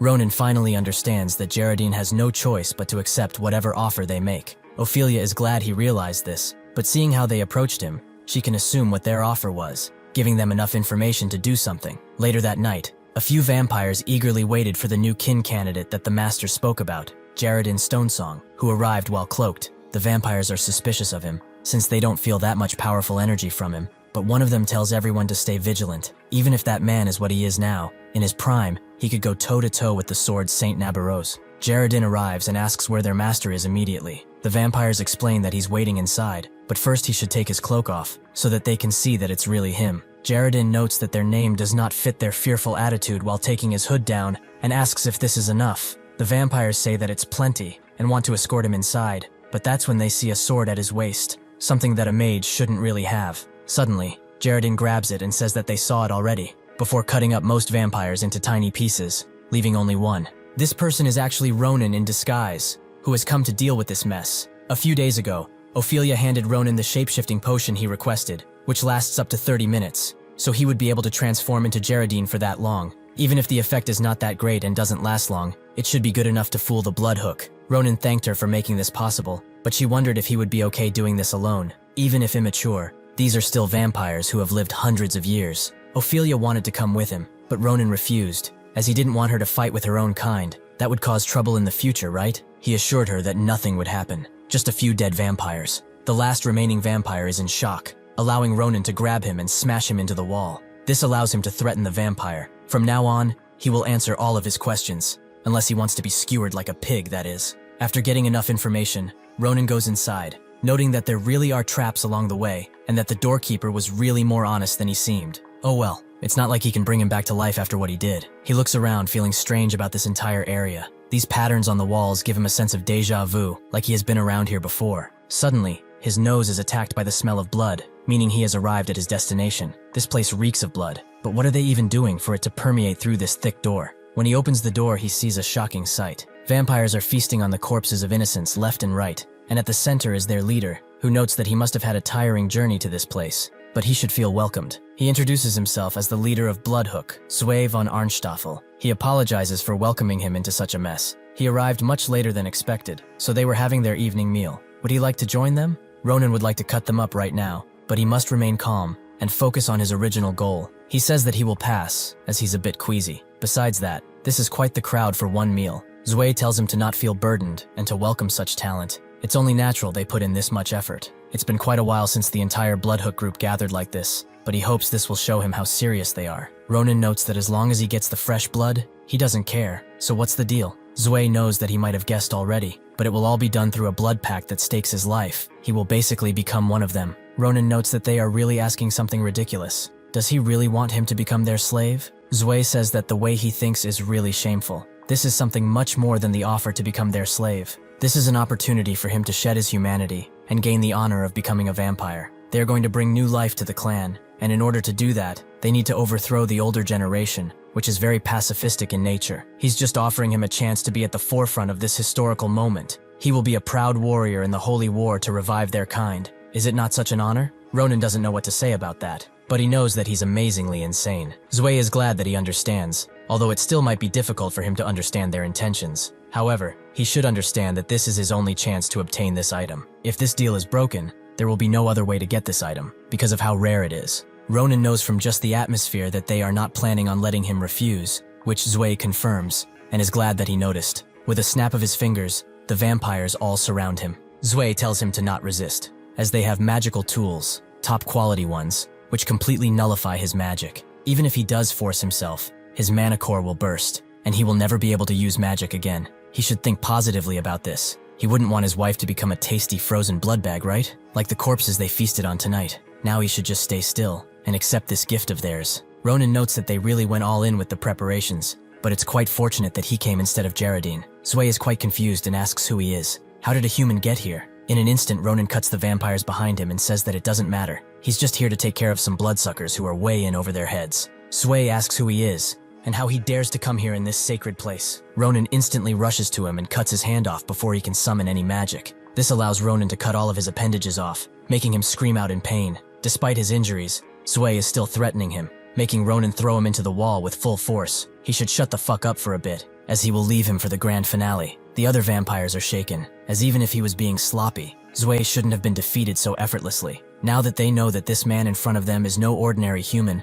they must stay vigilant against him. Ronan heard previously that they used blood as weapons, and now he has found out that it's true. How disgusting. They all charge him at once, with one of them sealing his feet to make him an easier target. Ronan blocks one attack after another before going on the counterattack and slashing the two vampires in front of him. Two more pop up behind him, but due to their sloppy movements, he has enough time to turn and slash them. He continues to fight like this, but the ones he doesn't kill instantly have time to regenerate, which is quite annoying for him. One of them uses a ranged attack, aiming straight for Ronan's head, but he dodges swiftly. Still, Ronan feels that this was an intermediate rank ability, meaning that the Bloodhook group is quite well off considering. The woman who regenerated rushes with great anther into battle, but Ronan cuts her head off and continues his rampage everywhere else. Even with their numbers and prowess, they aren't enough to deal with someone like him. One of the vampires who was spared the onslaught is going crazy. How is a human doing this when they are in a vacuum where humans cannot use mana, and his feet are also tied to the ground? Is the man in front of them truly human? Ronan asks him why he's not coming at him and just standing there like a dumbass. He's the only one left after all. He apologizes for fooling them like that, but they were the ones who did the fooling first, so no hard feelings? The vampire tries to run, which is a foolish venture, as Ronan instantly cuts him in half. He shouldn't have run, as he's leaving his leader behind. Now that there are no more mosquitoes to interrupt him, it's time he has a bit of fun with this bastard. Much later, Zwei barely wakes up from his daze, more tired than ever. He feels like something is stabbing him constantly, which it is, as Ronan has just stabbed his leg in hopes of waking him up. He was getting quite worried for a second there. He thought his toy just died. As Zwei realizes the pain he's in, he wonders how a single human kid killed all of their powerful members, and in seconds, no less. Ronan apologizes that his friends aren't in such good condition, but they kept on regenerating, so he couldn't just let them do that. However, if he doesn't want to suffer the same gruesome fate, then he should take out the damn essence of fresh blood while he's still not using his favorite torture methods. Zwei starts to convulse and asks what he was doing when all of this was happening. If it were him, he would have been able to stop this human demon, so why was he not here, where he belonged? Ronan thinks that he's finally gone insane, which took him longer than expected, but that's when he notices the presence that was looming behind him. The man notes that he refuses to repeat himself, so he will only tell him once. Move. Ronan instantly backs away, and is surprised that man showed no killing intent. If he did, he knows that he would have died. The man is quite disappointed in Zwei. When he made that offer, he thought that he would make Geraldine one of them. He dared to speak such grand words, but in the end, the only thing he could show him was this pathetic state. Unbelievably brazen for a child of the Arnstoffel family. Since he has fallen so much, he also cannot see reason. He has failed their plan, so he will have to take back the essence of fresh blood. Ronan wonders what he means, but he doesn't have to wonder for long, as the man starts taking back his blood from Zwei, who begs him for one more chance, as he becomes more and more shriveled up. After taking everything, he forms it into a perfect sphere, and Ronan asks why he thinks he can just come in between them like that. If he truly is the owner of the essence, he will need to cooperate from now on, if he wants to get out of here alive, that is. The man is quite sad that his arrogance is just as boundless as Zwei's, but those words are quite amusing. What if he just refuses him? Ronan charges in while noting that he will just get beaten up, and the attack lands, but the man does not seem concerned. His fangs are truly sharper than he shows, to be able to inflict damage on him, who has strengthened his mana for eons. He is truly worthy of impersonating his name. Since he is curious about his other talents, he will help him, show his absolute best. Ronan can barely dodge the incoming bloodcutter attack, but even then it sends him flying. He refuses to let such a simple attack put him to the ground, so he cuts through it with all of his force, allowing the man to point a bloodshot at him. Ronan looks at the attack and remembers that he has faced something similar before, yet this time, it's much larger. He refuses to give up, however, and cuts through it, creating a large blood-red explosion. The man is quite shocked, as he has not seen this in his entire lifespan. He is not only offsetting the magic, he is actually slicing through mana itself. If he's honest, he holds no expectations for him, but he is amusing. Ronan notes that he really is the head of this mosquito gang, since he buzzes the loudest. He should shut up already and give him the essence. The man cannot get enough of his spirit and confidence, so he will show him respect for having given him so much fun. As he is about to unleash a mighty attack, someone comes between them and tells them to stop while crashing in the ground. The man recognizes her voice, and Ronan knows her too, Ophelia de Knight. She tells Balzark that it's been a while since they met, although it's not really great to see him. Ronan is surprised by her presence, as he told her not to come here, but more importantly, does she really know this bastard? Ophelia can't deny that he's Balzark von Barshaba, the relative of the Shadow Duke who rules the vampire world, and the strongest second in command who assists him in any endeavor. That is who the guy he's been fighting is. Balzark notes that he never imagined they would meet again in such a place. He truly missed her for what it's worth. Has she been well? He notes that it's been 83-something years since they last met, but why is she intervening in their fight? Which is truly a trivial matter. As he tries to say something else, Ophelia stops him, as she doesn't want him any closer. Since the incidents of that day, Balzark knows what he did wrong. He saw her face of defiance and hatred as he did it, but he couldn't do anything else. It seems that after all, it will take more time to be forgiven by her. Ophelia knows that it was inevitable. He had no choice but to block her younger sister from harming the Duke, and now that she's thinking back to it, she knows that her sister had lost it, as if she were entranced. However, he must know that he cannot take back what happened on that day. Balzark understands, and he apologizes, but he was prepared for it. Ronan has no clue what they're talking about, but sheathes his sword, since things seem to be over. Ophelia asks how he came to work with the Bloodhook group. He didn't work with kids before. Lending them the essence of fresh blood was also foolish. Does he have business with Jaredin Stonestong, perhaps? Balzark smiles, and notes that the man she knows would only have one reason, because he has an unfinished battle with him. By pure coincidence, he met him on the west side of the continent, and battled against him with his pride on the line. He has fought many strong opponents in his life, but only few were like him. The battle remains unresolved because the sun rose, and he had to retreat back into the darkness. He chased after him afterwards, but he was already gone, so sneakily that he could not find any traces. After a few years passed, while he was suppressing that unquenched thirst, some children came to him with an offer. They said they knew about Gerody's whereabouts, and that if he gave them fresh blood essence, not only would they drag him into his castle, they should make Geraldine kin, allowing him to enjoy those kinds of battles eternally. He knew what they had planned, but it did not matter, since they were children, and could only wriggle and try. In the end, he was right, and they did everything for nothing, thanks to that human child. He thinks that since this kid could keep up with him, even for a moment, it means that in the next 5 to 10 years, he will become someone who will be able to match him,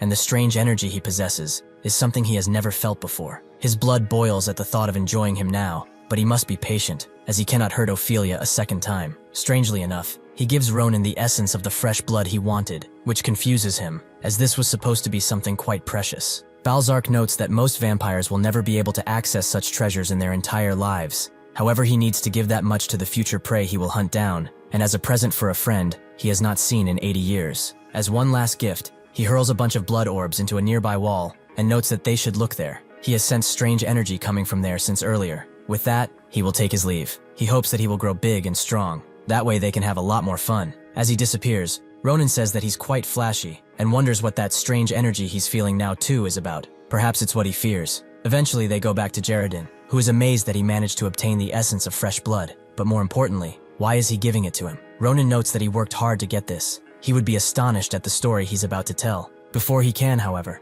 Geraldine falls to his knees and thanks him from the bottom of his heart. He doesn't know how important this is to him, or how truly thankful he feels right now. Ronan sighs and crouches down to his level, mumbling about not having his moment of glory. Balzark appears outside, and says that fighting someone with no fighting spirit would be extremely boring. He only came today because he was curious about his old rival's situation, so she shouldn't worry. He will not do anything more. Ophelia knows he's not the type who would do these kinds of things. She just wanted to thank him for helping Ronan. Truly, Balzark is shocked to hear thanks coming from her, an advancement in these short 83 years. He should feel thankful to that Ronan human for allowing this to happen. Alas, he must leave, even though he would much like to stay and talk. Even among the vampires, there is an evil organization that is making trouble, and to his understanding, they were the ones who stirred the Bloodhook into doing this. However, if she ever needs him, she only needs to call his name, and he will answer. She will forever be his eternal rose. After this, Geraldine attempted his 144th experiment, using Sarante's mana and the fresh blood essence. Considering the circumstances,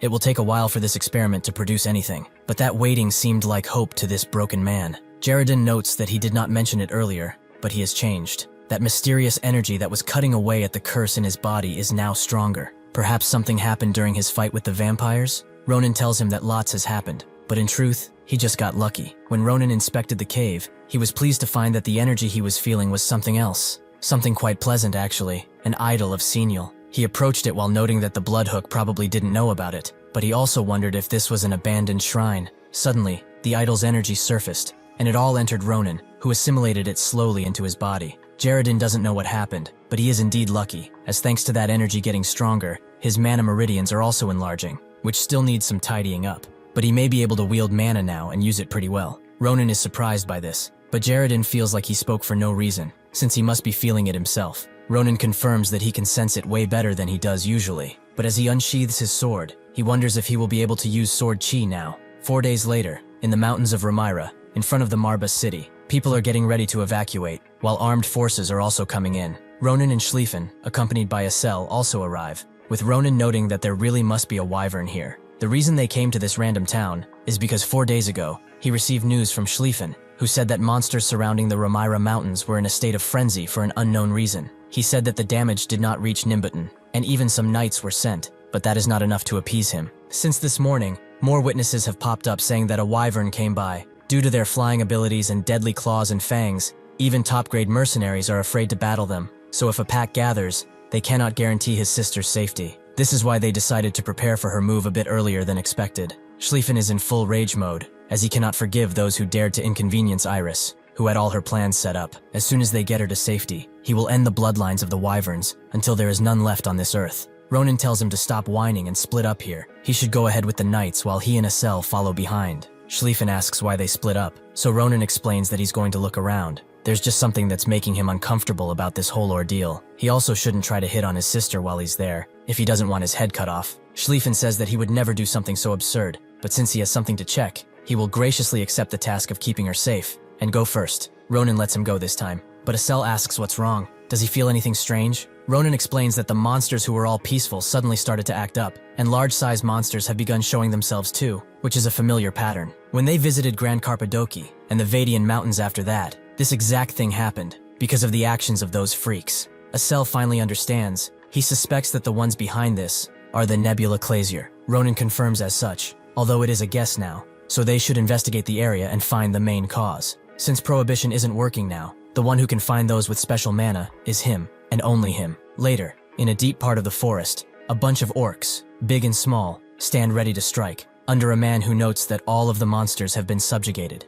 It's a shame. If it were not for Lord Varen's direct order, he would have crushed all of the non-believers in the area. Suddenly, one of the orcs begins making weird noises, which the man knows that they only make when they are terrified, and more begin to do so as well. They should not be able to feel anything when they are under his spell, but something suddenly approaches from the forest, and his aura makes the man just as horrified too. He sees his huge scimitar, and his sharp claws, ready to tear into his flesh. Why is this man here? The beast asks why he's hiding, and before the Nebula Clasier man can say anything, the beast takes his head and crushes it in his hand. This makes the orcs have control of their bodies too, but the beast takes care of them all with a single claw strike. He will hunt all those who stand in the darkness and fear showing themselves. This is the Sword Saint, Jaipa Turgung. As Ronan and Acel explore, they find a route that has been blocked, and by werehumans no less. One of the werehumans explains that they are denying entry to the castle through this route, so they can wait or find another. This command was issued by the elite forces commander of the Imperial Army, who is currently on the hunt,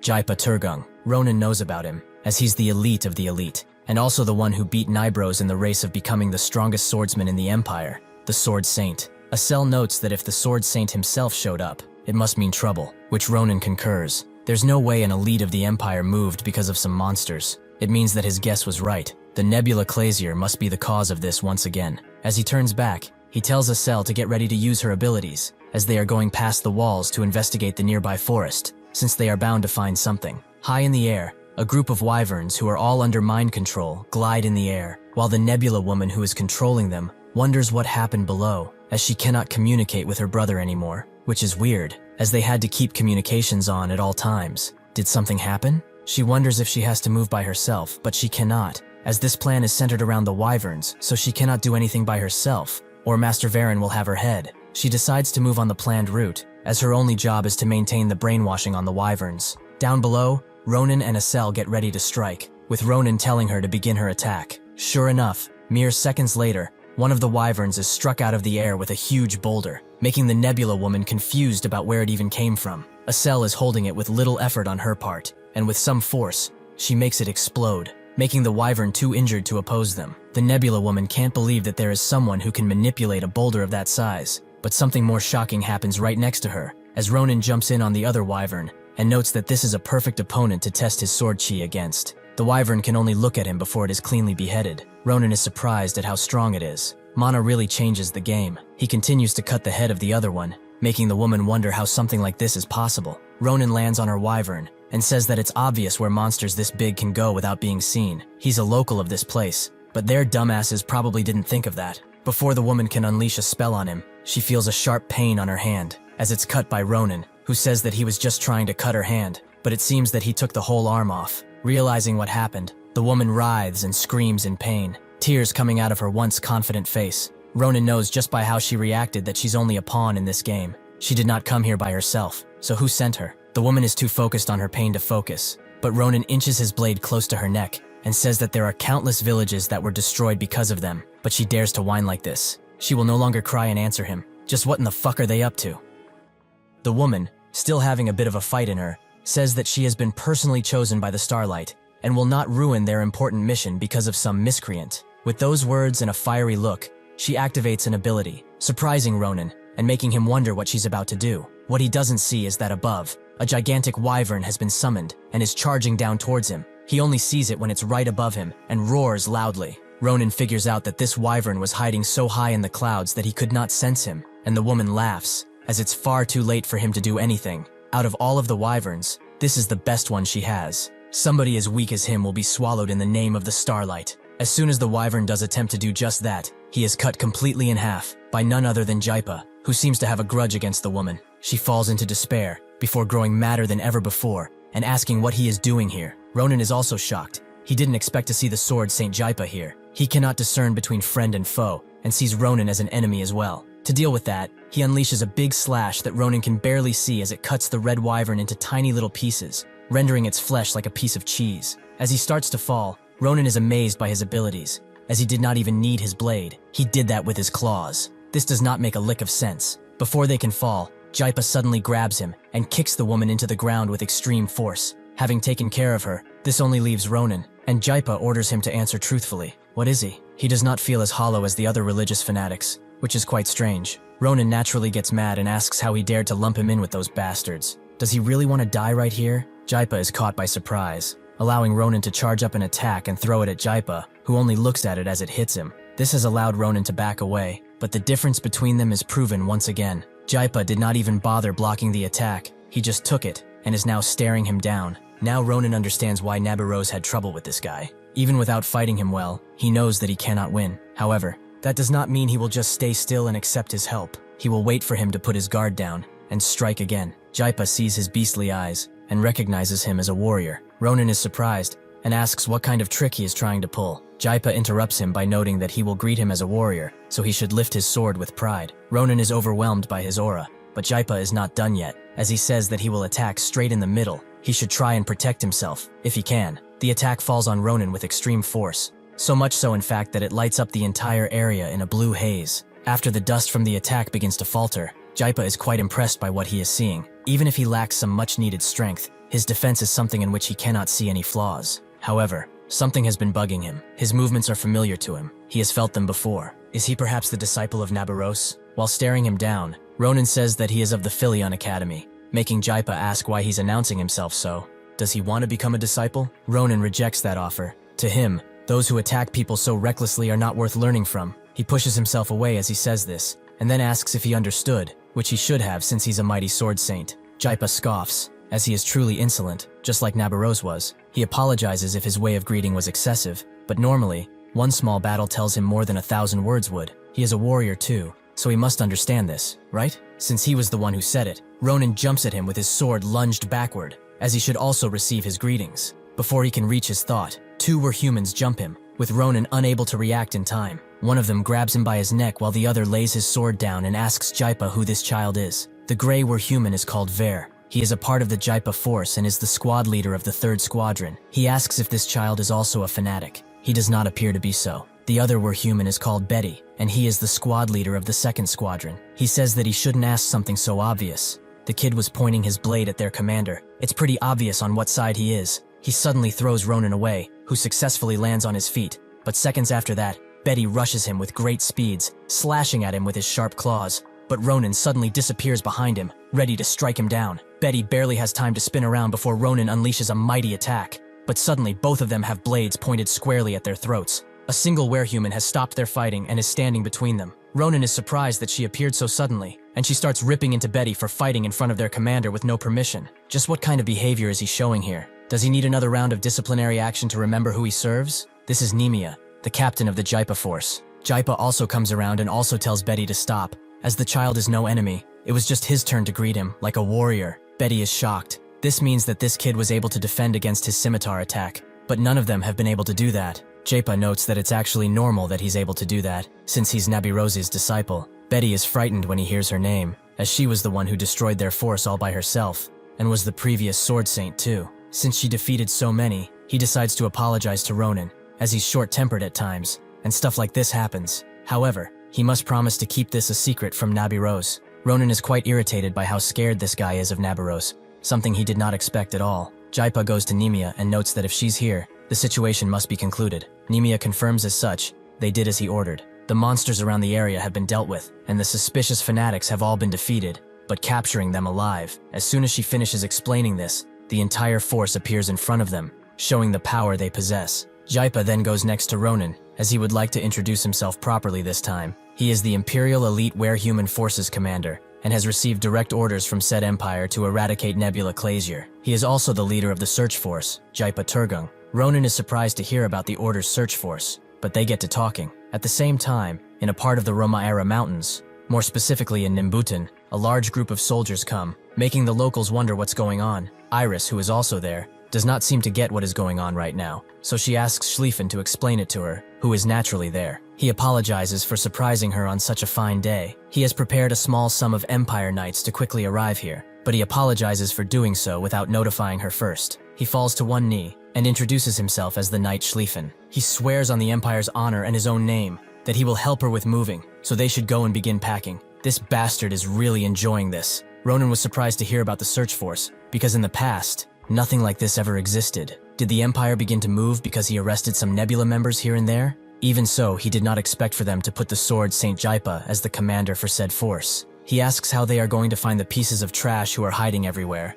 That seems like a daunting task. From what he has heard, prohibition does not work on them, so interrogating them with that is useless. Jaipa did not expect him to know that. Perhaps Nabirose has told him that as well? Before Ronan can tell him anything, he suddenly hears a familiar voice calling out his name from behind, and when he looks, he sees a cell being picked up by one of the force members. He asks what she's doing, and she begs for his help. The force member explains that he caught her snooping around the area a little suspiciously, so he decided to bring her. But after she nearly blew his ear out from her constant crying, he's thinking of ending her right now. A cell gets even more scared, but explains that she's only looking for her friend, and does not want to be eaten by them. Jaipa asks an angry Ronan if she's his friend, who confirms it, even though he would like for it to not be true. After night falls, Jaipa, Ronan, Acel, and Nemea go somewhere else, and Nemea is about to report what they are dealing with in this general area. The members of Nebula Clazier have brainwashed the local monster population and caused some commotion, but this was all a ruse. Their real target stands at the center of the mountains. Jaipa understands that if it's at the center of the mountains,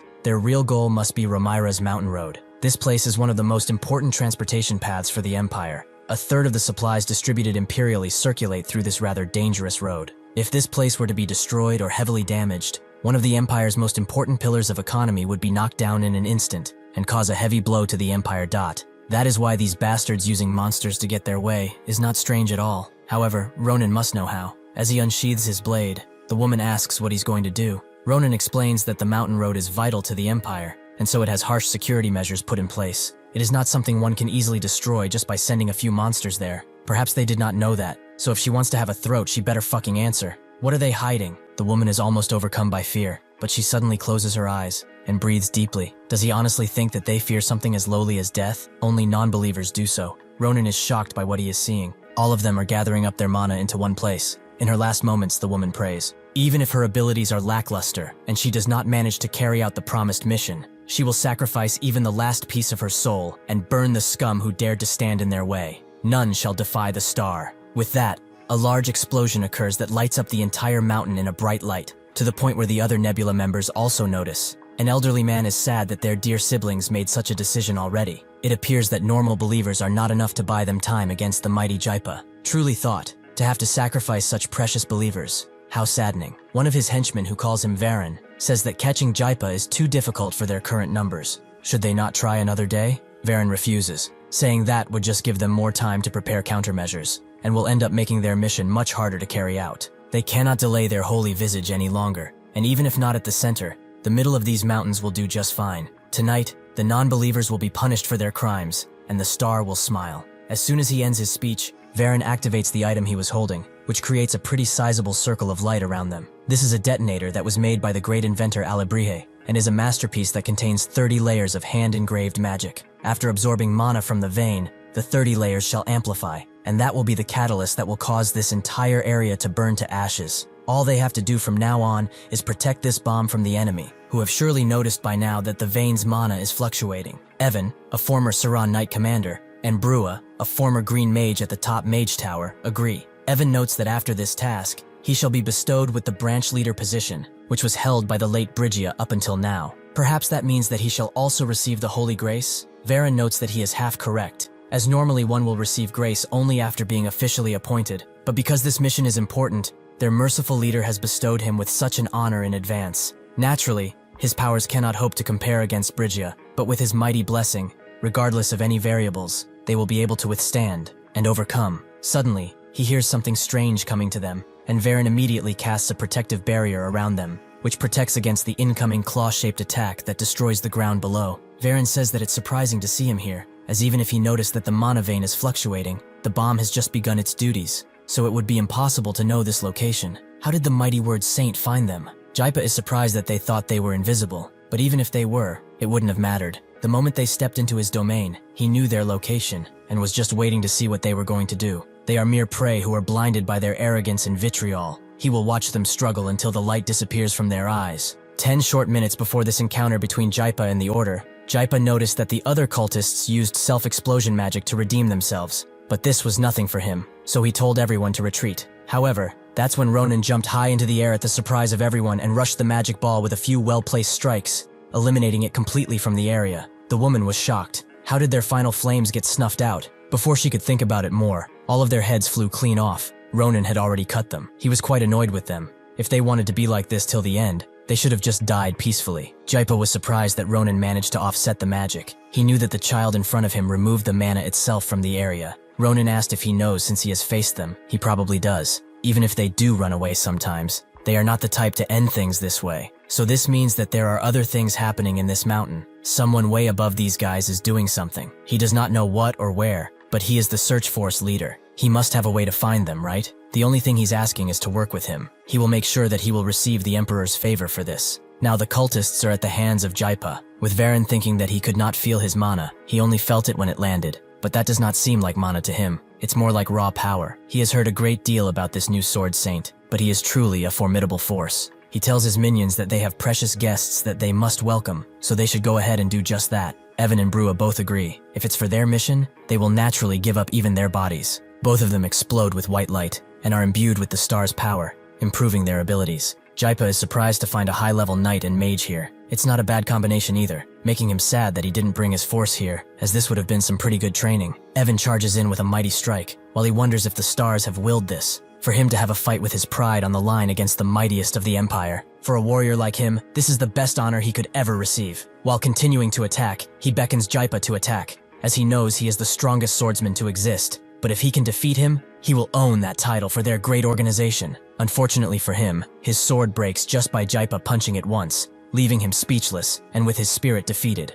Jaipa feels angry at him. How dare he try to challenge him with that impious power of his? In a half second, he cuts his head off and notes that he sullies what it means to be a warrior. Seeing what just happened, Brua tries to summon a shield, but Jaipa does not allow him and cuts him directly in half before kicking Varen's shield, forcing it into the ground. He thought that he looked familiar from somewhere, but he didn't expect him to hide in a cult. Around 10 years ago, at the western village called Arden, there was a wanted murderer who killed thousands of innocents with his black magic experiments and suddenly disappeared. He was also known as Arden's bloodbath, Varen. He feels that it's an honor for the Sword Saint to know about him, however. He has long abandoned his past. Now he is a simple believer in the star, nothing more. Jaipa isn't interested in hearing more and breaks his shield. It does not matter for him who he is still his target, someone he must end. Varen does not flinch at the sight of his imminent death as he summons the blessing of the stars, which pushes Jaipa back. He is surprised that the believers he chose carefully only withstood him for mere seconds. He knew that he was a giant wall to overcome, but even so, he will not be able to do anything against the power of the star, since he is a pathetic mortal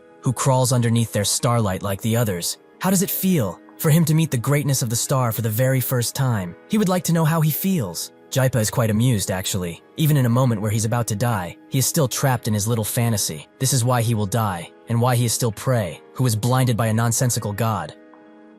Jaipa manifests Sword Ki on his polearm, making Varen prepare for an incredible strike, one that only the strongest swordsman in the Empire could ever pull off. The attack hits him fully, almost taking out that piece of mountain. After the dust settles down and Jaipa still stands in his attacking position, it's revealed that Varen has managed to block the attack with his shield powers. Even so, this is quite surprising for him, as he expected the Sword Saint to be quite powerful. But this is on an entirely different level. This is a force that could be comparable to those guys. However, it's unfortunate. Even the Sword Ki of the amazing Sword Saint is not enough against the mighty blessing of the stars. Varen asks what he will do this time. The bomb is actively collecting mana, and at an increased rate too. He should just plan his retreat and plan for the future, as he alone does not have the capabilities or means to prevent this explosion. He will not be able to save those who are weak. They will turn into ash along with this mountain. Jaipa is impressed by Varen's ability to negate attacks. As Ronan said, this is quite the annoying power. If they do not prepare properly, one day, this man will become an even bigger threat,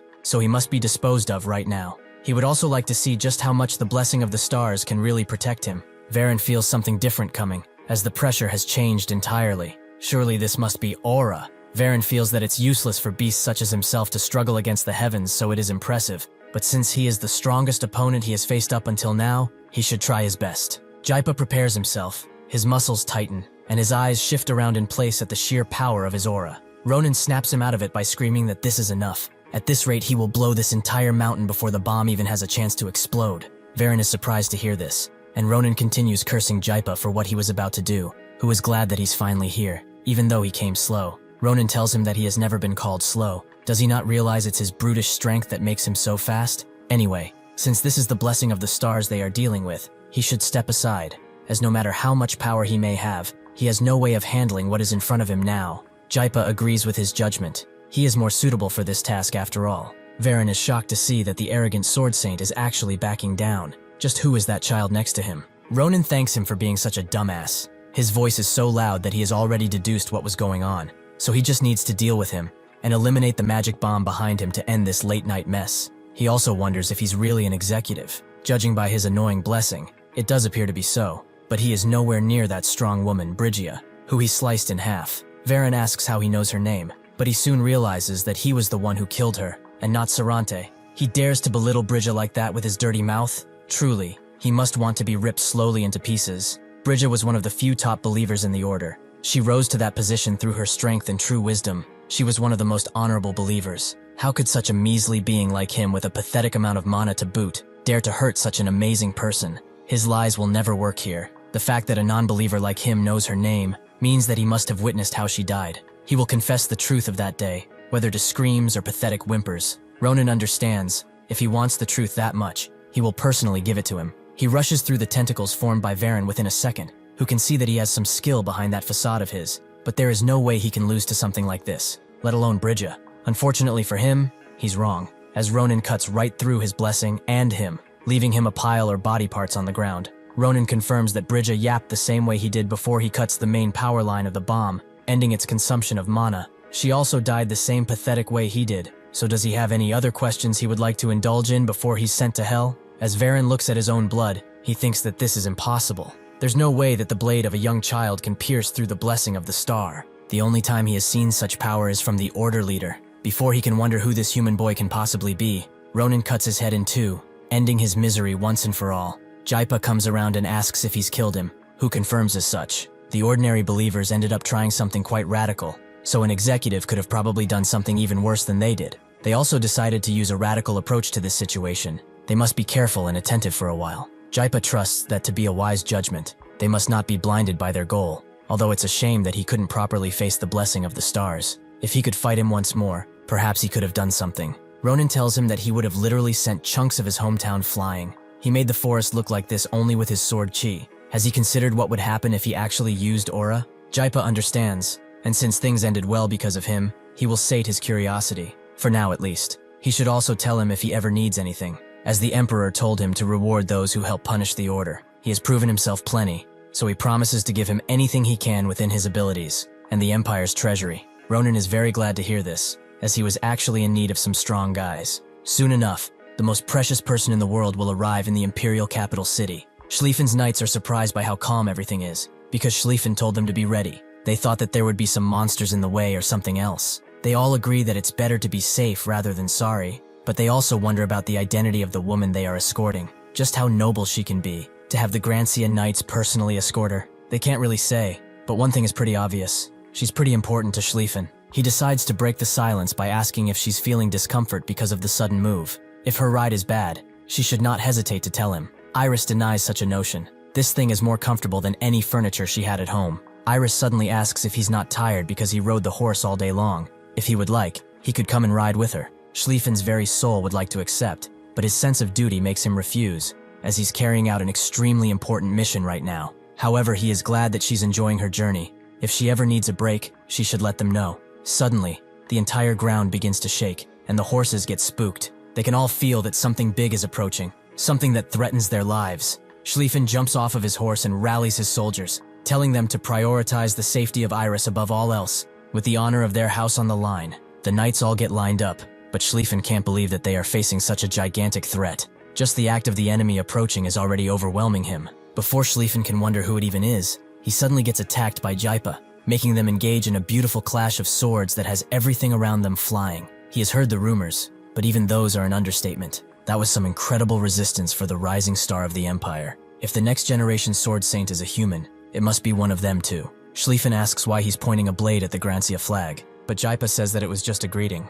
A warrior like him must know. A clash of blades speaks for 100 words. Ronan screams at him that this type of thing only works in the north where he lives. Schlieffen is surprised to see him, but he tells him that they came here to support. He shouldn't be upset at what happened earlier, as now they have some really good porters. The knights are surprised to see Jaipa's army, but Ronan is more curious to see if his sister was escorted well or not. The next day, they arrive in the capital city, where Iris can't believe what she's seeing. Is this palace where they will really live from now on? Ronan notes that she doesn't have to ask a million times. She just needs to live peacefully from now on. And since it's right in front of the school, they can meet often. Schlieffen explains that they hired the craftsman who works with their family to help with the interior and installation of appliances. He can only hope that she likes it. Iris grabs his hand and notes that this place is like a fairy tale. She thanks them both for what they did. However, she will not allow them to leave unrewarded. They should stop for a while and have some of her cooking, which she's confident in. Ronan hasn't had her cooking in a while, and Schlieffen is very excited to finally have a meal with her. Outside of the room, Nabarose approaches and screams at someone, asking them what they are doing here. Ronan knows what happened just from this. Nabarose and Jaipa have met, and it's not something they really wanted to allow. They move outside of the house, where Jaipa says that it's been a while, and her temperament seems to haven't improved even a little bit. Will she be able to teach the students of this school properly like this? Nabarose asks if he's really questioning her teaching capabilities, but this is not a place for him to be in. He should not overstep his welcome and get going already. Jaipa is impressed that her tongue is as sharp as ever. He's curious to see if her abilities can keep up with her words. Has she not gotten over her past defeats? Has she not gotten over that day when she lost the Sword Saint position to him? Everyone freezes as he asks this, and Nabarose slowly unsheathes her sword, as it's better if they confirmed it right here. Even if they would want to, Jaipa's men cannot move anymore. They are all paralyzed because of Nabarose's mighty grieving snake. Jaipa is amazed. She is not using her full power, yet his body has become stiff. She sure has grown to become quite interesting. If she wishes to fight once again, he will fulfill her wish, but he will not hold back at all. Their auras clash with each other, blackening the sky around them, but that's when Ronan screams if they are out of their right minds. Just what the fuck are they doing in someone's front porch? He's barely being stopped by Iris, but he vows, if as much as a hair on his sister's hair gets damaged, all of them are dead. He manages to stop the impending fight, but Ronan is really annoyed. They are no better than school children. Do they know what would have happened because of their pathetic fight over pride? Are they not embarrassed of themselves? Jaipa admits that he lost his cool, behaving so indecently. Just because a snake woman provoked him is really rude on his part, so he apologizes. Since the move has been a success, he and his team will withdraw, though he hopes that he will become even stronger by their next meeting. With a simple goodbye, they all vanish, letting Ronan finally breathe, as that guy is really flashy for a sword saint. He tries to tell Nabarose something, but she only cares about his explanation, and he better not leave out a single detail. Ronan knows that there's no way out of this, so he invites her inside, where he explains everything over tea. Nabarose understands that this was just a reward for his contributions at Ramira. That's why that beast was here. He sure must like him a lot if he did something like that for a human. She will warn him now, however. It's best to not get involved any further, as that old bastard is dangerous. Ronan asks what she means, so Nabarose explains that 10 years ago, there was a large-scale attack and invasion of werehumans that left the northern region in a mess. This went on to be called the Night of the Canine. The one who led those werehumans to battle was actually Jaipa. Although now, through end-of-war negotiations, those werehumans have become soldiers of the Empire, she still cannot trust him. At the time, instead of fighting with the Empire until one of them lost, Jaipa put himself on the line in order to negotiate. He explained that he and the werehumans will become soldiers of the Empire, at the cost of the Empire not touching the northern land. The Emperor of the time thought highly of his strength, so he accepted his offer with only one condition, a blood pact. The majority of the Empire was happy that one of the strongest swordsmen joined them, but in her eyes, he is just biding his time, in order to protect his people. Should the blood pact ever be broken, he would become a threat much bigger than the Order, as he could probably guess. That is Jaipa's true identity. Ronan seems to agree with her, as he did not show up at the battle with a Hayut after all. Of course, he may also have been killed by the Order, just like everyone he has met, but he cannot rule out any possibilities that the bastard had a plan all this time. Nabarose sees that he's deep in thought, so she apologizes for getting him distracted, but what he said earlier was the truth, right? Can he freely manifest sword chi now? Ronan confirms as such, although it's still simple compared to hers. Nabarose is glad that Jaradine was useful for once, but they should go and begin his lesson already. She would really like to see just how much he has grown during his journey. Meanwhile, Schlieffen is having the time of his life while eating Iris's cooking. Nabarose tells Ronan that the method to confirm his growth is pretty easy. All he has to do is show her his sword chi. He should be careful not to cut with physical force, but with the sword chi that is based on his mana. Ronan knows this already, and so he prepares a light strike against the training dolls. He unleashes it swiftly, but even if the attack is fast, it dissipates just before making contact with the dolls. Ronan is surprised by this, as a few days ago, this would have flown out much further, so he would like to try again. Nabarose denies him that chance, as even though it's pretty big that he can imbue mana into his blade, he has not reached a level where he can call it sword chi quite yet. His abnormal cuts seem to have a little bit of mana in them. Naturally, she's sure that this fact alone gave him great power. Him cutting that wyvern in a single slash is an amazing achievement. Ronan does not understand. Is it that much different?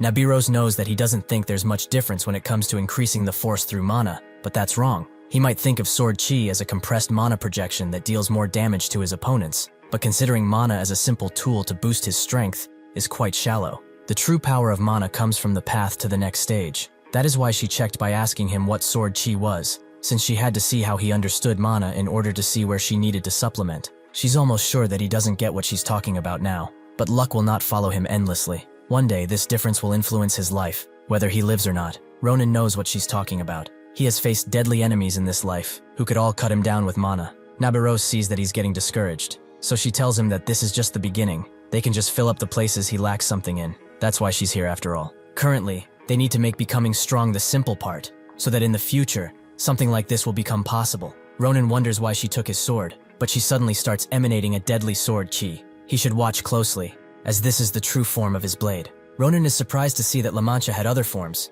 especially one so red, and Nabarose notes that it resonates with the mana she put in, allowing it to manifest its true power. Weapons like her Urusa or Duke Grancia's Pale Road, which were created by master craftsmen and are considered legendary, naturally hide their true power. This true power that can be revealed out of these weapons is several times stronger than normal, as shown here. Daron seems to have created a masterpiece, a true blade. Ronan is amazed. She actually destroyed the training room floor, which has been reinforced with magic, in a single strike, even though he couldn't make a dent in it. Nabarose tells him that his level of mana is too low for this blade to resonate with. The blade knows best of his amateur mana level. Ronan feels a bit insulted, but thanks to this, he has a clear goal now. He immediately asks what he should do first. He wants to show this bastard of a blade who its master really is. Nabarose likes the way he thinks, so they should begin training by forcing him to maintain mana, which he is the weakest at. After a day of training, Ronan became able to maintain his mana for 48 seconds. After 3 days, that number jumped up to 1 minute and 32 seconds.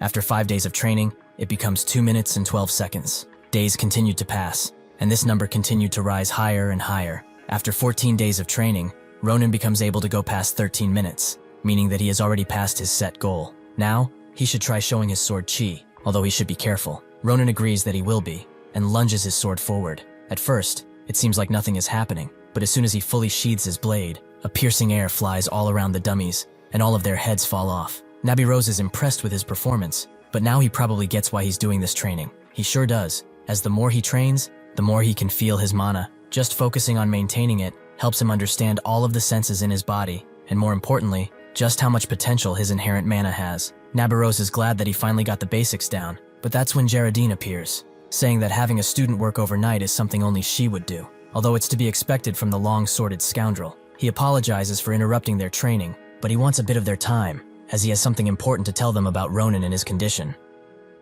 Ronan is surprised that Geraldine came all this way to give them the news, and also notices that he looks better somehow. Nabarose figures that this must be about Ronan's mana, which Geraldine confirms. He has quite the unique constitution, so regular checkups are a must. Nabarose wonders if this is the only excuse he has to lamely extort her pupil. If it is so, she has the perfect thing to give him. Geraldine tells her to calm down. This is not the mercenary corps, as it's not what she thinks. She should let go of that long sword of hers. He only came to keep a promise, as because of Ronan, Sunya, who has made no progress in all these years, has finally started to show signs of hope. Nabarose is shocked to hear this, and Geraldine tells her that there's still a long way to go, but he would love it if she could visit sometime. Sunya loved her adventure stories after all. Additionally, Ronan's condition is strange, yes, but he's actually here to talk about her other pupil too, Adeshan. He has been researching her, as per Ronan's request. He cannot be certain of this yet, but if his theory is right, that child holds great danger in her, a power that she cannot hope to handle by herself. He figures that Nabarose already saw the danger behind that power, and so she kept her close in order to see what she would do. He tries to explain further, but Nabarose stops him, as her Adeshan is not as fragile as he thinks. He's drawing conclusions about her, when he doesn't even know her. Geraldine can see the determination in her eyes, and stops there if she's going so far. He will leave that child to her discretion. After this, Ronan talks with Geraldine, noticing that Nabarose looks pretty mad. He also heard him talking about the mercenary corps earlier. Did they work there together? Geraldine confirms it. Around 10 years ago or so, they were quite famous in the south. Their first meeting wasn't the best, but that's just how they met. They received commissions to eliminate each other, and began to move. He could never forget that day, because the Nabarose of that time was the true incarnation of death. That day, he felt a fear he would never be able to put into words. Compared to those times, she's much more docile now, making Ronan surprised that her current state is an improvement. Geraldine continues his story, saying that he almost died in that encounter. If Sunya, a person from the area, had not saved him, he would have died on that dirt road, and probably gotten eaten by the wolves too. Sunya nursed him to health, which wasn't easy, as he was basically a walking corpse. After a while, a natural bond formed between them, and they became a couple. After that ordeal, Nabarose and he become more like comrades, which is strange considering they tried to kill each other. Naturally, that was only possible because of Sunya's cheery attitude and pure way of being. That was also the reason Nabarose began to abhor him. It was all his fault after all, because he could not protect Sunya when she needed it most, and for his stupidity to let her go, she was utterly furious. Even so, she still kept his secret, and the fact that he can heal Sunya now is thanks to her. That is why he strongly believes that Nabarose will forgive him once Sunya recovers. Even if she's a ruthless fighter, she has a good heart. The next day, at the Magic Major main building, the Hall of Truth, Adeshan, Geraldine, and Ronan walk through the Black Magic Laboratory. Ronan finds it quite gloomy and creepy. Are they even allowed to be in this place? Geraldine tells him to just ignore it, as the super expensive piece of equipment they need can only be used here. This is the Adult Mana Extractor, the best magic tool for pulling out the inborn mana out of a living being. There are other people who are like them, who cannot understand their mana,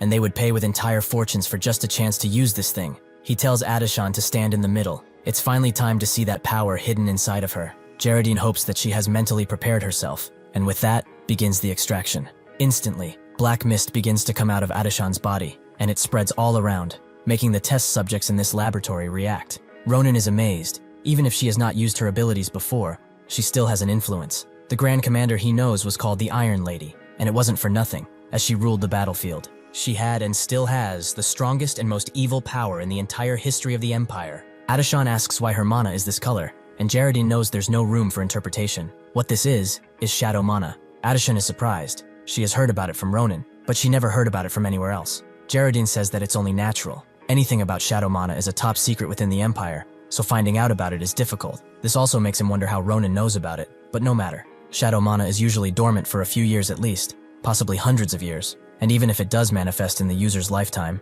most people cannot handle it and die. She should now be able to feel it because a little is leaking out. She can feel that there's something fundamentally different from the mana they use. This can allow even those who are unable to wield mana to become swordmasters. It's basically a miracle and a curse. This power goes against all logic and reason. That is the true face of shadow mana. The problem with it is that this power can suddenly manifest. Even the owner can't predict it until it's too late. They usually lose control and fall into a state of rage, where they begin to cause calamity all around. Eventually, the user will exhaust themselves and die. He asks Adeshan if she wishes to hold such power. If she wishes, he can put a limiter on her, so that it never manifests, and they can also resort to just eliminating it out of her body, although that's harder. She should think carefully now, as historically, those who wield this power cannot control it, and they can never reach a happy ending, because that's not what this power is. The shadow mana is a sharpened, double-edged sword that threatens to cut her head off at any second. Is she prepared to handle such responsibility? Adeshan remembers all that's happened in her life, and Ronan, who has helped her so much. She would be lying if she said that she's not fearful, but someone dear once told her to not worry, and try her best no matter what. That is why she cannot afford this week's resolve. She asks Geraldine to help her, who likes that hopeful glint in her eyes. She is Nabiros's pupil after all. Since they have agreed to a decision, it's about time he begins. Raging mana begins to come out of Adeshan's body and forms into a ball. Adeshan notes that this feeling is familiar, and Geraldine explains that they are currently extracting the mana she has accumulated throughout the years. Before explaining why, he would like to guess the situation she has been in up until now. She probably thought that she had no mana, since no matter how much she tried, she could not catch up to her classmates. Adeshan wonders how he knows, but it's really simple. Shadow mana is a power that is not tied down to logic. There is no way that such a power would just patiently hide. Her shadow mana kept colliding with the mana she accumulated, so her growth was interrupted. The fact that she could still collect this much mana, however, is quite surprising. Her efforts are to be admired, but it's about time they say goodbye to it.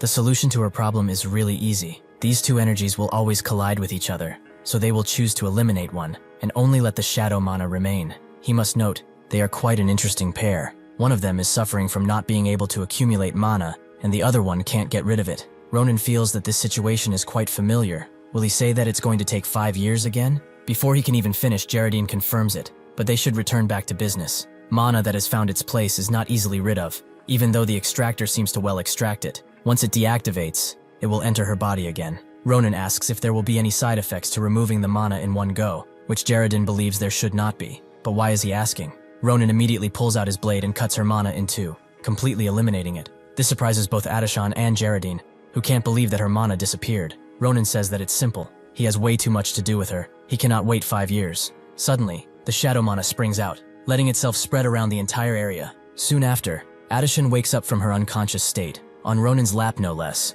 who is quite embarrassed to see herself like this. But why did she faint? The test subjects immediately begin to roar and claw as she wakes up, making Adeshan question why that's happening. Ronan says that it's because of her, and Geraldine adds that since her original mana is gone, the shadow mana within her rages, leading to this. Congratulations are in order, as regardless of process, they have succeeded. The foreign feeling she is now feeling in her heart is the pure shadow mana. That is the new power she must learn to wield. Adeshan is surprised. It's much heavier and colder than normal mana. Geraldine chalks it up to it being activated strongly right now. Soon it will return to its original state, although she does not seem to mind. She should start to slowly learn what abilities she has obtained through the awakening of her mana, but they should quiet these subjects first. Ronan tells him to wait, and let Adeshan do that instead. She should tell the test subjects to be quiet. That should be possible within her limits right now. Adeshan does so sheepishly, and the subjects do actually calm down. Geraldine is shocked. Normal brainwashing takes an incredible amount of mana to do, and also needs magic tools,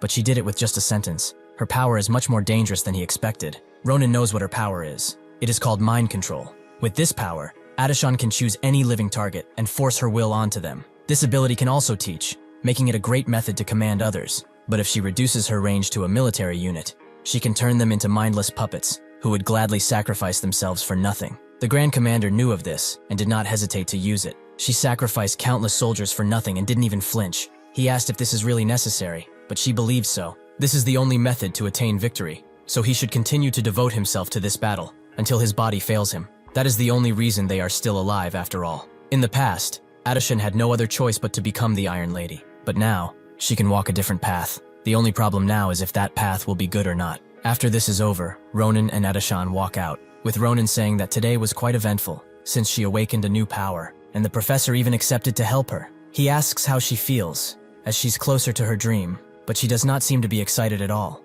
Adeshan knows, if this power continues to grow, it will eventually reach people. Is it really okay for her to use something so dangerous? She was excited at first, that she finally obtained this power. It felt like her dream was closer, but after seeing its true nature, she has become afraid of it. What if one day, she will think that this power is their only salvation, and use innocent people as sacrifice in order to obtain what she wants? What if she becomes a monster who will do anything for victory? Ronan is happy, but also a little sad that she understood that side of her ability. In his past life, her plans were always almost perfect, and her outstanding judgment saved the lives of countless people. She became a beacon and guided humanity to a better tomorrow. However, there had to be sacrifices, soldiers who were dominated by her ability, and nobody can deny that they were ruthlessly sacrificed. Adeshan is not so corrupted yet, so she tells Ronan to stop her if anything happens. She knows that if that moment comes, and he is by her side, she will have the strength to overcome it, just like she has now. Ronan stands silent for a bit, and tells her to not regret her words after becoming successful.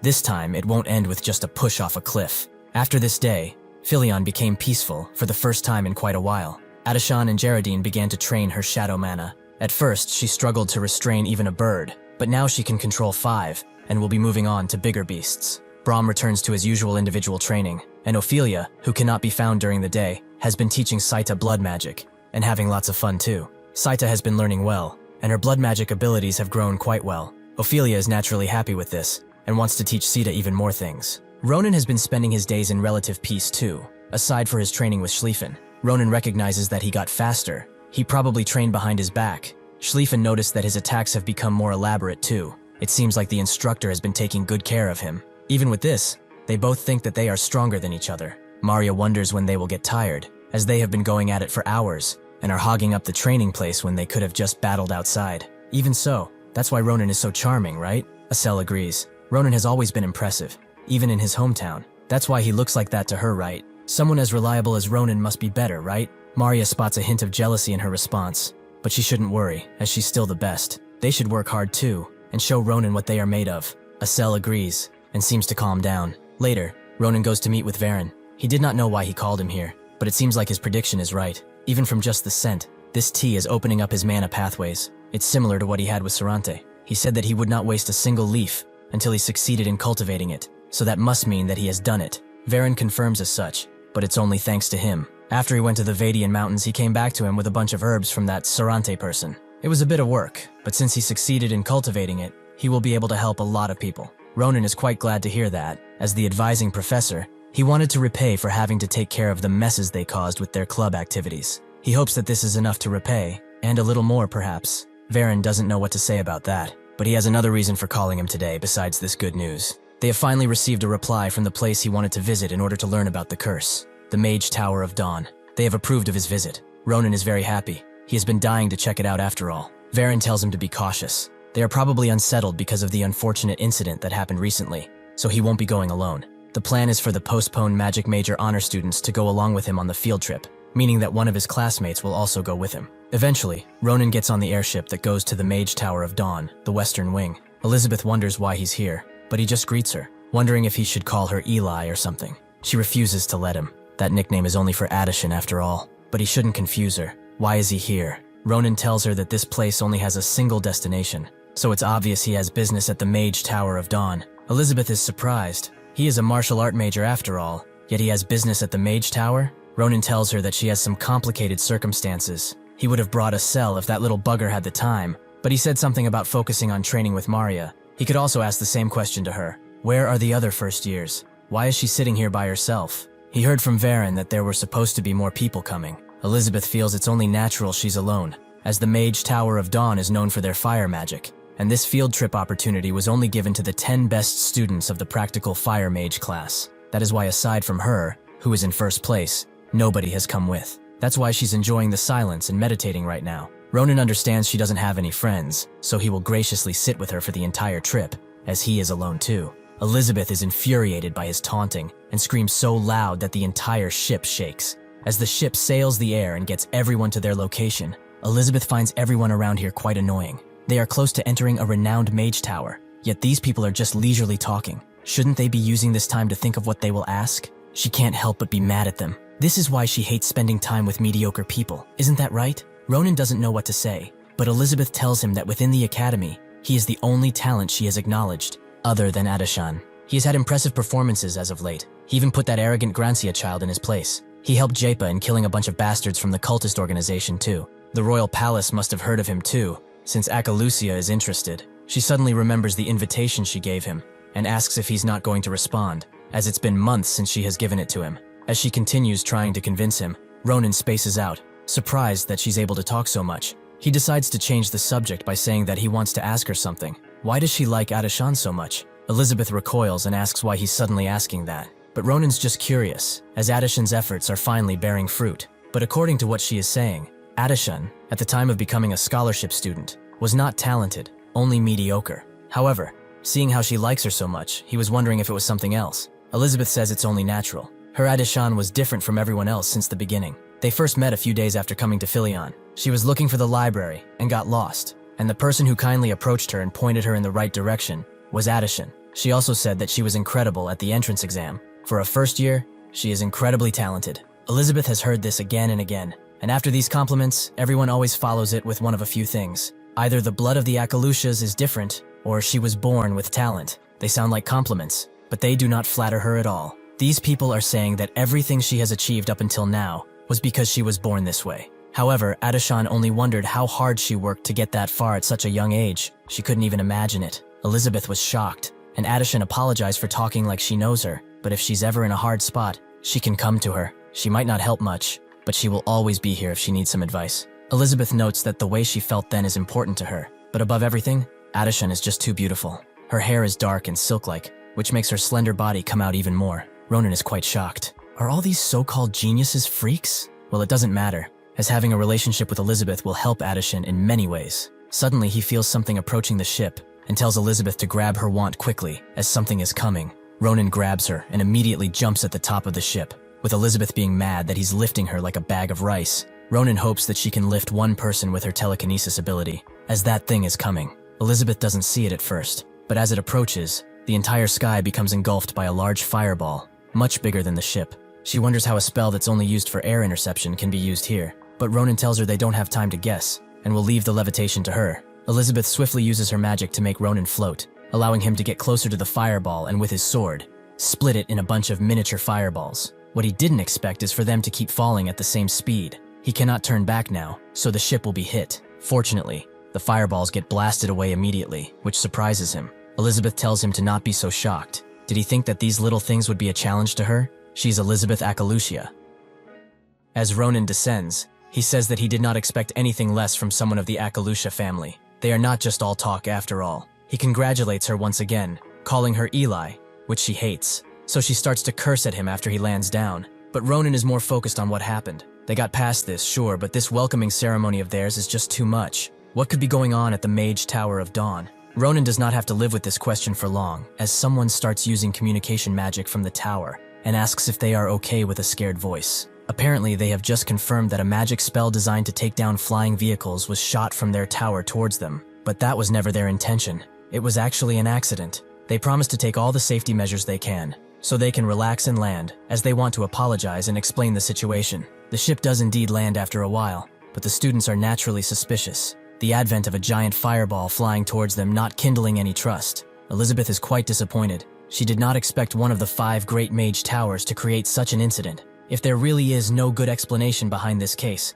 she will have to complain to her family. Ronan understands where she's coming from, but they should at least hear what they have to say first. He can't know for sure, but he might know what happened. When he was talking to Varen, Ronan heard something that spooked him. The reason visits to the Mage Tower of Dawn were not allowed up until now was because of the Order bastards. Varen told him that he must know better than anyone, After the Academy attack incident and the Grancia family infiltration and subsequent cleanout, the entire Empire has been desperately tracking the Order down. While that was happening, the Mage Tower of Dawn also conducted an investigation of their own, and they did find 3 Order members, but things didn't go as they had planned. Before they could arrest them, the Order members who were cornered and had no way of escape resorted to the final way of magic, self-destruction magic. Luckily, this happened at one of the most prestigious Mage Towers, so there were no casualties on their part, but a fifth of the land around the Mage Tower was simply vaporized. That is why he advised Ronan. The situation has stabilized, it's true, but they have yet to find the cause of their infiltration, and since their plan failed,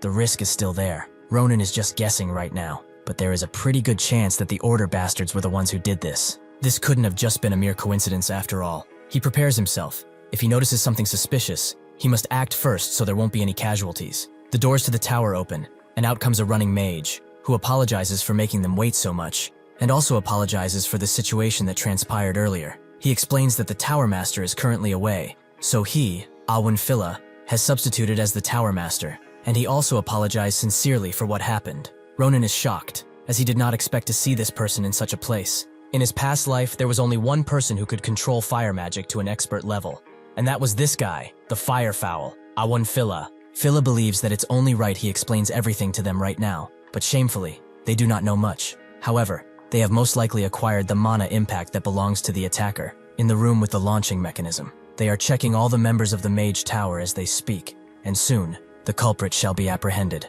Naturally, they will also pay any damages they may have faced, and strengthen their security, to ensure that at least their field trip plans will not be impeded any longer. All the S students know him, so they accept his apology. Even Elizabeth is surprised that someone of his standing is apologizing so profoundly. Since he looks sincere, she also decides to let the matter go. As for Ronan, he already knew that Phila was trustworthy, as during the battle with Ahayut, he was always in the front lines, buying enough time for everyone, as one of the best vanguards he has ever seen. In that fierce battle, where all of their lives were on the line, he lit his own body on fire multiple times in order to save his allies, until his body could no longer take it. So he became like the ash he spread with his magic, and dissipated into the air. That's why Ronan believes that there's no way for him to be on the Order's side. He should just go and look somewhere else. Before he could leave, however, Phila recognizes him and Elizabeth as the ones who blocked the fireball, meaning that the Mage Tower is indebted to them. As the substitute Tower Master, he thanks them from the bottom of his soul. Ronan and Elizabeth. Ronan is surprised that he knows his name. Elizabeth is in Akalusha, so of course he would know it, but how does he know him? Phila explains that he has heard of him from Filion in the past, but they should follow him now, as they must be rewarded and also talk about something else. After they walk for a bit, Phila starts introducing the place they are in simply. This is the center of the Tower of Dawn, the palace where they conduct their research, and the main hall of the Magic Research Building. This place sounds quite fancy when he puts it like that, but because of the situation they are in, there's a bunch of chaos going on. As the tower students are rummaging through, Elizabeth is impressed. Only now does she understand why the Tower of Dawn is one of the great mage towers, because of the people she is seeing. She did not expect to see only fourth circle, and above mages, they could enter real battles at any given time. Ronan agrees. They definitely aren't average mages. The only issue right now is that the atmosphere they are letting on is not really welcoming. He can't hear what they are saying, but he can hear their whispers, filled with doubt and deceit. They are hiding something. He wonders if his curse will finally be lifted here, but above them on an unlit stairway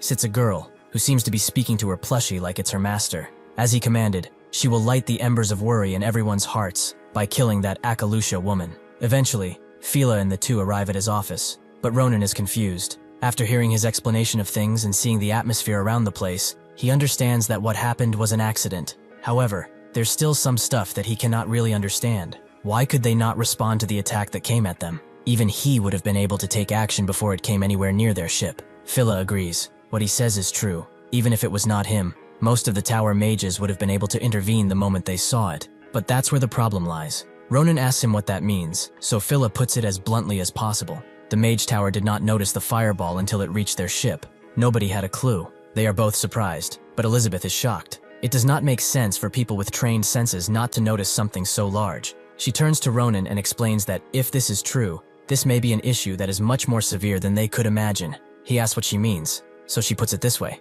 The simple fact that nobody saw that thing means that someone here used wide area recognition hindering magic spells, and since a 7th circle mage like Phila could not notice it, means that it could only be done by someone on the level of the 9th circle archmage Lorahan, who is in this empire. Ronan is surprised to hear that name, as that old man sealed one of the 3 giants in his previous life. He was a comrade until the end, so he does not expect him to be the culprit. But if there's an enemy that can truly rival that guy, is there something they can even do? Phyllis sees the sad expression on their faces and suggests they calm down, as they do not have evidence to come to that conclusion, and they may have used other means rather than magic. Besides, the moment they find the element that is endangering this tower and everyone within, he will make sure that they burn in a fire so hot it will melt their bones. So they should rest assured, okay? Ronan can't disagree with that, so Phila moves on to the matter of their reward. He has prepared some stuff based on what he has heard about them. Firstly, as a reward for getting first place in her lecture, he will teach Elizabeth fire magic personally. This is something that is difficult to acquire in Pilion, so he hopes that this is helpful. For Ronan, he heard that he has his club activities in some dangerous places. This is a scroll enchanted with the fire magic of a high circle. It will surely come in hand when he is in an emergency. Ronan thanks him for such a gift. It will surely be helpful in the future. Phila then speaks of the book that may lift his curse, his entire reason for coming here. Their library is one of the largest in the entire empire, so finding books really is not easy. To make it as convenient as possible for him, he has told them to keep a lookout for that book, so the librarian can most definitely help him. As day turns to night, Ronan wonders what the librarian will be like. Sarante told him to specifically go see them, so they must be trustworthy at least. He wonders what kind of face they will have. If they are acquainted with Sarante, they must be an elf too. As he ponders and ponders, the librarian comes from behind and asks if he's the student that Phila mentioned. She is the librarian of this library and will also be his guide. She is called Air, and it's nice to meet him. Ronan did not know what to expect, but it certainly was not this. Sarante really is unpredictable till the very end. He decides to still ask if there are other librarians, maybe an elf or an old mage. She denies someone like that being here. She's been the only librarian of this tower for a long time. Why does he ask though? Ronan shows her the ring he got from Sarante and asks if she recognizes it. The owner of this ring was his friend and said that the librarian of this place would recognize it. Air is immediately surprised to see Sarante's ring. She has not seen something from that guy in ages. She begins growing suspicious, as why does someone like him have this? Ronan explains that it's a pretty long story, but Air cuts him off. That ring is something Sarante really cared for, so it's not something he would just recklessly give to someone. She exudes a dangerous amount of mana and tells Ronan to answer honestly, lest he suffer. Ronan certainly did not expect to be attacked here or to see a great wolf for that matter. Air warns him again. If he has hurt him in order to steal that precious ring, he will pay the price. Ronan can't seem to tell what her relationship with Sarante is, but one thing's for sure. This woman really is worried for her old friend. He decides to let go of his sword and says that she has misunderstood him. He would take offense to it too,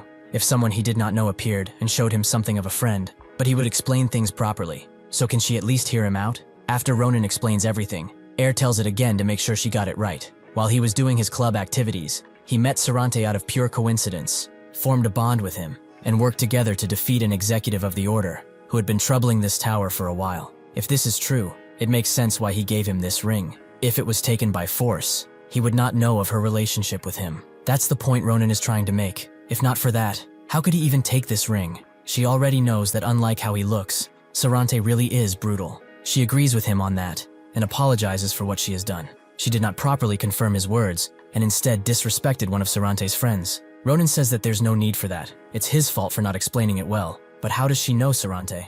It does not sound like her relationship with him was ordinary, and her mana looked like a wolf. Judging by all this, he suspects that she is a spirit. Air confirms as such, surprised that he figured it out so fast. As for her relationship with Sarante, it was similar to that of a teacher and student. She has learned much from him. They met a few hundred years ago. At that time, she was filled with awful emotions and had complaints about the entire world. Because of this, she traveled far and wide, causing as many accidents as possible. She purposely went to places where humans were many, and either bothered them or stole their land to make it a part of her territory. At the time, she thought that this was okay. Nobody could stop her after all. All that until Sarante came. He had heard that an angsty wolf was bothering people. It must be her. She immediately told him to buzz off, as this is her land that he was stepping on. Sarante apologized, as he let out an amazing amount of power. She would have to come with him, as he does not want to hurt her, if possible. When she saw this, Air decided to follow him to the Mage Tower of Dawn, where he was the top mage at the time. Ronan is surprised to hear that, so Air tells him more. He was the only person to have become a top mage,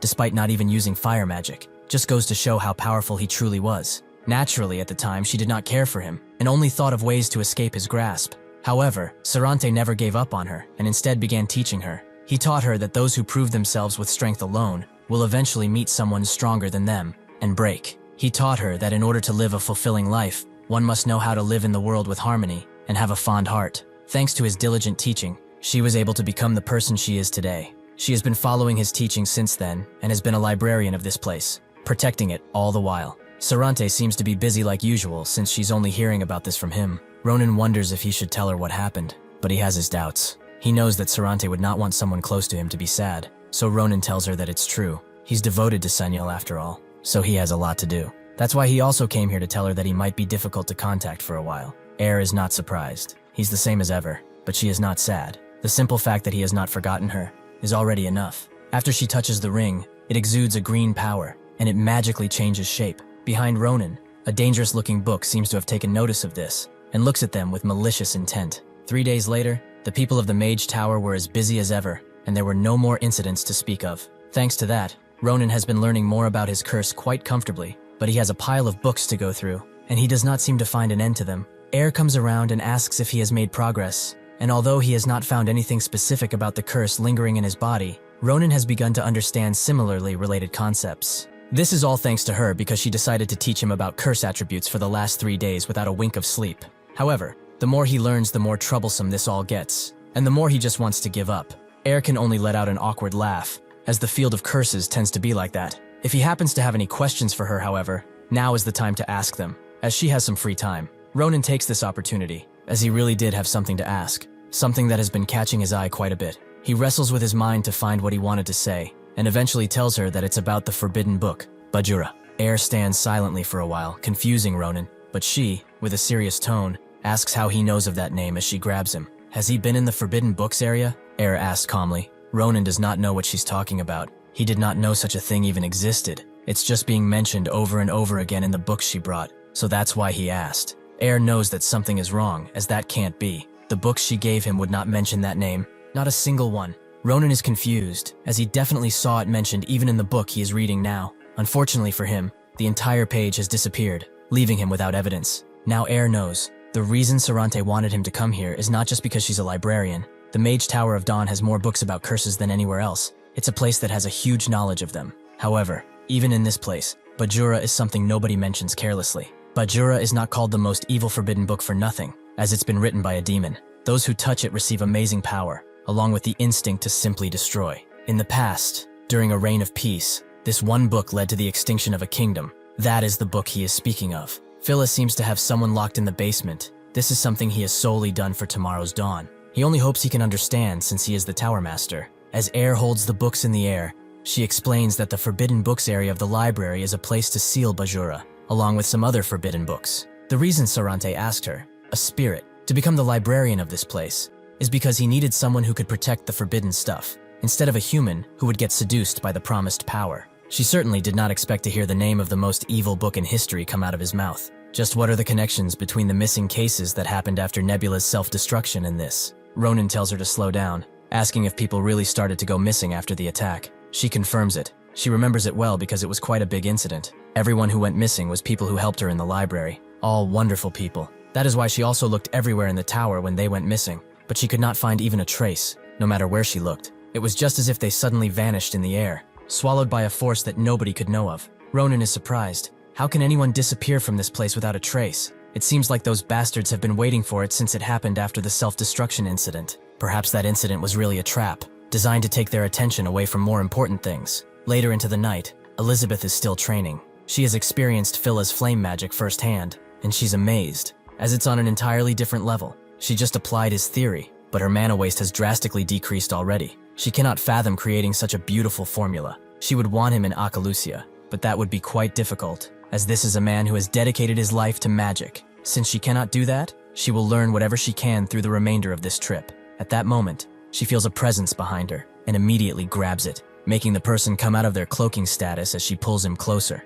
Did he truly think that he could spy on her just by hiding his presence? She does not know which family sent him, but there will be hell to pay for this. As she looks at the stalker's face, she sees that he's actually one of the missing people, but his smile is long faded, and his eyes are akin to a dying individual. Before she could question him further, a fiery explosion appears behind her, wreaking havoc as it advances towards her. This was caused by 3 cloaked people, who seem to have no remorse in their eyes. The missing student flies towards them as he burns, but they only create a barrier and let his body fall to the ground harshly. Elizabeth thought they wanted their little colleague back, so she handed him over. But it seems that they don't particularly care for him. Since they started this fight, she does not want to hear any complaints when they get burned, alright? However, she wants to ask them something first, since she can't understand this. Just what the hell are the people who have disappeared suddenly doing here, and attacking her of all people? What she does not understand at all is why a certain person is in their group, and that would be the third daughter of the Grancia family, Scion Grancia. She bears the same empty expression as the other missing student, so Elizabeth knows that she won't be able to tell her anything, which also works for her. She has been dying to test the formula she got from Phila in a real battle, among other application methods, so the only thing she asks of them is that they don't turn into ash quickly. She unleashes a mighty fiery blast onto them, but they retaliate with one of their own, which has a much sinister hue. One of them talks, now believing the rumors about her becoming a pillar of Acalusia in the future. They will not last long against someone like her. The other one tells Grancia that she has to do it right now, so she summons a mighty spear of flame and lunges it at Elizabeth, completely eliminating her attack and heading straight toward her head. Elizabeth does not even move, and stops the mighty spear with just her arm. She didn't expect for them to be so weak, to send a toothpick her way. They made a lot of fuss over nothing, but it's alright. She will send the same attack to them, but this time, they will see what it means to become an enemy of Acalusia. She creates countless flaming spears, so hot that their color changes into a bright purple. She unleashes them on the missing students, who desperately try to defend against the onslaught, but the spears are starting to rip through. They know that if they endure until the end, this won't stop. They must close the distance and end this. One of them decides to go, while the other stays behind and protects Grancia. They should not forget, the core of this plan for their master is Scion's existence. The Acalusia woman must be killed by Grancia. Before he can finish his sentence, one of the spears punctures through and smashes into him, scaring Scion to death. That was a firewall that they created with full power, so why is she penetrating it so easily? The other student falls shortly after that too, so the other student decides not to stay here any longer and finish this. He knows that Elizabeth is too caught up in her attacks. She will not be able to defend herself. Elizabeth is indeed caught by surprise. She did not expect that her enemy could dodge her, even if she's a genius. Her arrogant behavior shows that she's still a child. He has closed the distance and Elizabeth is now at his mercy. That's what he thought anyway, as Elizabeth immediately impales him with a bunch of spikes. He truly is amusing to play with. He thought that the gap she purposely left open was an opportunity, so he came rushing in like a fish to bait. How fitting. He does not get how this happened. She did not have time to cast a spell.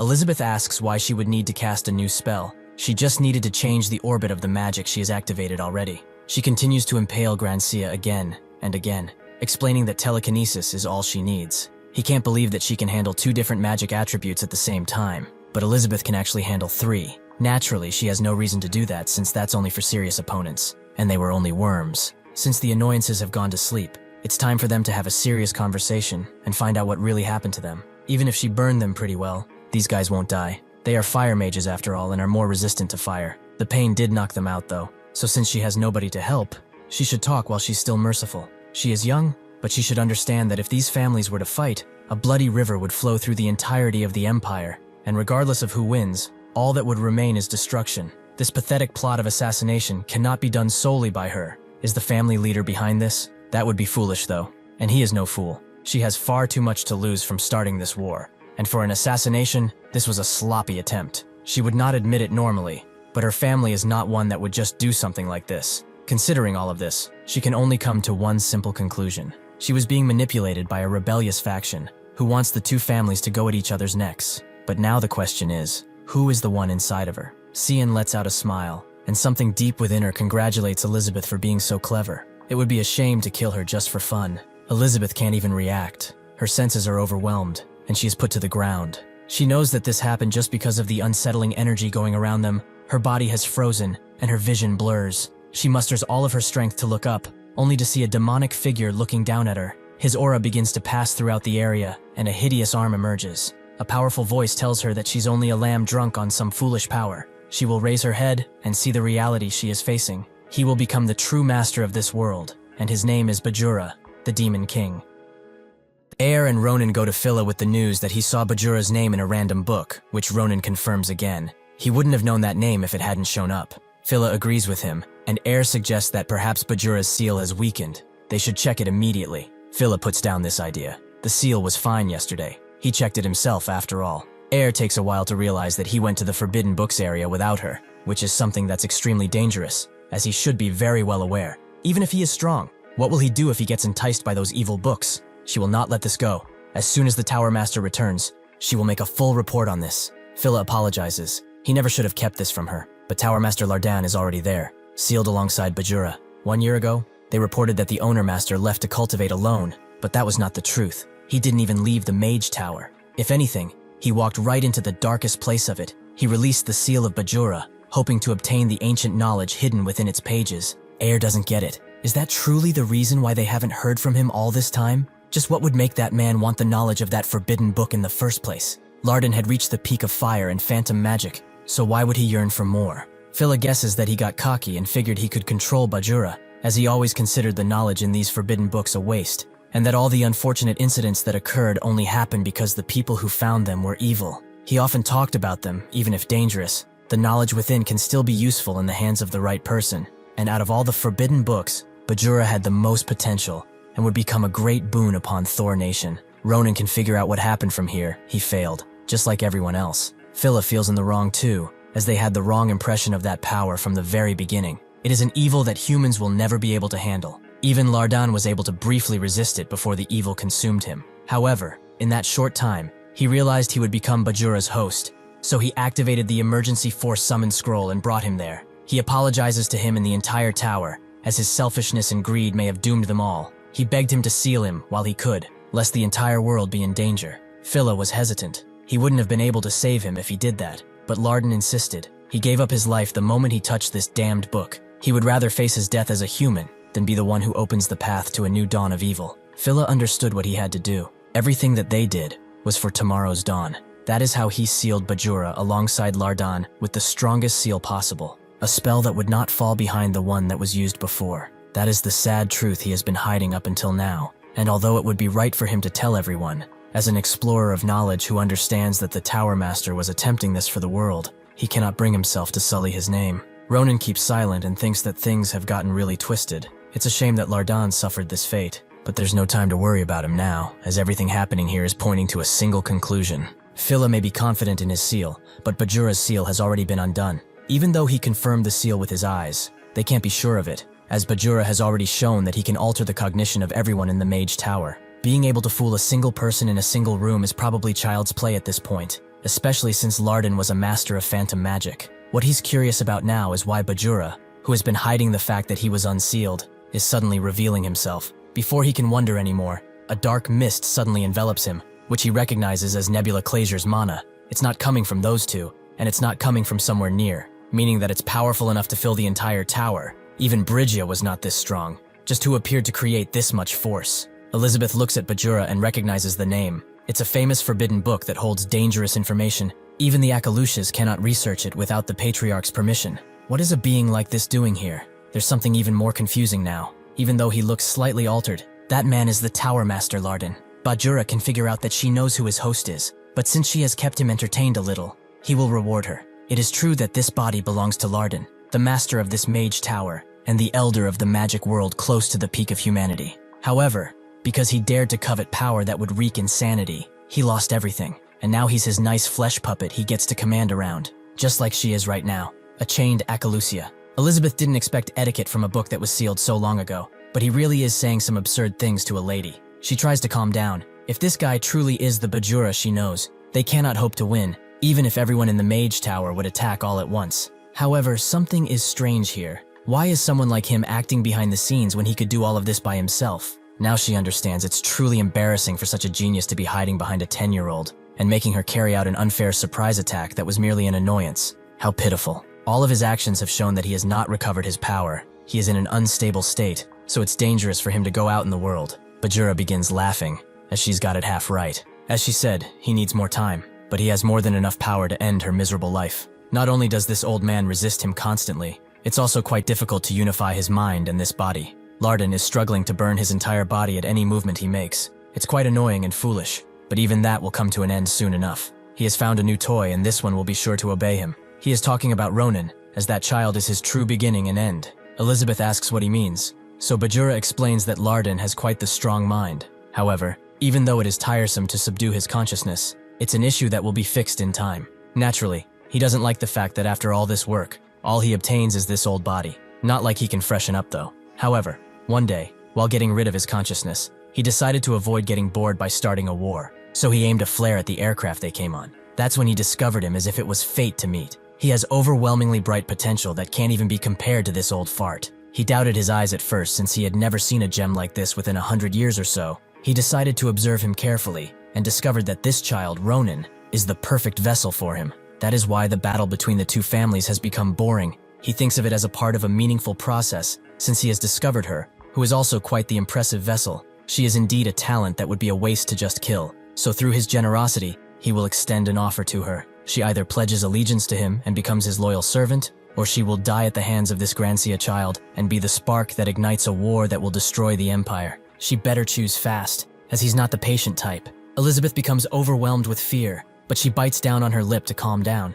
Compared to the generations he has existed in, he has remained quite dull, as she can't believe he would think of her as someone who would waver at such a choice. He should stop yapping and kill her. She would not have a right to the Akalusia name if death were to scare her. He should do as he wishes since nothing will go his way. Bajura becomes quite bored by her incessant attempts at bravery. He is no longer interested in her, so she will die. The blade plummets towards her, but suddenly the illusion is broken by Ronan, who swiftly sweeps in and takes the girl's hand. He says that they both owe him now, and Bajura wonders how he even broke through, but Ronan immediately wipes the floor with him by cutting up his body. Bajura is still confused. Lardan is a master illusionist. How can that child easily see and cut through it? It is just as he thought. He's the perfect vessel. Air and Phila enter the illusion too, with Phila surprised to see that Ronan was actually right. He also recognizes the wavelengths of this mana, which Air also does. It's the mana of Lardan. It seems that Bajura's seal really has come undone, despite what he saw. Phila is rightfully scared and decides to gather all of the mages and prepare as many countermeasures as they can.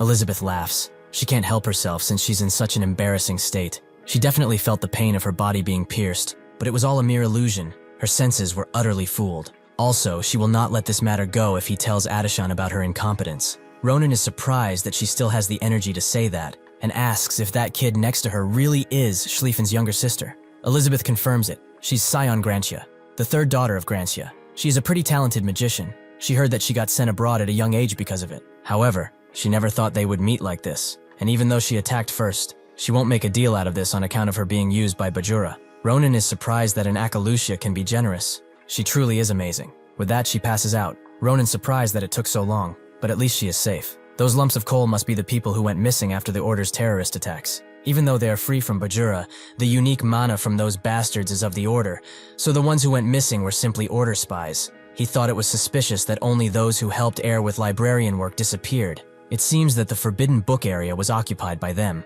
If that is true, then the terrorist attack the other day was not a simple attack, but a diversion to distract everyone within the Mage Tower, including Air and Phila. Elizabeth somehow wakes up and tells Ronan to get away from this place, as he is Bajura's real target. She doesn't have time to explain it in detail, but what he cut earlier was not Bajura's true body, but a mere illusion. The real Bajura is on an entirely different level, so much so that even his illusions manage to beat her down. If he gets in the hands of Bajura and completes himself, this Mage Tower will not be able to avoid its demise. The entire world will suffer. He must get out of here before it's too late, as that guy is plotting something. Sure enough, Bajura says that this won't do, and encapsulates everyone except Ronan in a complete time stop. It's not just them. The entire Mage Tower is now stuck, and in his control. With this, the boring wait he had to suffer through is over. He will be the one who will be blessed with serving him for eternity. He should come and meet him, then he will fulfill his destiny. Ronan immediately calls him a bastard. As he has had enough of his dumb tricks and plays, he will come out here and face him now.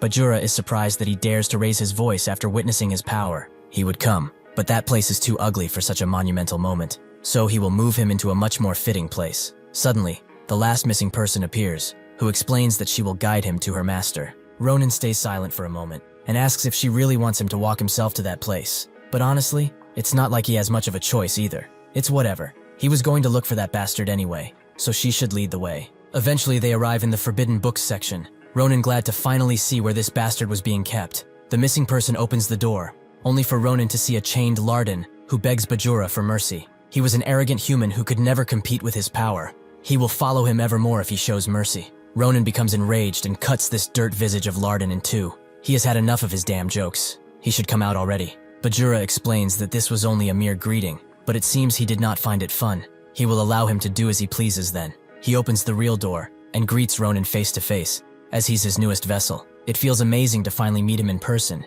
He wants to admire this moment more intimately, so they should get rid of the nuisance. He orders the missing person to off herself, who immediately snaps herself as she swears glory to his name. Ronan doesn't get it. Wasn't she on his side? Bajura finds that laughable. That mortal, similar to the guy he's controlling now, is a mere insect, who coveted power beyond her control. He can still remember the words they spewed the first time they walked in. They wanted him to contribute to their cause and be saved, as that would be the only way he could survive. Even though those bastards were not but insects, even though he could have turned them into searing flesh in an instant, he showed mercy. He gave them the highest honor to follow his orders, although it was quite brief. Does that answer his dear question? Ronan can guess just by his voice that he's not on the side of the order, so why is Nebula's energy coming out of him like a broken faucet? Regardless of this, he has finally come to a conclusion. He has listened to his inflated ego for far too long. Now he will teach him some proper manners. Bajura is glad that he has high spirits. He must own a vessel with vigor after all. But is he truly not afraid of the difference in their power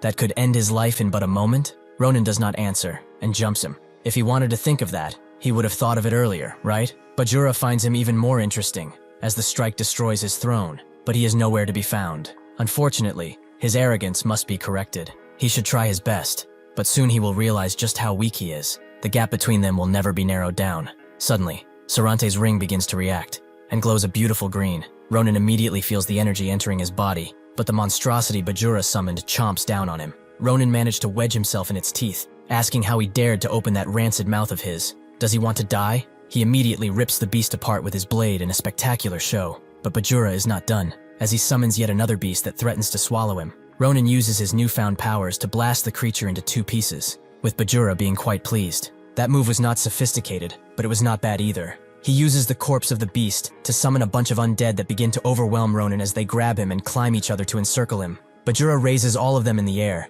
and does not give Ronan even room to breathe as he captures him in the fleshy ball, giving him no quarter. Unfortunately for him, Ronan manages to cut through the ball, which Bajura is once again pleased with. As his vessel, he should be able to handle at least this much. He summons a bow and arrow, aiming straight for Ronan, but he manages to block the attack, which explodes in a nebula of energy. Bajura is overjoyed. He wants to be shown even more than this. He wants to see his full potential, holding nothing back. Suddenly, a gigantic firebird comes for him. Bajura is surprised to see Phila's special magic inside of this place. It's surprising to see that a child can use a spell such as this, but he has forgotten one thing. Lardon also knew fire magic. A mere trick like this is nothing. He makes the bird disappear instantly, and guesses that was probably his trap card. He can't help but acknowledge his battle sense. So what will his next attack be? He clears the miasma around the area, only to see that Ronan is not there. He realizes that the bird wasn't an attack, but a way to hide his trace. It was a smokescreen. Ronan is already too close, so Bajura can't do anything against this attack and proceeds to bleed profusely. He never expected it.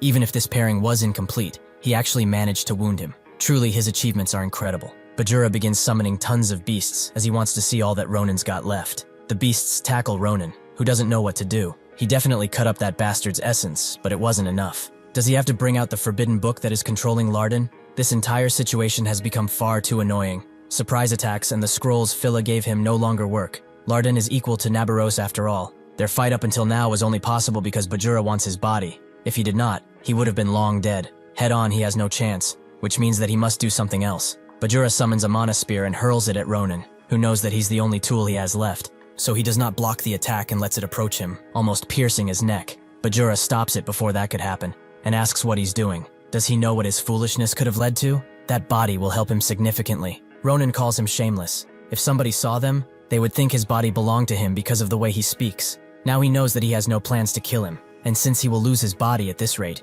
he might as well go out on his own terms. Bajura doesn't believe he will go through with it. How dare he try to fool him with such absurd confidence? Does he think that such a trick will work on him? It seems that he has mistaken his mercy as an opportunity. Ronan tells him to stop talking already, after canceling that spell because he thought that something would happen to him. Does he think that now his words will convince him? He knows that there are restrictions. He cannot use a ruined body as a vessel. Bajura tells him that he has forgotten, but everyone in this tower is at his mercy. This means that right now, he could kill them if he so much as thought of it. If he doesn't want to see his comrades turn into corpses, he shall stop these threats now. Ronan begins laughing, as he really is a joker. Does he really think of him as that dumb? Does he think this is his first time meeting someone like him? He can already tell from his annoying ass tone, regardless of whether or not he offers his body. There's no way he would let them live. He should go ahead and try it. He can be certain and act out without worry then. Even if he dies, he will screw him over before he goes. That's just how the cookie crumbles. Whether he is bluffing or not, he should watch and see because he will show him something he cannot forget.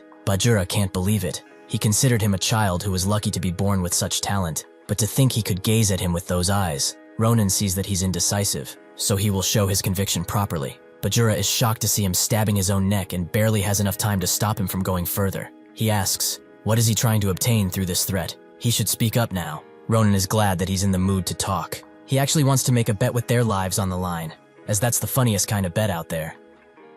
Ronan has been researching quite a bit about curses recently, but he stumbled upon something quite interesting during his research. That would be the curse of the pact, a forced curse that forbids everything that goes against this very pact until the fight that began under the ceremony comes to an end. The scariest part of this curse is that the contents of said pact must be carried out no matter what, even if it is at the price of their lives. That's why they should end this battle with this curse, as he's powerful enough to write that kind of thing, right? Bajura looks at him for a second and ponders. Defeating him, especially at this point, will not be difficult, but he doesn't know if he can obtain his body in full shape. Someone with so much confidence could easily choose to die, not to mention this strange feeling he has sensed since earlier, which is providing Ronan with a strange power. It is not enough to be considered a major threat, but it is still a variable that he must take care of. He is a treasure. He has been searching for centuries. After all, he cannot allow his body to be damaged. Ronan smiles. Why is such a great forbidden book hesitating in making a bet with a child?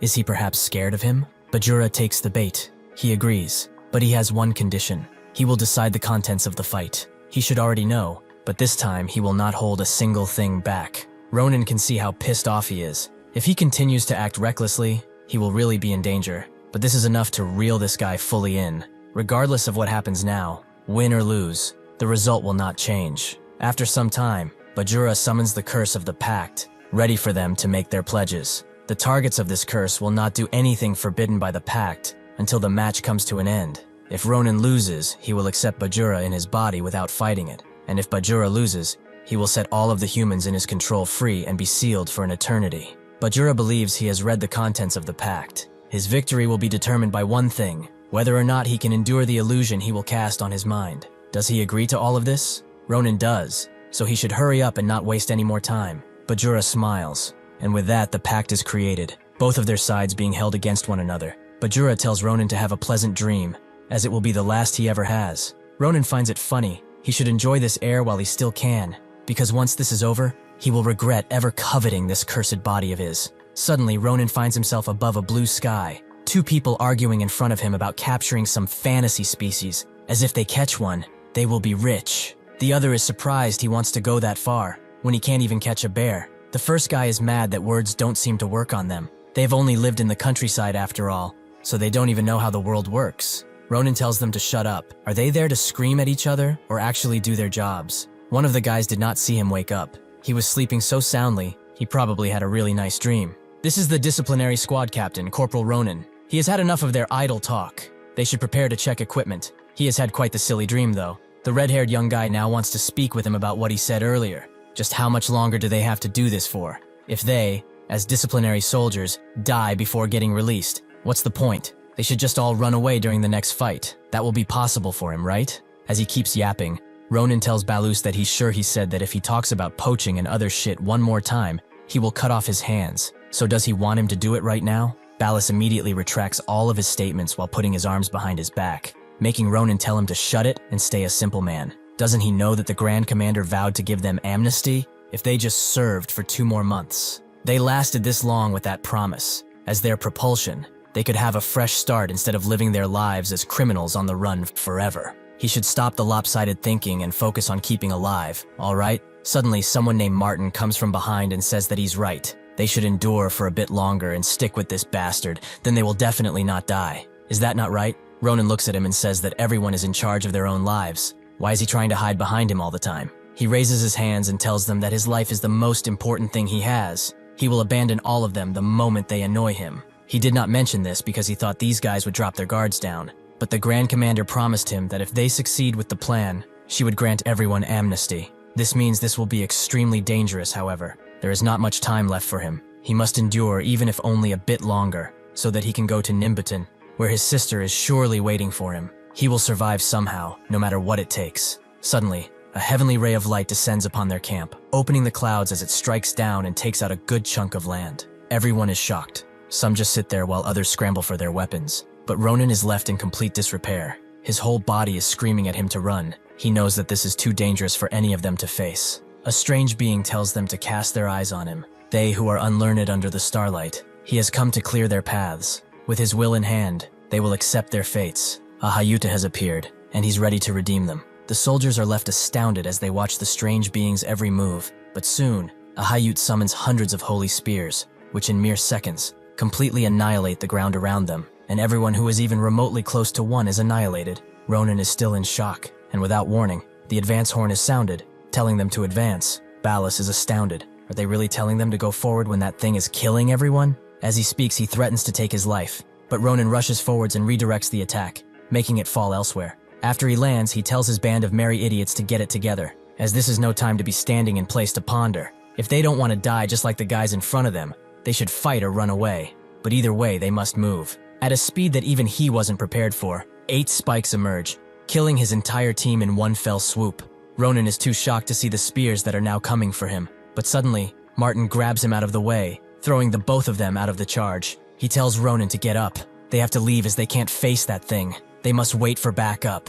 Ronan does get up, but he only sees his comrades, his friends, all desecrated as their bodies rot. This sight causes him to go mad, and the spears keep coming without a sign of stopping. Bajura continues to cast his spell. This illusion is one that invades his memories and recreates terrible and painful moments. It will repeat endlessly, restraining him so that he may never escape. His mind will constantly undergo horror. It will be torn to shreds, until the only thing he will ever wish for is the sweet release of death. In order for him to win, he will have to endure that forever. But a mortal like him achieving such a feat is impossible. He cannot know what he was thinking when he made such an offer. But the moment he allowed him to decide the conditions of this bet, he automatically won. That is why he's curious to find out. Just what kind of swamp is he trying to get out of now? No matter where Ronan goes, he sees people he knows dead. A Hayut takes everyone away except him. He burns them, leaves them to bleed, and throws them in a mountain of bodies that he has created. Ronan can't even count the people who died in order to protect him. Is this how it all ends? Better put, is there even an end to this hell?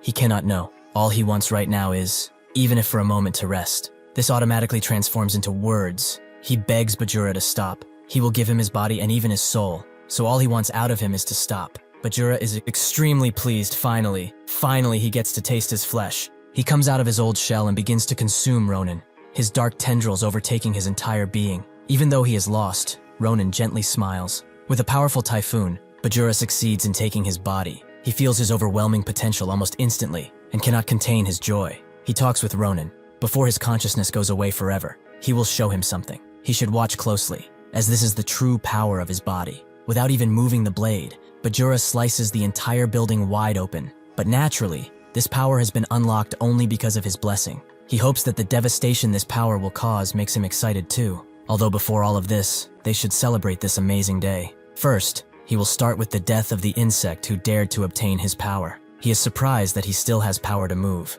He truly deserves the Tower Master title. He wonders though, what drives him? The responsibility of the Tower Master? Or perhaps the guilt to have brought devastation upon all mankind? Whichever one it is, he should drown in despair with it. He lunges the blade towards the Tower Master, but suddenly something stops him. His power depletes, his grasp becomes light, and he falls on his knees. It seems he has met a power greater than he, the curse that Ronan has in his body. It begins tangling him, the tendrils dragging him further in as his mind doesn't know what to think. How can a human's body contain such torturous energy? Ronan suddenly appears. Noting that he's something, he knows of a professor who almost died from barely even grazing that mana. However, to swallow the entire curse, he can't help but consider his power. Bajura can't believe his eyes. How is he still able to hold on to his consciousness? Ronan knows why. He made that hellish illusion pretty intricate. But thanks to it, he remembered everything that happened on that day without missing a detail. If he's honest, if things were a little stronger, his mind would have been entirely destroyed. The only thing that kept him sane despite all of that was this. Before all of this, Air unlocked the true form of the ring, which was designed to only unlock upon receiving a certain kind of mana. It seemed like Sarante gave it to him specifically since he knew he was suffering from that curse. It is imbued with a strong anti-demonic energy, so he should treasure this gift, as one day it will drag him out of the pits of despair. Sure enough, Sarante appeared, taking Ronan out of his own hell, making him owe another favor to him. With that out of the way though, he must say, he never expected this damned curse to be so handy. However, he remembered what happened that day and took a gamble, which seems to have worked in his favor. But Jura does not understand. How in the hell does such a strong power exist in this world? Ronan has heard that so many times it doesn't even matter at this point, but he did tell him that he would regret being inside of this body. The curse drags him harder, allowing no resistance, but before being fully consumed, Bajura lashes out one last time. He is the forbidden book of destruction. He is destruction. He is the one who will rule this land. In no reality will he vanish like this.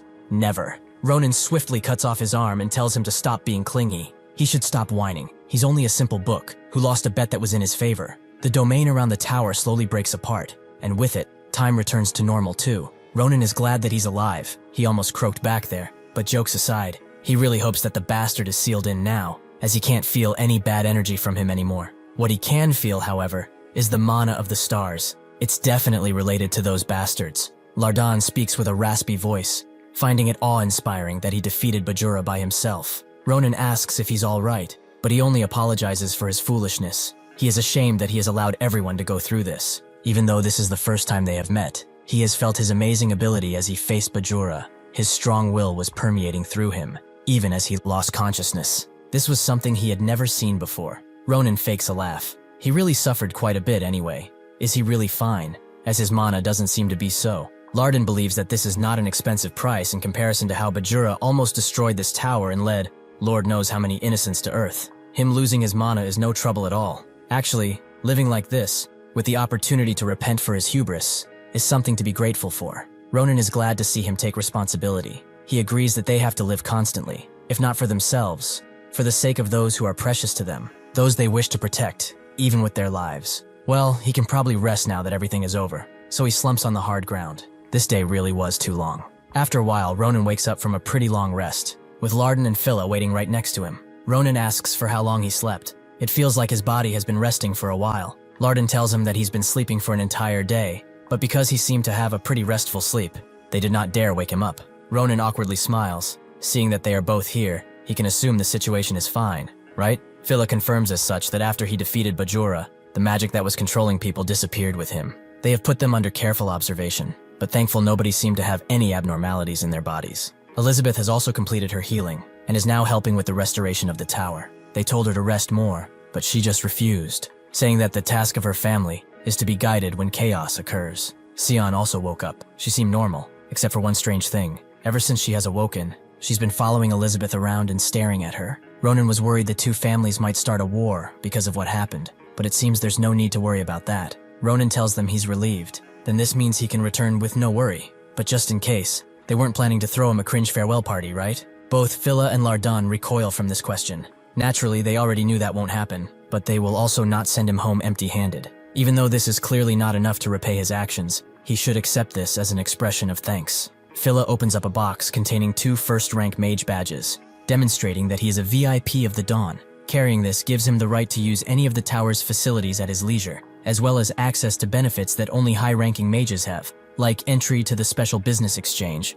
or the Herimian. In addition, he has also written down a few useful spells, in case he ever needs them. This is basically proof that they, the Mage Tower of Dawn, are pledging eternal allegiance to him. Lardan says that they have one more thing to say, to thank him once again for saving a foolish old man, and the entirety of the Mage Tower. Ronan already got it. There's really no need for so many thanks. Finally, Phila says that they have to see to one last thing, the arrangement of Bajura. Somewhere deep below the tower, Air looks at the sea with a sad expression, until Ronan appears, and she greets him with a warm smile. Asking how he is feeling, he really should be resting more. Ronan says that this is fine. Bajura treasured his body quite a lot, so he did not injure him. However, he must return to Philion soon, and he thinks that he must reveal this to her before that. He tries to tell her about Sarante, but he can't quite put it into words, the gentle breeze of the water fueling his worry. Air tells him that he does not have to say it. She already knows. As she activated the ring, Sarante appeared before her, apologizing for what he's about to do.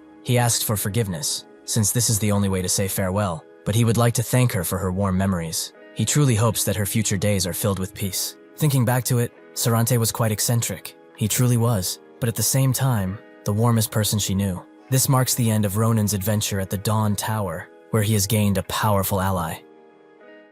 After Ronan returns to the school, he goes to the training grounds and lets out his mana, which is not different from the usual. The feeling of mana coursing through him is the same. But there is one problem. As now, he has the mana of the stars that those damned cultists use. He can't believe Bajura did this to him, but what exactly did he even do? Before leaving the Mage Tower, they gave him Bajura, the book, and although he did want to learn more from it, is this really a thing to give away so easily? Phila told him not to worry. They have confirmed that the demon within the book has been killed, meaning that this is now just a plain old book. Naturally, if people hear about this, the Magic Tower will receive criticism, but they still decided to do it, because in his body lies the energy of Bajura.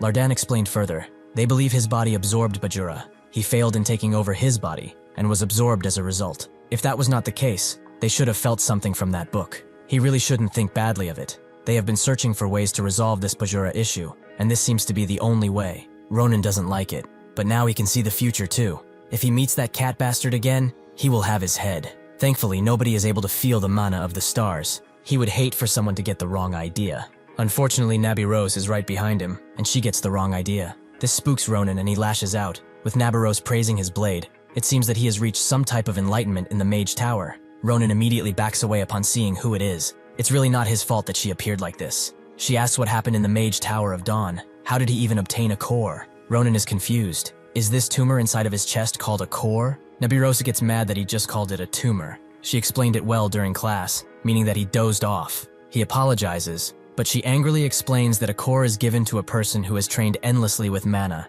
and has experienced countless battles. It is a blessing only true swordsmen wield. To simplify it, a heart that had mana pass through it again and again can serve as a vessel to store mana directly. It is considered an achievement, so much so that the person's life is forever changed by this event. The reason being is that the mana saved within that core has amazing density compared to mana one may find in the air, and it is the only path towards awakening an aura. So having a core means that he has entered a new age of swordsmanship. To obtain one though, one must train for decades, yet he was able to achieve it with only a few months of training, and the most confusing thing is that it's not placed in his heart. In theory, now he should be able to have 2 cores, but it doesn't matter, as she will hear more about it later. For now, she really wants to see what her pupil can do. Ronan asks how she came to this conclusion, but she feels it's only natural they try out his new powers, although it is bothersome for her as an instructor. She just wants to teach him well. Can he see? Ronan immediately readies his blade and blocks her attack, creating a large explosion that sends him flying.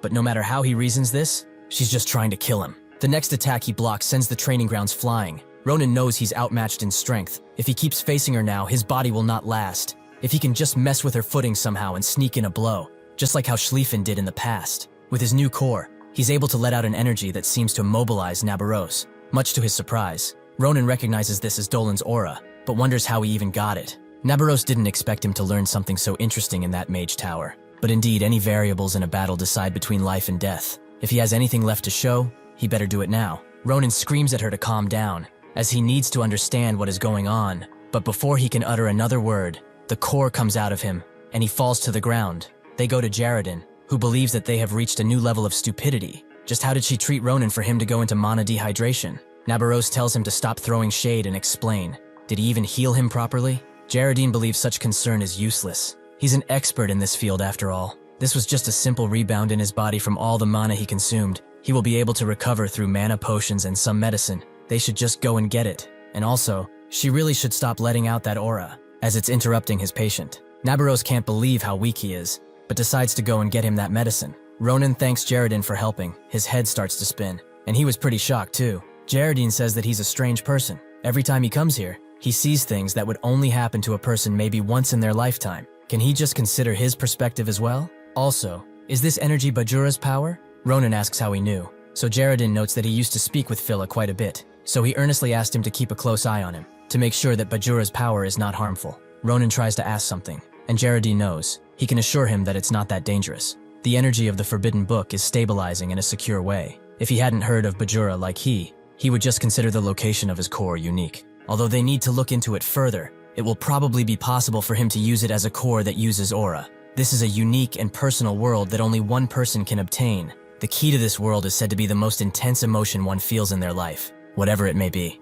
Perhaps despair of not reaching the goal, inspiration that passes suddenly, or deeply rooted regret. When this resonates with the accumulated mana in a core, a great power awakens, which is aura. Ronan never imagined that he could use aura in his life. But then what was that he just used? It definitely seemed like Dolan's aura. but it should be impossible for one's aura, which is an inherent ability, to copy someone else. Does Bajura's core perhaps make it possible? Jaredin also notes that the state of his curse has improved. Of the 8 curses, 2 have disappeared. He certainly must be surprised. But to elaborate, Bajura and the 2 curses combined, this certainly make no sense, since curses combining into one is an unheard of phenomenon. For such a thing to be possible, they would both need to share the same origin, which thankfully for Ronan, is the nebula Clasier. He's kind of scared that now there are more unexplainable things going on inside his body, but Jaredin is sure that they will come to understand it one day. As he walks through the town, Ronan talks to Bajura. He thought he was ugly just from the look in his eyes, but even dead, he looks like a soggy bread slice. What has he even done to his body?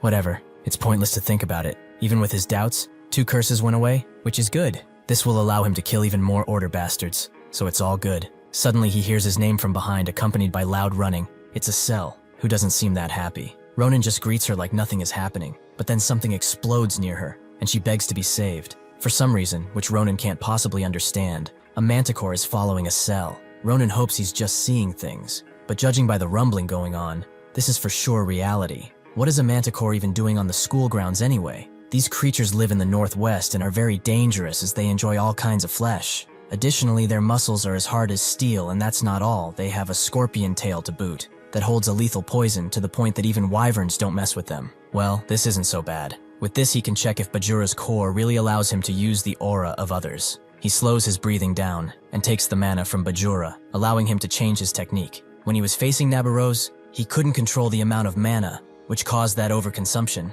This time, he will take this into account, so he steps forward slowly, allowing him to exude the mana elegantly, to chain the manticore down. He is glad to see it work, but unfortunately the manticore easily rips through, making Estelle scream. At least Ronan learned that its power is lesser than the original, so he pulls out his blade to defend himself. But suddenly a big beam of light crashes in the manticore, causing it to fall to the ground without any way of defense. The one who landed down asks if they are hurt, and Ronan is shocked to see Professor Varen. After they secure the manticore, Varen apologizes to it, but this is the best thing they can do. Ronan feels his aura. It seems like he's a body enhancement type, but still, being able to knock a manticore out like this with just one blast. He thought he was innocent, but it turns out he's pretty hardcore. Varen doesn't know what to say to them. He didn't expect the manticore to break through and escape. He apologizes. As the person in charge of the 100 Beast Festival, Ronan tells him it's fine. He got to see a manticore after all. But what is the 100 Beast Festival? Estelle figures he wouldn't know since he was gone, but Philion is in a mess to prepare for that right now. The 100 Beast Festival is something held in Philion, introducing the Empire's rare monsters and beasts. These beasts are rare. They might not see them ever in their lives, which is why everyone is looking forward to it. Ronan saw it on schedule. Maybe it would be pretty fun to watch since it's so unique. What are they going to do after this incident though? Cancel it? Varen doesn't think so. The center is expecting a lot, so something like this would not be enough to outright cancel it. Above all, this is the first time that thing will be officially revealed. The next day, Ronan goes to their club hall and says that they don't have to worry about the 100 Beast Festival. There's one thing he doesn't understand though. Why are people looking forward to it so much? Even if it looks like a fun thing to see, he did not expect it to be such a big deal. Maria agrees, but this is no ordinary Beast Festival. But this time they have a special event with a doppelganger pair, of an Alpha and Omega. These doppelgangers are special creatures who read the minds of those they make eye contact with and transform into their respective entities. An Alpha will change into someone the target loves, and an Omega will change into someone the target hates the most. There's a line of people who would pay a gigantic amount of money to see such a sight,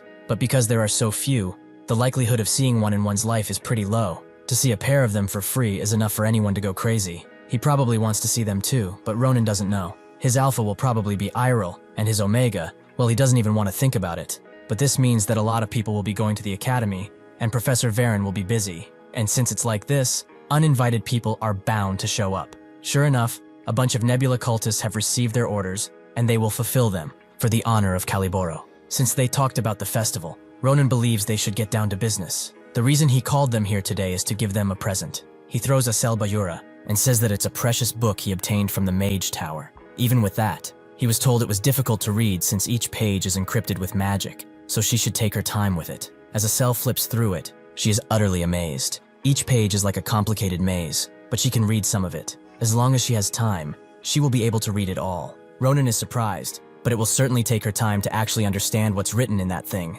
Estelle is very grateful and asks how he obtained it, but honestly, he would rather not go into detail. Next is Maria. She should go to Varen when she has time, as she has a case where she can win big. The professor recently succeeded in cultivating Sarante's herbs, so he's planning on making a potion to be sold throughout the empire, so he recommended her Carabel merchantry to be in charge. Since the effects of that herb are amazing, with the advent of her merchantry, she can make tons of money. Today, though, he will see how much she has improved, and he is hoping for some improvement. Maria likes that, and vows to show him everything. With that, they go to duel, and Estelle wants to come with, but Ronan tells her to just keep researching that book. That will help her get even more powerful. With that, they both say their farewells, but seeing Maria smiling like this, Estelle feels kind of lost. 2 weeks later, Adeshan records the many tries of Brahm, and with both of them ready, he lifts his sword up.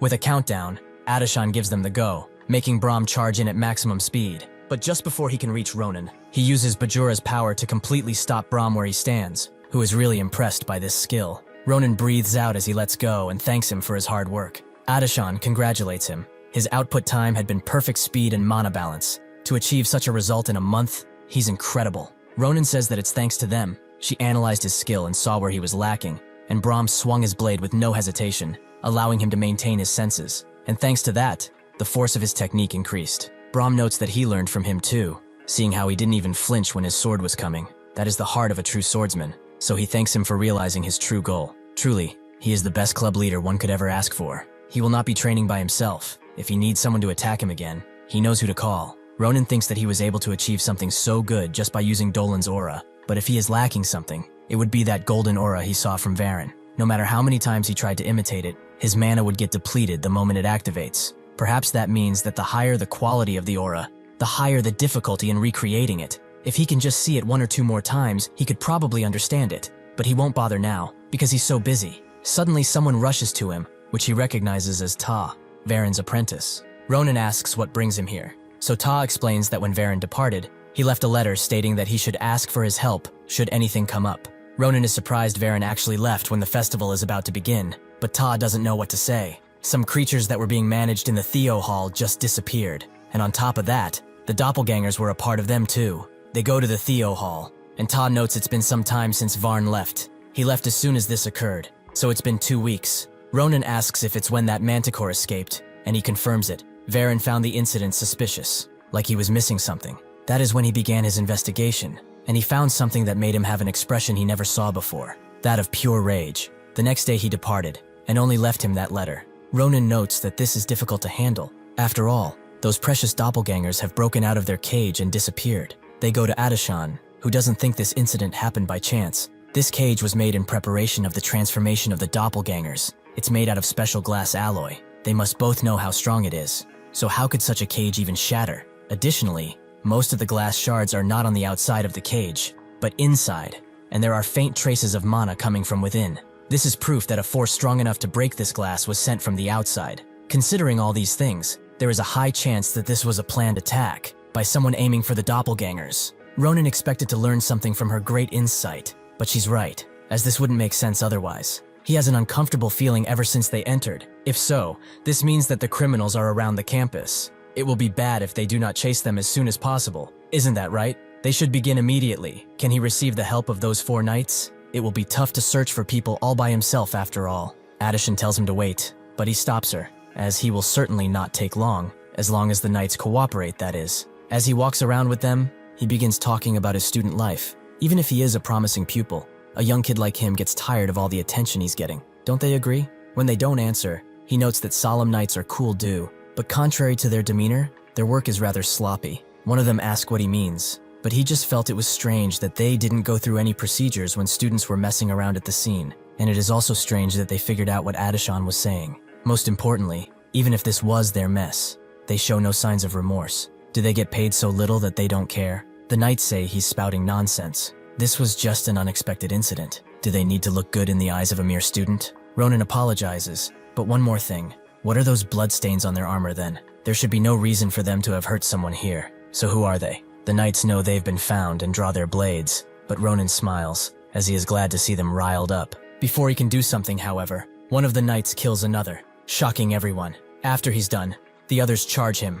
but he is swifter, allowing him to strike first and deal with both of them at the same time. Ronan doesn't get what's going on and asks for the knight's identity. He comes closer and suddenly bows down, as he dealt with these lowly bastards. He shouldn't misunderstand, as he had no allegiance to these bastards. Before he removes his helmet, Ronan can already guess who it is from his voice. It's Balrus. Ronan says that this is completely random, but he wants an explanation from him, as he is not the kind of person who will just spare him because he asked nicely. Balrus understands. He will explain everything in detail. First of all, he needs to say that he has not forgotten a single moment. The day his life was saved, and he became a new person, when he gave him a mission to stay in Caliboro and spy for him. Ever since then, he has worked hard. After taking on all sorts of requests in order to get information, he was acknowledged by the management and even received the wolf rank. Because of that, he received many secrets like the HQ locations, the next poaching plan, and as ordered, he kept reporting it to this Varen guy. Ronan did hear that an anonymous individual was helping him. Balrus also says that they just gave him this armor. He works in communication, so he doesn't know their supply routes. Ronan believes him for now, but can he reveal the reason as to why he was hiding here? He doesn't get it. No matter how crazy they all are, there's no way they would come for Filion. Who would do something so foolish? Balrus explains that Caliboro's status became a joke. Pretty much. Due to his spying activities, the number of branches that Varn and the Imperial Guards destroyed is already more than half. And because of all these interruptions, it's been quite a while since the situation completely devolved. Naturally though, he was also the one who spread bad rumors. Because of everything, the management felt threatened and decided on a plan, that being the extortion of the 100 Beast Festival. Ronan gets it, since the festival is an event the entire world is curious about. If they were to seize the doppelgangers, who are the festival's main attractions, then they would definitely demonstrate their abilities. Although that seems to be useless now, since everything came to an end. Balrus tells him that he's wrong. The doppelgangers are just the beginning. The goal of this plan is to seize all the species of the festival, and to do that, Arendelle has come. They go back to Adeshan, who is just about done with her share of the knights. She apparently asked them a few things, and that is when they showed their true colors. Because she knocked them out, interrogations should be no issue. He congratulates her, and asks Ta what's wrong, who is apparently in a state of shock because of all the violence around him. She asks about the guy behind him, and Balrus introduces himself as a henchman of Caliboro, but he has been redeemed in the light. He is Ronan's loyal minion now. Ronan tells her he will explain later. They have urgently attended to something now. After he tells her everything, Adeshan asks if this isn't the only place they invaded, and Balrus confirms as such. The real goal of this plan is to capture all the species. This operation was just a trick. Since the most important part of the festival went away, everyone will focus here, which will create a gap in their security, allowing them to seize other species. The plan will take place once the full moon reaches the tip of Theo Hall's steeple, which is right now, so they are probably preparing. Ronan is glad they know of their plan now, but letting them think that everything is according to plan would be better. The small fries are easy to deal with, but Arendelle is different. Werewolves are a species specialized in battle and among the top in force of the werehumans. Of their species, the tribes known to be specifically strong are the Woolumps. The man who annihilated all of them in a single night is known as one of Caliboros's sharpest blades, the greatest executive, Arendelle. On the day of the massacre, he lifted Caliboro from just a poaching group to a full-blown criminal organization with incredible force. The fact that he is on the move shows that they are betting everything on this, meaning that they are ready to risk it all. He tells Ta to let the Imperial forces know about this and watch quietly, as they will get those doppelgangers back without issue. Considering Arendelle's movements, he's the type that likes to parade around, but it's not like he's dumb. He abducted the doppelgangers because he's confident, so if they find them, he is bound to show up. He will make use of this to finally put a stop to his atrocities. Arendelle is waiting in the forest, chowing down on a piece of meat, but he is rather bored by it. Waiting for prey to take the bait is bothersome. The Manticore and doppelgangers are just side objectives. His real target is Varen, which he will make sure to skin alive this time around. Adeshan begins talking with the forest animals, and Balrus knows that she dealt with the Caliboros by herself, but she really is extraordinary. What are they doing with these animals, though? Ronan explains that they are finding the doppelgangers. By letting the animals sense the mana of the doppelgangers, they will naturally track their senses. Balrus is shocked something like that is possible, but Ronan says it's only natural. This is their future Grand Commander they are talking about. Adeshan thanks the animals, who each go in their separate ways to hunt for the doppelgangers, sweeping the thick forest. Eventually, Doppelganger Omega is found. He has taken the form of a fox, but he is still not fast enough to outrun a bird that keeps chasing him. Unfortunately, Omega has become aware of its presence, so using his powers, he begins to transform, taking the shape of a snake before lunging at the bird, who is powerless against this assault. Adeshan senses its demise and points the doppelganger out to be that snake, who looks at them with his sharp eyes. Ronan congratulates her on a job well done, but before he can begin capture, Balrouse jumps in. He may have an embarrassing past, but he still rose to the wolf rank in Calibero. There is no need for Ronan to bother himself with a small snake, as he is enough. He does manage to catch Omega, who tries to lash out, but like the fool he is, Balrouse makes eye contact with him before telling Ronan that he caught him. Ronan reprimands him for his stupidity. That thing can transform into the negative emotions of anyone if they look in their eyes. That means fears and terrors too. Sure enough, Omega transforms into his worst nightmare, the beast who almost took all the blood out of his body. With Balrouse stunned, Omega jumps towards Ronan and makes eye contact with it deeply before dashing away again. He knows that this is bad. If it transforms into a Haiyut, dealing with it will be quite annoying. He has to grab it somehow, so he jumps in and tells Adeshan to go and find Alpha with Balrouse, as he will go after Omega. He wonders why Omega is not transformed yet. If he really transformed into a Haiyut, he will not be able to hide it. But that doesn't seem to be the case, as there's human traces about. They are of Omega's, and the closer he gets, the stronger his killing intent becomes. Ronan guesses that it's the man who cursed him, the man who killed his mother. But upon approaching close enough and drawing his blade, he is shocked by the sight before him. It is neither Ahayut or the man who cursed him, but rather a visage of the past. Ronan's greatest fear is himself, his weak self. Ronan is rightfully angry. Is the person he feels negatively toward that much himself? Perhaps that is why this mindless killing intent is directed in his direction. With a single small step, Omega charges in, forcing Ron to block, creating a large blowout throughout the forest. Ronan heard that doppelgangers adopt some of the abilities of the people they transform into. But this is not just some. This is literally him from the past. This has just become dangerous. If this is him from when he fought a Haiyut, then going up against it with his current body is rather difficult. He has to buy as much time as possible. Before he can do that, Omega lets go of his blade, destroying Ronan's center of gravity, and allowing Omega to grab his head and go directly for his neck. Ronan manages to block the attack with the hilt of his blade, reminding himself that this pathetic fighting style really was his. Thanks to him, he's remembering things he had thought lost. So as thanks, he hits Omega with his hilt, making him quite mad and lash out. Ronan is in serious danger. Even if he smiled, his head almost went in the air. Back then, he was a wild man who was no different than a forest beast. One who attacks enemies without a care for methods or means, all in order to make it out alive. He cannot let his guard down here. If he misses even one breath, he knows for certain he will die. Omega charges in and Ronan deflects, but Omega charges in again, blocking his sight with a bunch of dust before striking forward, seemingly hitting him. But Ronan is actually below, surprising Omega. He wonders why he's surprised, as he's also him. Ronan strikes, but he feels that the blade did not go deep enough. Omega dodges, and with this opportunity, he headbutts Ronan, creating a shockwave throughout. Ronan tries to regain his footing, but Omega kicks him flying into the forest, and since he's himself, he knows that Omega will not end it with a simple kick. He's definitely going to do something to secure the kill. After Ronan smashes into a boulder, he sees the blade coming directly at him,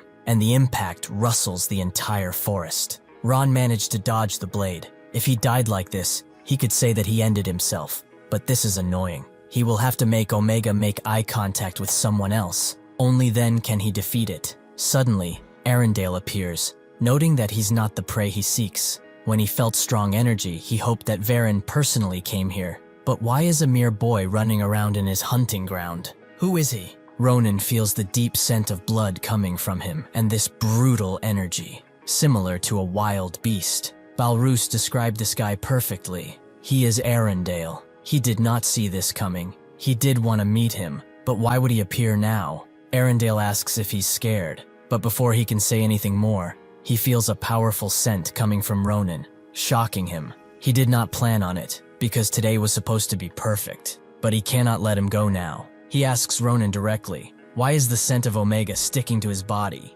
Ronan damns it all, and Arendelle charges in without warning, adamant on the hunt. He just caught Alpha, and now he has found traces of Omega. Unfortunately for him, it seems like his luck has gone from bad to worse. He charges Ronan with a bunch of short jumps, pushing his blade away with only his fist, proving to Ronan that all of his attacks are fatal if he lands them. He cannot afford to get hit right now. There is another issue beyond that. Omega is keeping himself hidden. Even his killing intent is gone, and it's not letting out any life signs. There is only one reason his past self would do that. He is waiting for the perfect moment to end his life, which is exactly why he must wrap things up here, and quickly. The cut to Arendale's neck did nothing, but it did hurt, so Arendale finds him amazing. He strikes Ronan's blade, and says that most lose their will to fight when they take in his visage. But this is pretty fun. It was not a coincidence that he was here now. Ronan is confused by the cut not working,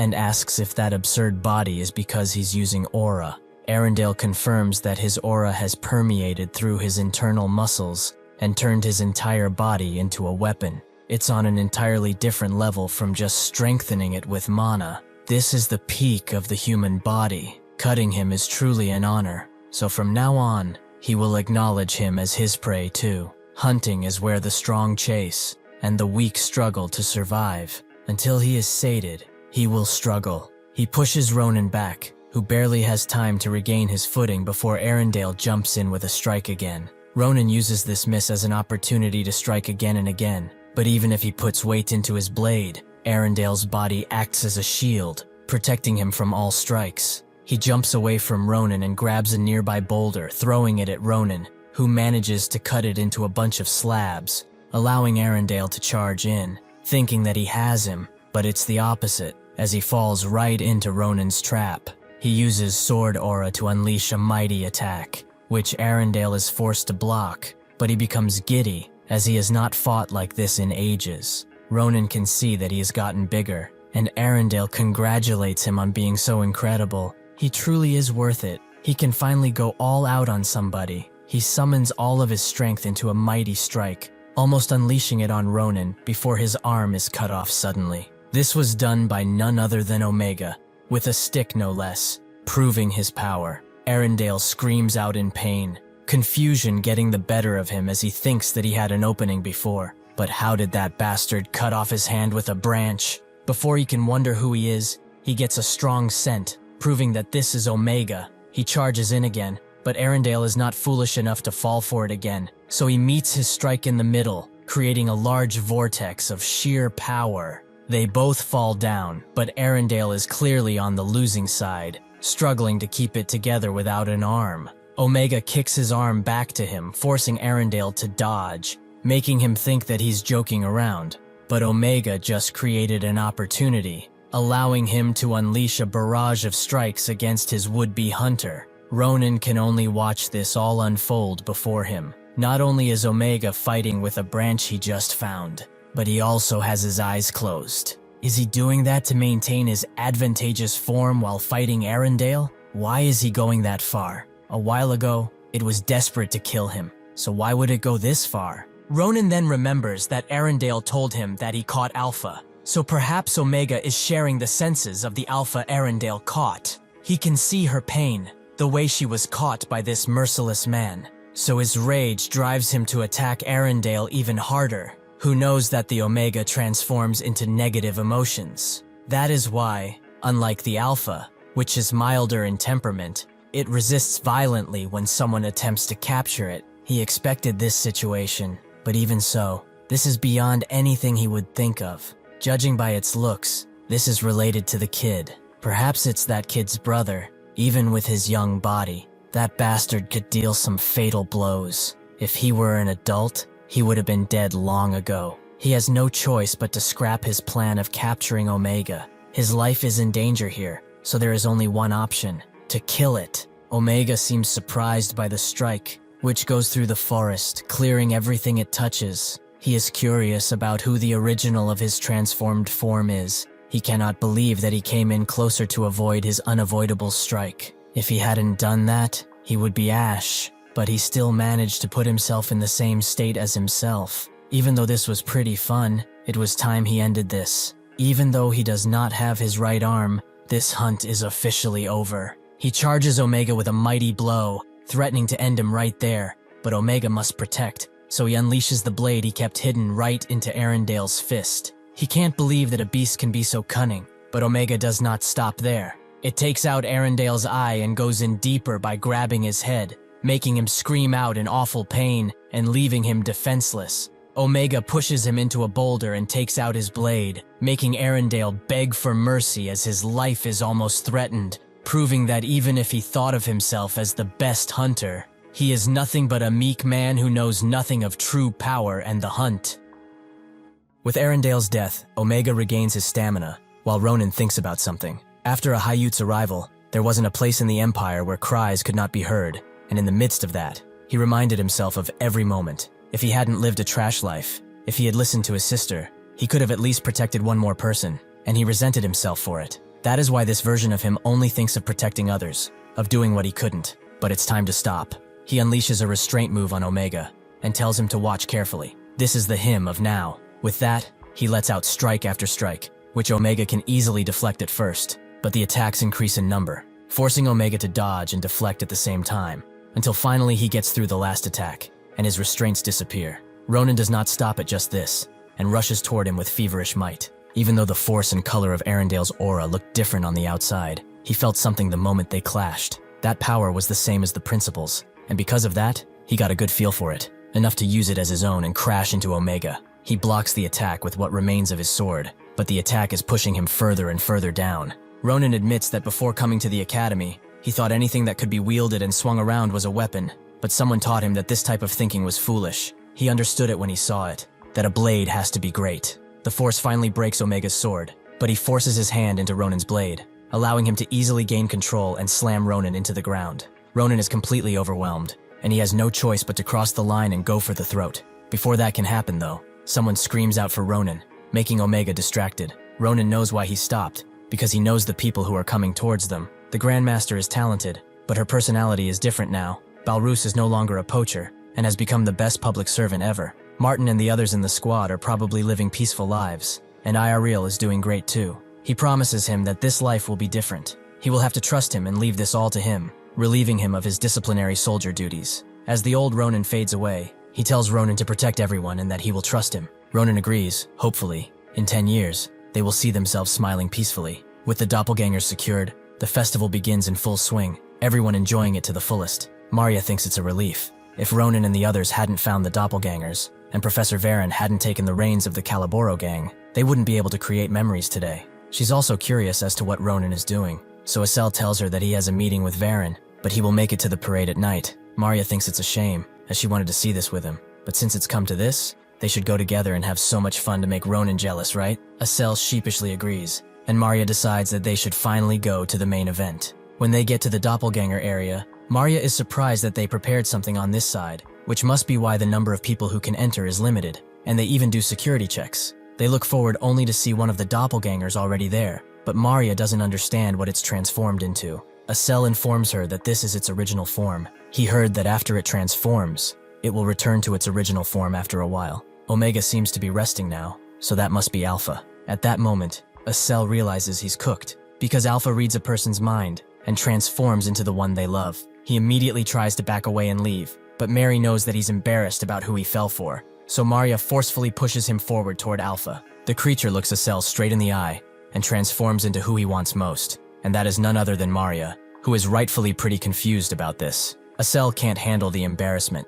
and swiftly runs away, leaving Marya alone to think about what she's seeing. But upon looking into Alpha's eyes, it transforms right into the one she loves, who seems pretty similar. Marya immediately becomes flustered, but can't run away on the account of Estelle already doing that. In Varen's lab, he apologizes to Ronan for calling him when he should be enjoying the festival, but he's truly ashamed. Not only was he useless the entire time, even though he's a professor, but he also had to get help. Ronan tells him not to be like that. It's not like he just stood around doing nothing. The day the Manticore escaped, he discovered traces of Caliborer on the cage, and had no choice but to track them down. On top of this, once he was outside the capital, he had to deal with a gang that was trying to steal some rare species, and he did it all by himself. They should just let this be. But in any case, he's curious about something. Why is Balrus standing behind him? He immediately straightens out and explains that after being indebted to him, he's now fully indebted to Varen too. As a result, from today onwards, he will be his assistant. Varen gives more details. He made him an over.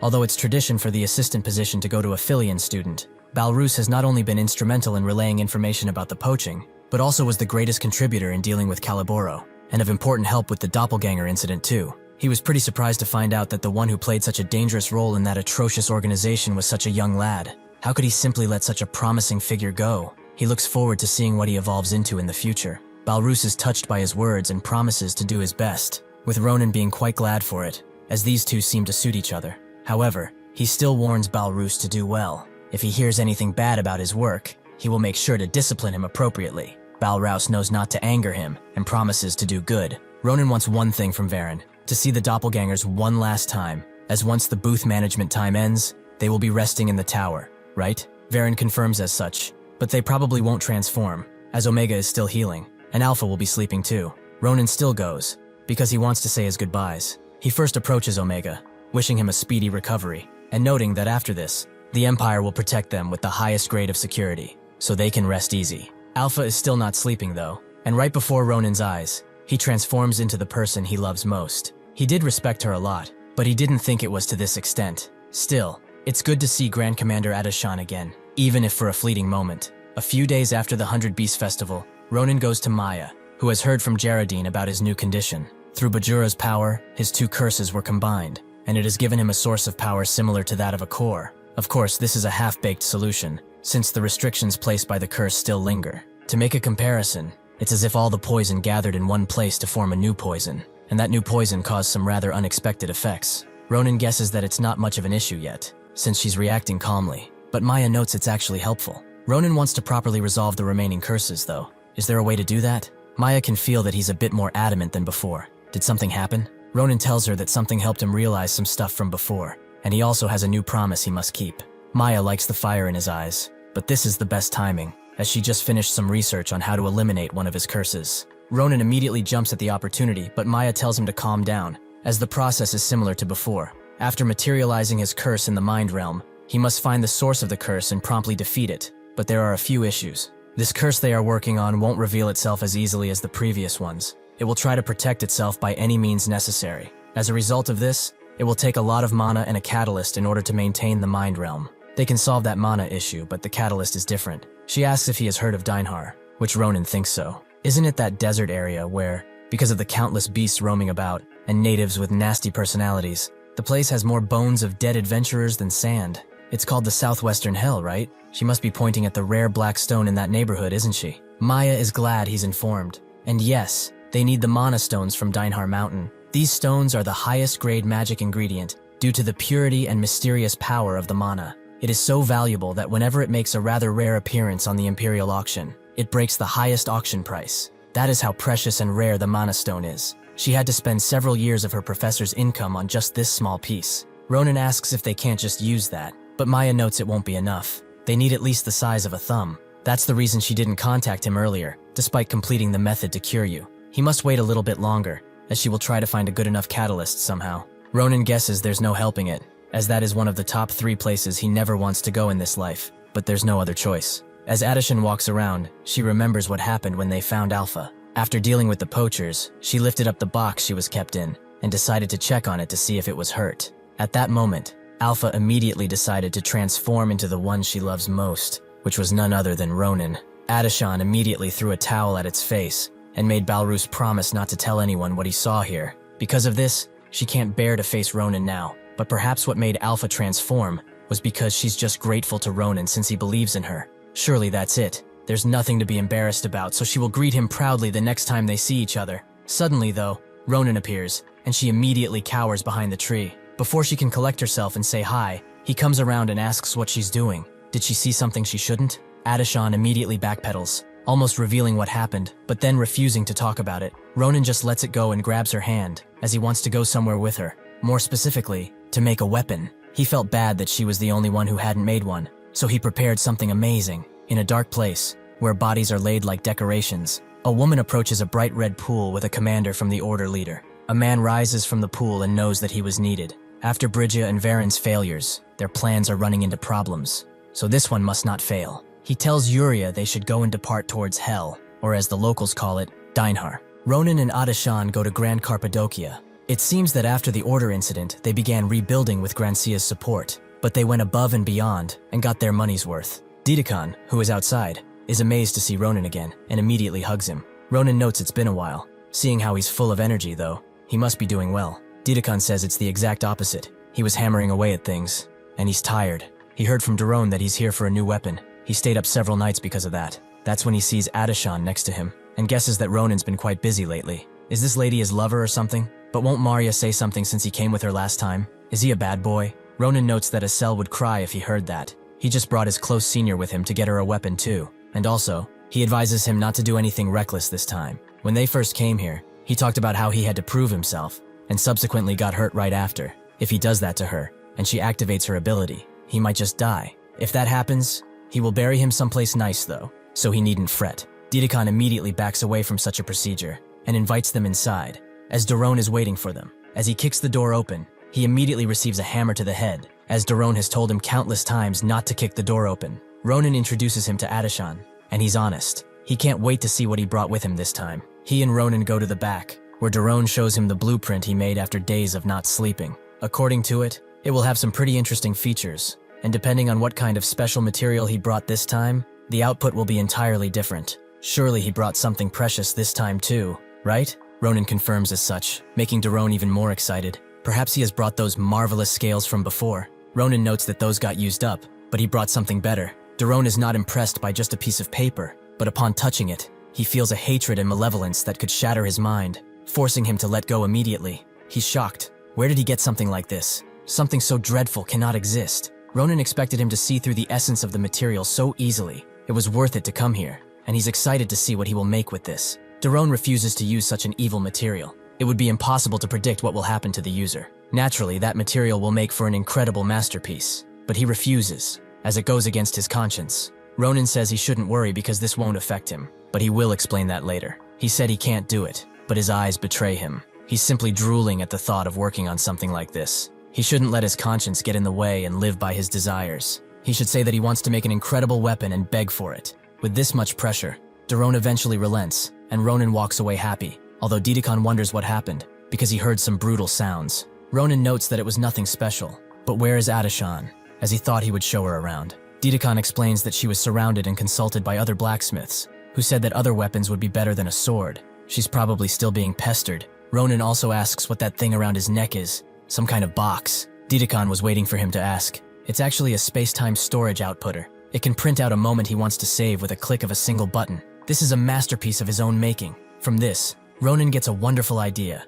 and asks to borrow it, as he needs it to make someone come with him to Dinehar. Later that night, he meets with Schlieffen in the forest, noting that he's quite the hard worker for training so late at night. Schlieffen asks if he came to catch up on all the duels he's been putting off, but Ronan refuses, although it would be nice. He came to him because he wants him to come to a dangerous place, and he's the only one who can do it. Schlieffen refuses since it's not a duel, but Ronan is sure that if he refuses, he will regret it for his entire life. Schlieffen can't believe it. That brilliant light, is that really the Holy Grail he has been seeking?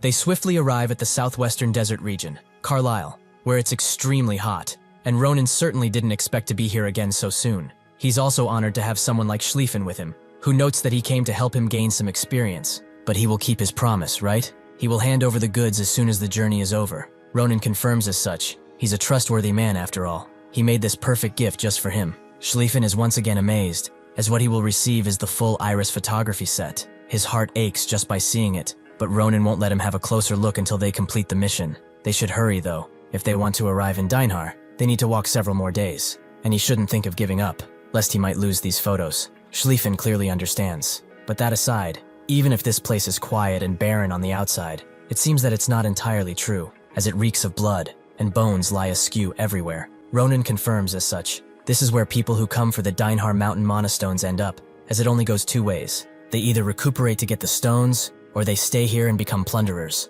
Surprisingly, 8 out of 10 pick the latter, but they are just a bunch of bastards. It's best to just kill them if they show up. Schlieffen understands. They would be doing the world a service if they would kill them, right? Ronan confirms as such. But why is he suddenly raising his blade? Schlieffen reveals that there are about 30 around them, and suddenly unleashes a bunch of sword ki into the air, creating a mighty tornado that takes up their would-be attackers completely by surprise. Ronan is simply shocked. Did he really feel their presence all the way from here? Or was this just a fluke? Is something like this even possible? Schlieffen explains that one can expand their senses with mana. It's pretty basic when it comes to mana utilization. Ronan believes he doesn't fully grasp what he just did, and that attack, it looked like an ordinary one at first, but then turned into a tornado upon reaching its destination. Did he really compress the Tempest Sword into the form of Sword Chi? He really wasn't this proficient last they fought. Just how strong is he now? He sometimes doubts his skills, but he keeps reminding him why he's the future Sword Saint. 5 minutes before all this, the plunderers were admiring their new targets, who looked perfect for looting. The scout let his group know about them, and they all asked their master what they should do. The master thought they were just two young and rich young masters from a household who came here to train, so they should welcome them like usual. They will separate each of their limbs and send them back to their families, then they will throw them to the sandworms. This was Khan, leader of the Crimson Desert, and he immediately initiated the hunt, right before Schlieffen's sword key descended on them, creating that violent tornado. Khan told his men to get behind him, but most gore blown apart. The scout fell down in surprise and looked back at the two kids, only to see that they were not there. Before he can wonder where they are, Ronan takes him out with a sharp swipe of his blade. He's glad that there are more bastards to wipe out, as he actually wanted to test something out. The plunderers look up at the two, unsure of what to do next, and Ronan tells Schlieffen to rest this time, as these are opponents he can try his new weapon on. Schlieffen has been sensing some ominous energy coming out of him. It's that blade, probably created by Daron. Ronan was looking forward to this. They should consider themselves lucky to witness it. He crashed down, with the plunderers surprised that these bastards are not scared at all.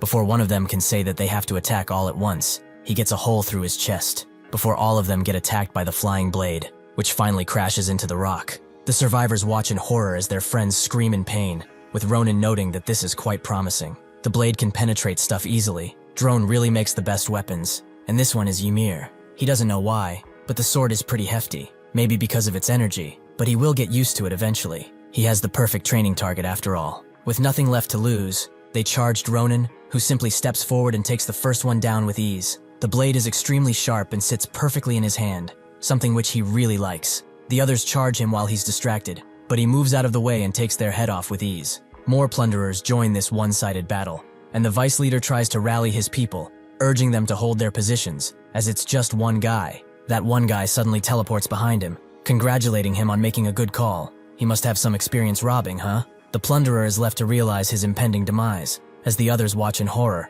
before they too get decapitated. Suddenly, however, Khan arrives, shield crashing down to the ground. Ronan guesses he's the boss of these bastards, and of course, Khan is pretty mad that he dared to mess with Crimson Desert in their own castle. It doesn't matter who they are, as they have made a big mistake by opposing them. The people who tried to defy him have been crafted into this shield of blood, and now, he too will turn into paste and join the shield. Ronan tells him to do his best, if he can do so without a shield, that is. Khan's confidence completely shatters with his shield, as he doesn't understand how. He saw that kid dodge, so did he hit him at that moment? Scared beyond his wits, he attempts to run away with what remains of his men. Ronan notes that those are some real decisive decision-making skills, but if he lives, he will continue to rob people, so he will be taking them out with that feature. As Khan runs, he wonders why such a monster came here, in their area, but enough about that. They must go back to the base and regroup. Only then might they have a chance. Unfortunately for him, Ymir lands directly in front of them and lets out its first aura, Spiderweb.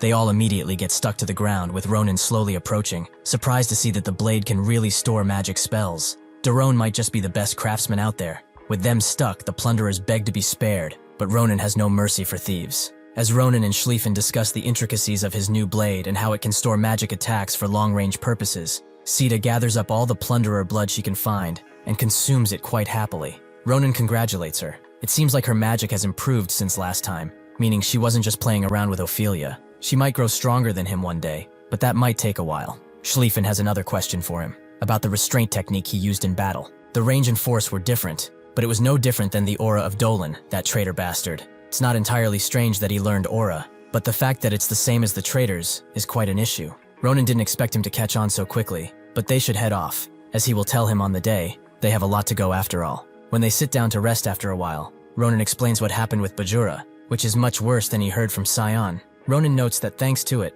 he was able to emulate even what he saw, so it was beneficial in the end. But how's his younger sister anyway? She's not as unstable as before? Schlieffen explains that the Grancia experts examined her and confirmed there are no issues, but she's still talking about him and Elizabeth, calling them her saviors and heroes. She even acts as if that Akalusha is her real sister. but when he sees how much joy she speaks about her, it does not seem that hard. Perhaps this will even fill that deep crack between their two families. But alas, he wanted to say something. He fixes his throat before thanking Ronan for saving his sister, with Ronan being surprised he did something like this. But that won't mean that he will hand over the pictures faster. As they bicker, a gigantic bird appears above them and screams before crashing into the ground. They both guess that it was something falling, and sure enough, they find a rock bird, something commonly ridden by the Dinehar residents. Since it's covered in injuries, it might have come from a battle. Ronan approaches the bird, as he felt a faint presence, and sure enough, this bird was carrying a child. He immediately tells Sita to use healing magic, which works on both the bird and the child, but the child is starting to remember what happened. His name is Thunder. His village was attacked, and his brother gave him the last rock bird to flee with. He wanted to fight with them, but his brother demanded he go. Even if they all die here, he must live for Theri village. Thunder did not want to abandon his home, but there was no time, as something ascended from the ground, a worshipper of the star, who thought of them as worms. The warriors prepared to fight, but one of them immediately got killed after turning away for one moment. Thunder was scared beyond his wits, but his brother forced the rock bird to flee, leaving Thunder to look back at his brother. After waking up from this nightmare, Thunder breathes heavily and sees the figures in front of him as malevolent beings who seem glad that he awoke. He throws sand at them in fear, not stopping until they are gone, but Ronan grabs his arm and tells him to wake up, as they are not enemies. He must calm down and talk with them, as their fates seem to have intertwined. Thunder calms down and tells them what happened 2 days ago. In the dead of night, those bastards appeared, sprouting from the land like devils, but their warriors were ready. Instinctively feeling that something awful had come to them, they charged into battle with no doubts, but those devils killed all of them, without even a wound made by their warriors. Ronan is surprised, as Dinehar warriors are veterans in battle. They fight with their lives to protect the tribe since their young days. They are as strong as an elite knight of the Empire. When finishing a mission in his past life, he suffered a bit when he got entangled with them, as a mission that should have ended in 3 days took several months. Ronan asks who those intruders were, with Thunder not having a way of knowing, but they wore pure white clothes and used a mysterious power, a purplish one. They also called themselves those who welcome the star's advent, making Schlieffen and Ronan think of Nebula Clazier. Thunder thanks them for healing him. He will repay them in time, but now, he will go and rescue his brother. Ronan tells him to wait. Does he really plan to just return with no plan? Thunder explains that he has to protect his people. He will not stand idly by while monsters raise the villagers and slaughter his people. Additionally, they are way too skinny, and would surely die if they came with him. As they bicker about coming or not, something jumps at Thunder with the aim to kill him, but Schlieffen blocks the attack, while Ronan grabs Thunder. An armor-wearing beast in a desert, that's not a fitting combination, isn't it? The beast jumps away from Schlieffen, and Thunder recognizes it as one of the armored beasts that the intruder woman had. But why here? Ronan tells him it's obvious.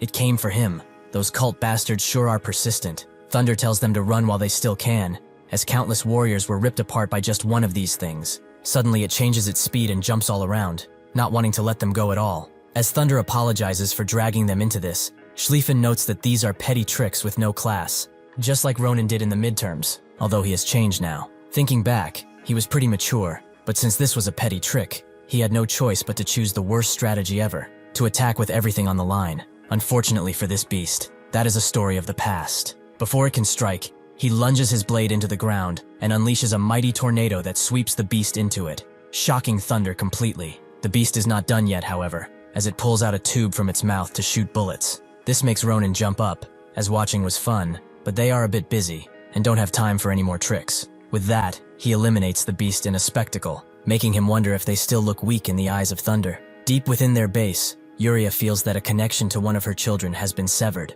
There's no way that a native did it, so the guest he mentioned intervened. The man is glad. They will soon be able to confirm whether that boy is deserving of the Starlight Baptism. As they fly on the Rockbird, Ronan thinks about the Iron Beast, as it had nimble movements and a sturdy body, while also hiding strange weapons. But it wasn't something a Dinehar warrior couldn't handle. The reason they still lost is likely because of the power of the giant that the owner of the beast possesses, the blessing of the stars. In other words, the one in Dinehar now is on the level of a branch leader. Thanks to the beast and pilot being away from each other, the blessing didn't apply fully, which is why Schlieffen's attack even worked, but they might not be so lucky in the future. He asks Thunder about the two attackers. One of them ruled the Iron Beasts, but what did the other do? Thunder can't recall. The only thing he remembers is that while the other was attacking them, the other just stood still, watching from afar. Schlieffen notes that it's hard to understand them just from that, but there's no helping it. The only method of knowing is to face them head on. When they arrive in the village, they find it littered with corpses,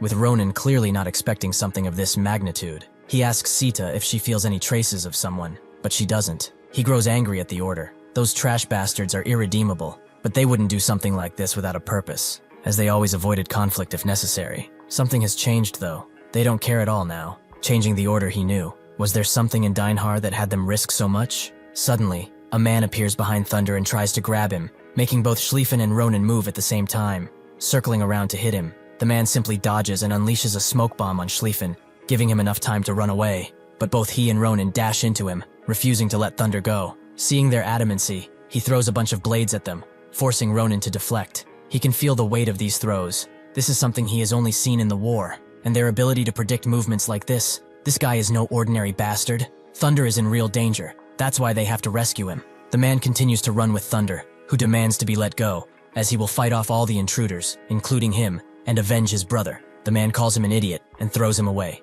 Is that the reason he came back here? For mere revenge? Thunder confirms as such. He will do it on his own. Revenge for his brother and comrades, with his honor on the line, he will do it. That's when he realizes who this man is. But at the same time, Ronan closes in, with the man surprised to see him here so quickly. Ronan thanks him for the workout, but it's time for him to say goodbye. Schlieffen comes around for a pincer attack, making the man unable to dodge this next strike. But before he can be hit, Thunder gets in front of Schlieffen. As this man is not their enemy, he is in fact his brother, Angry Gust. Thank you for watching. See you next time.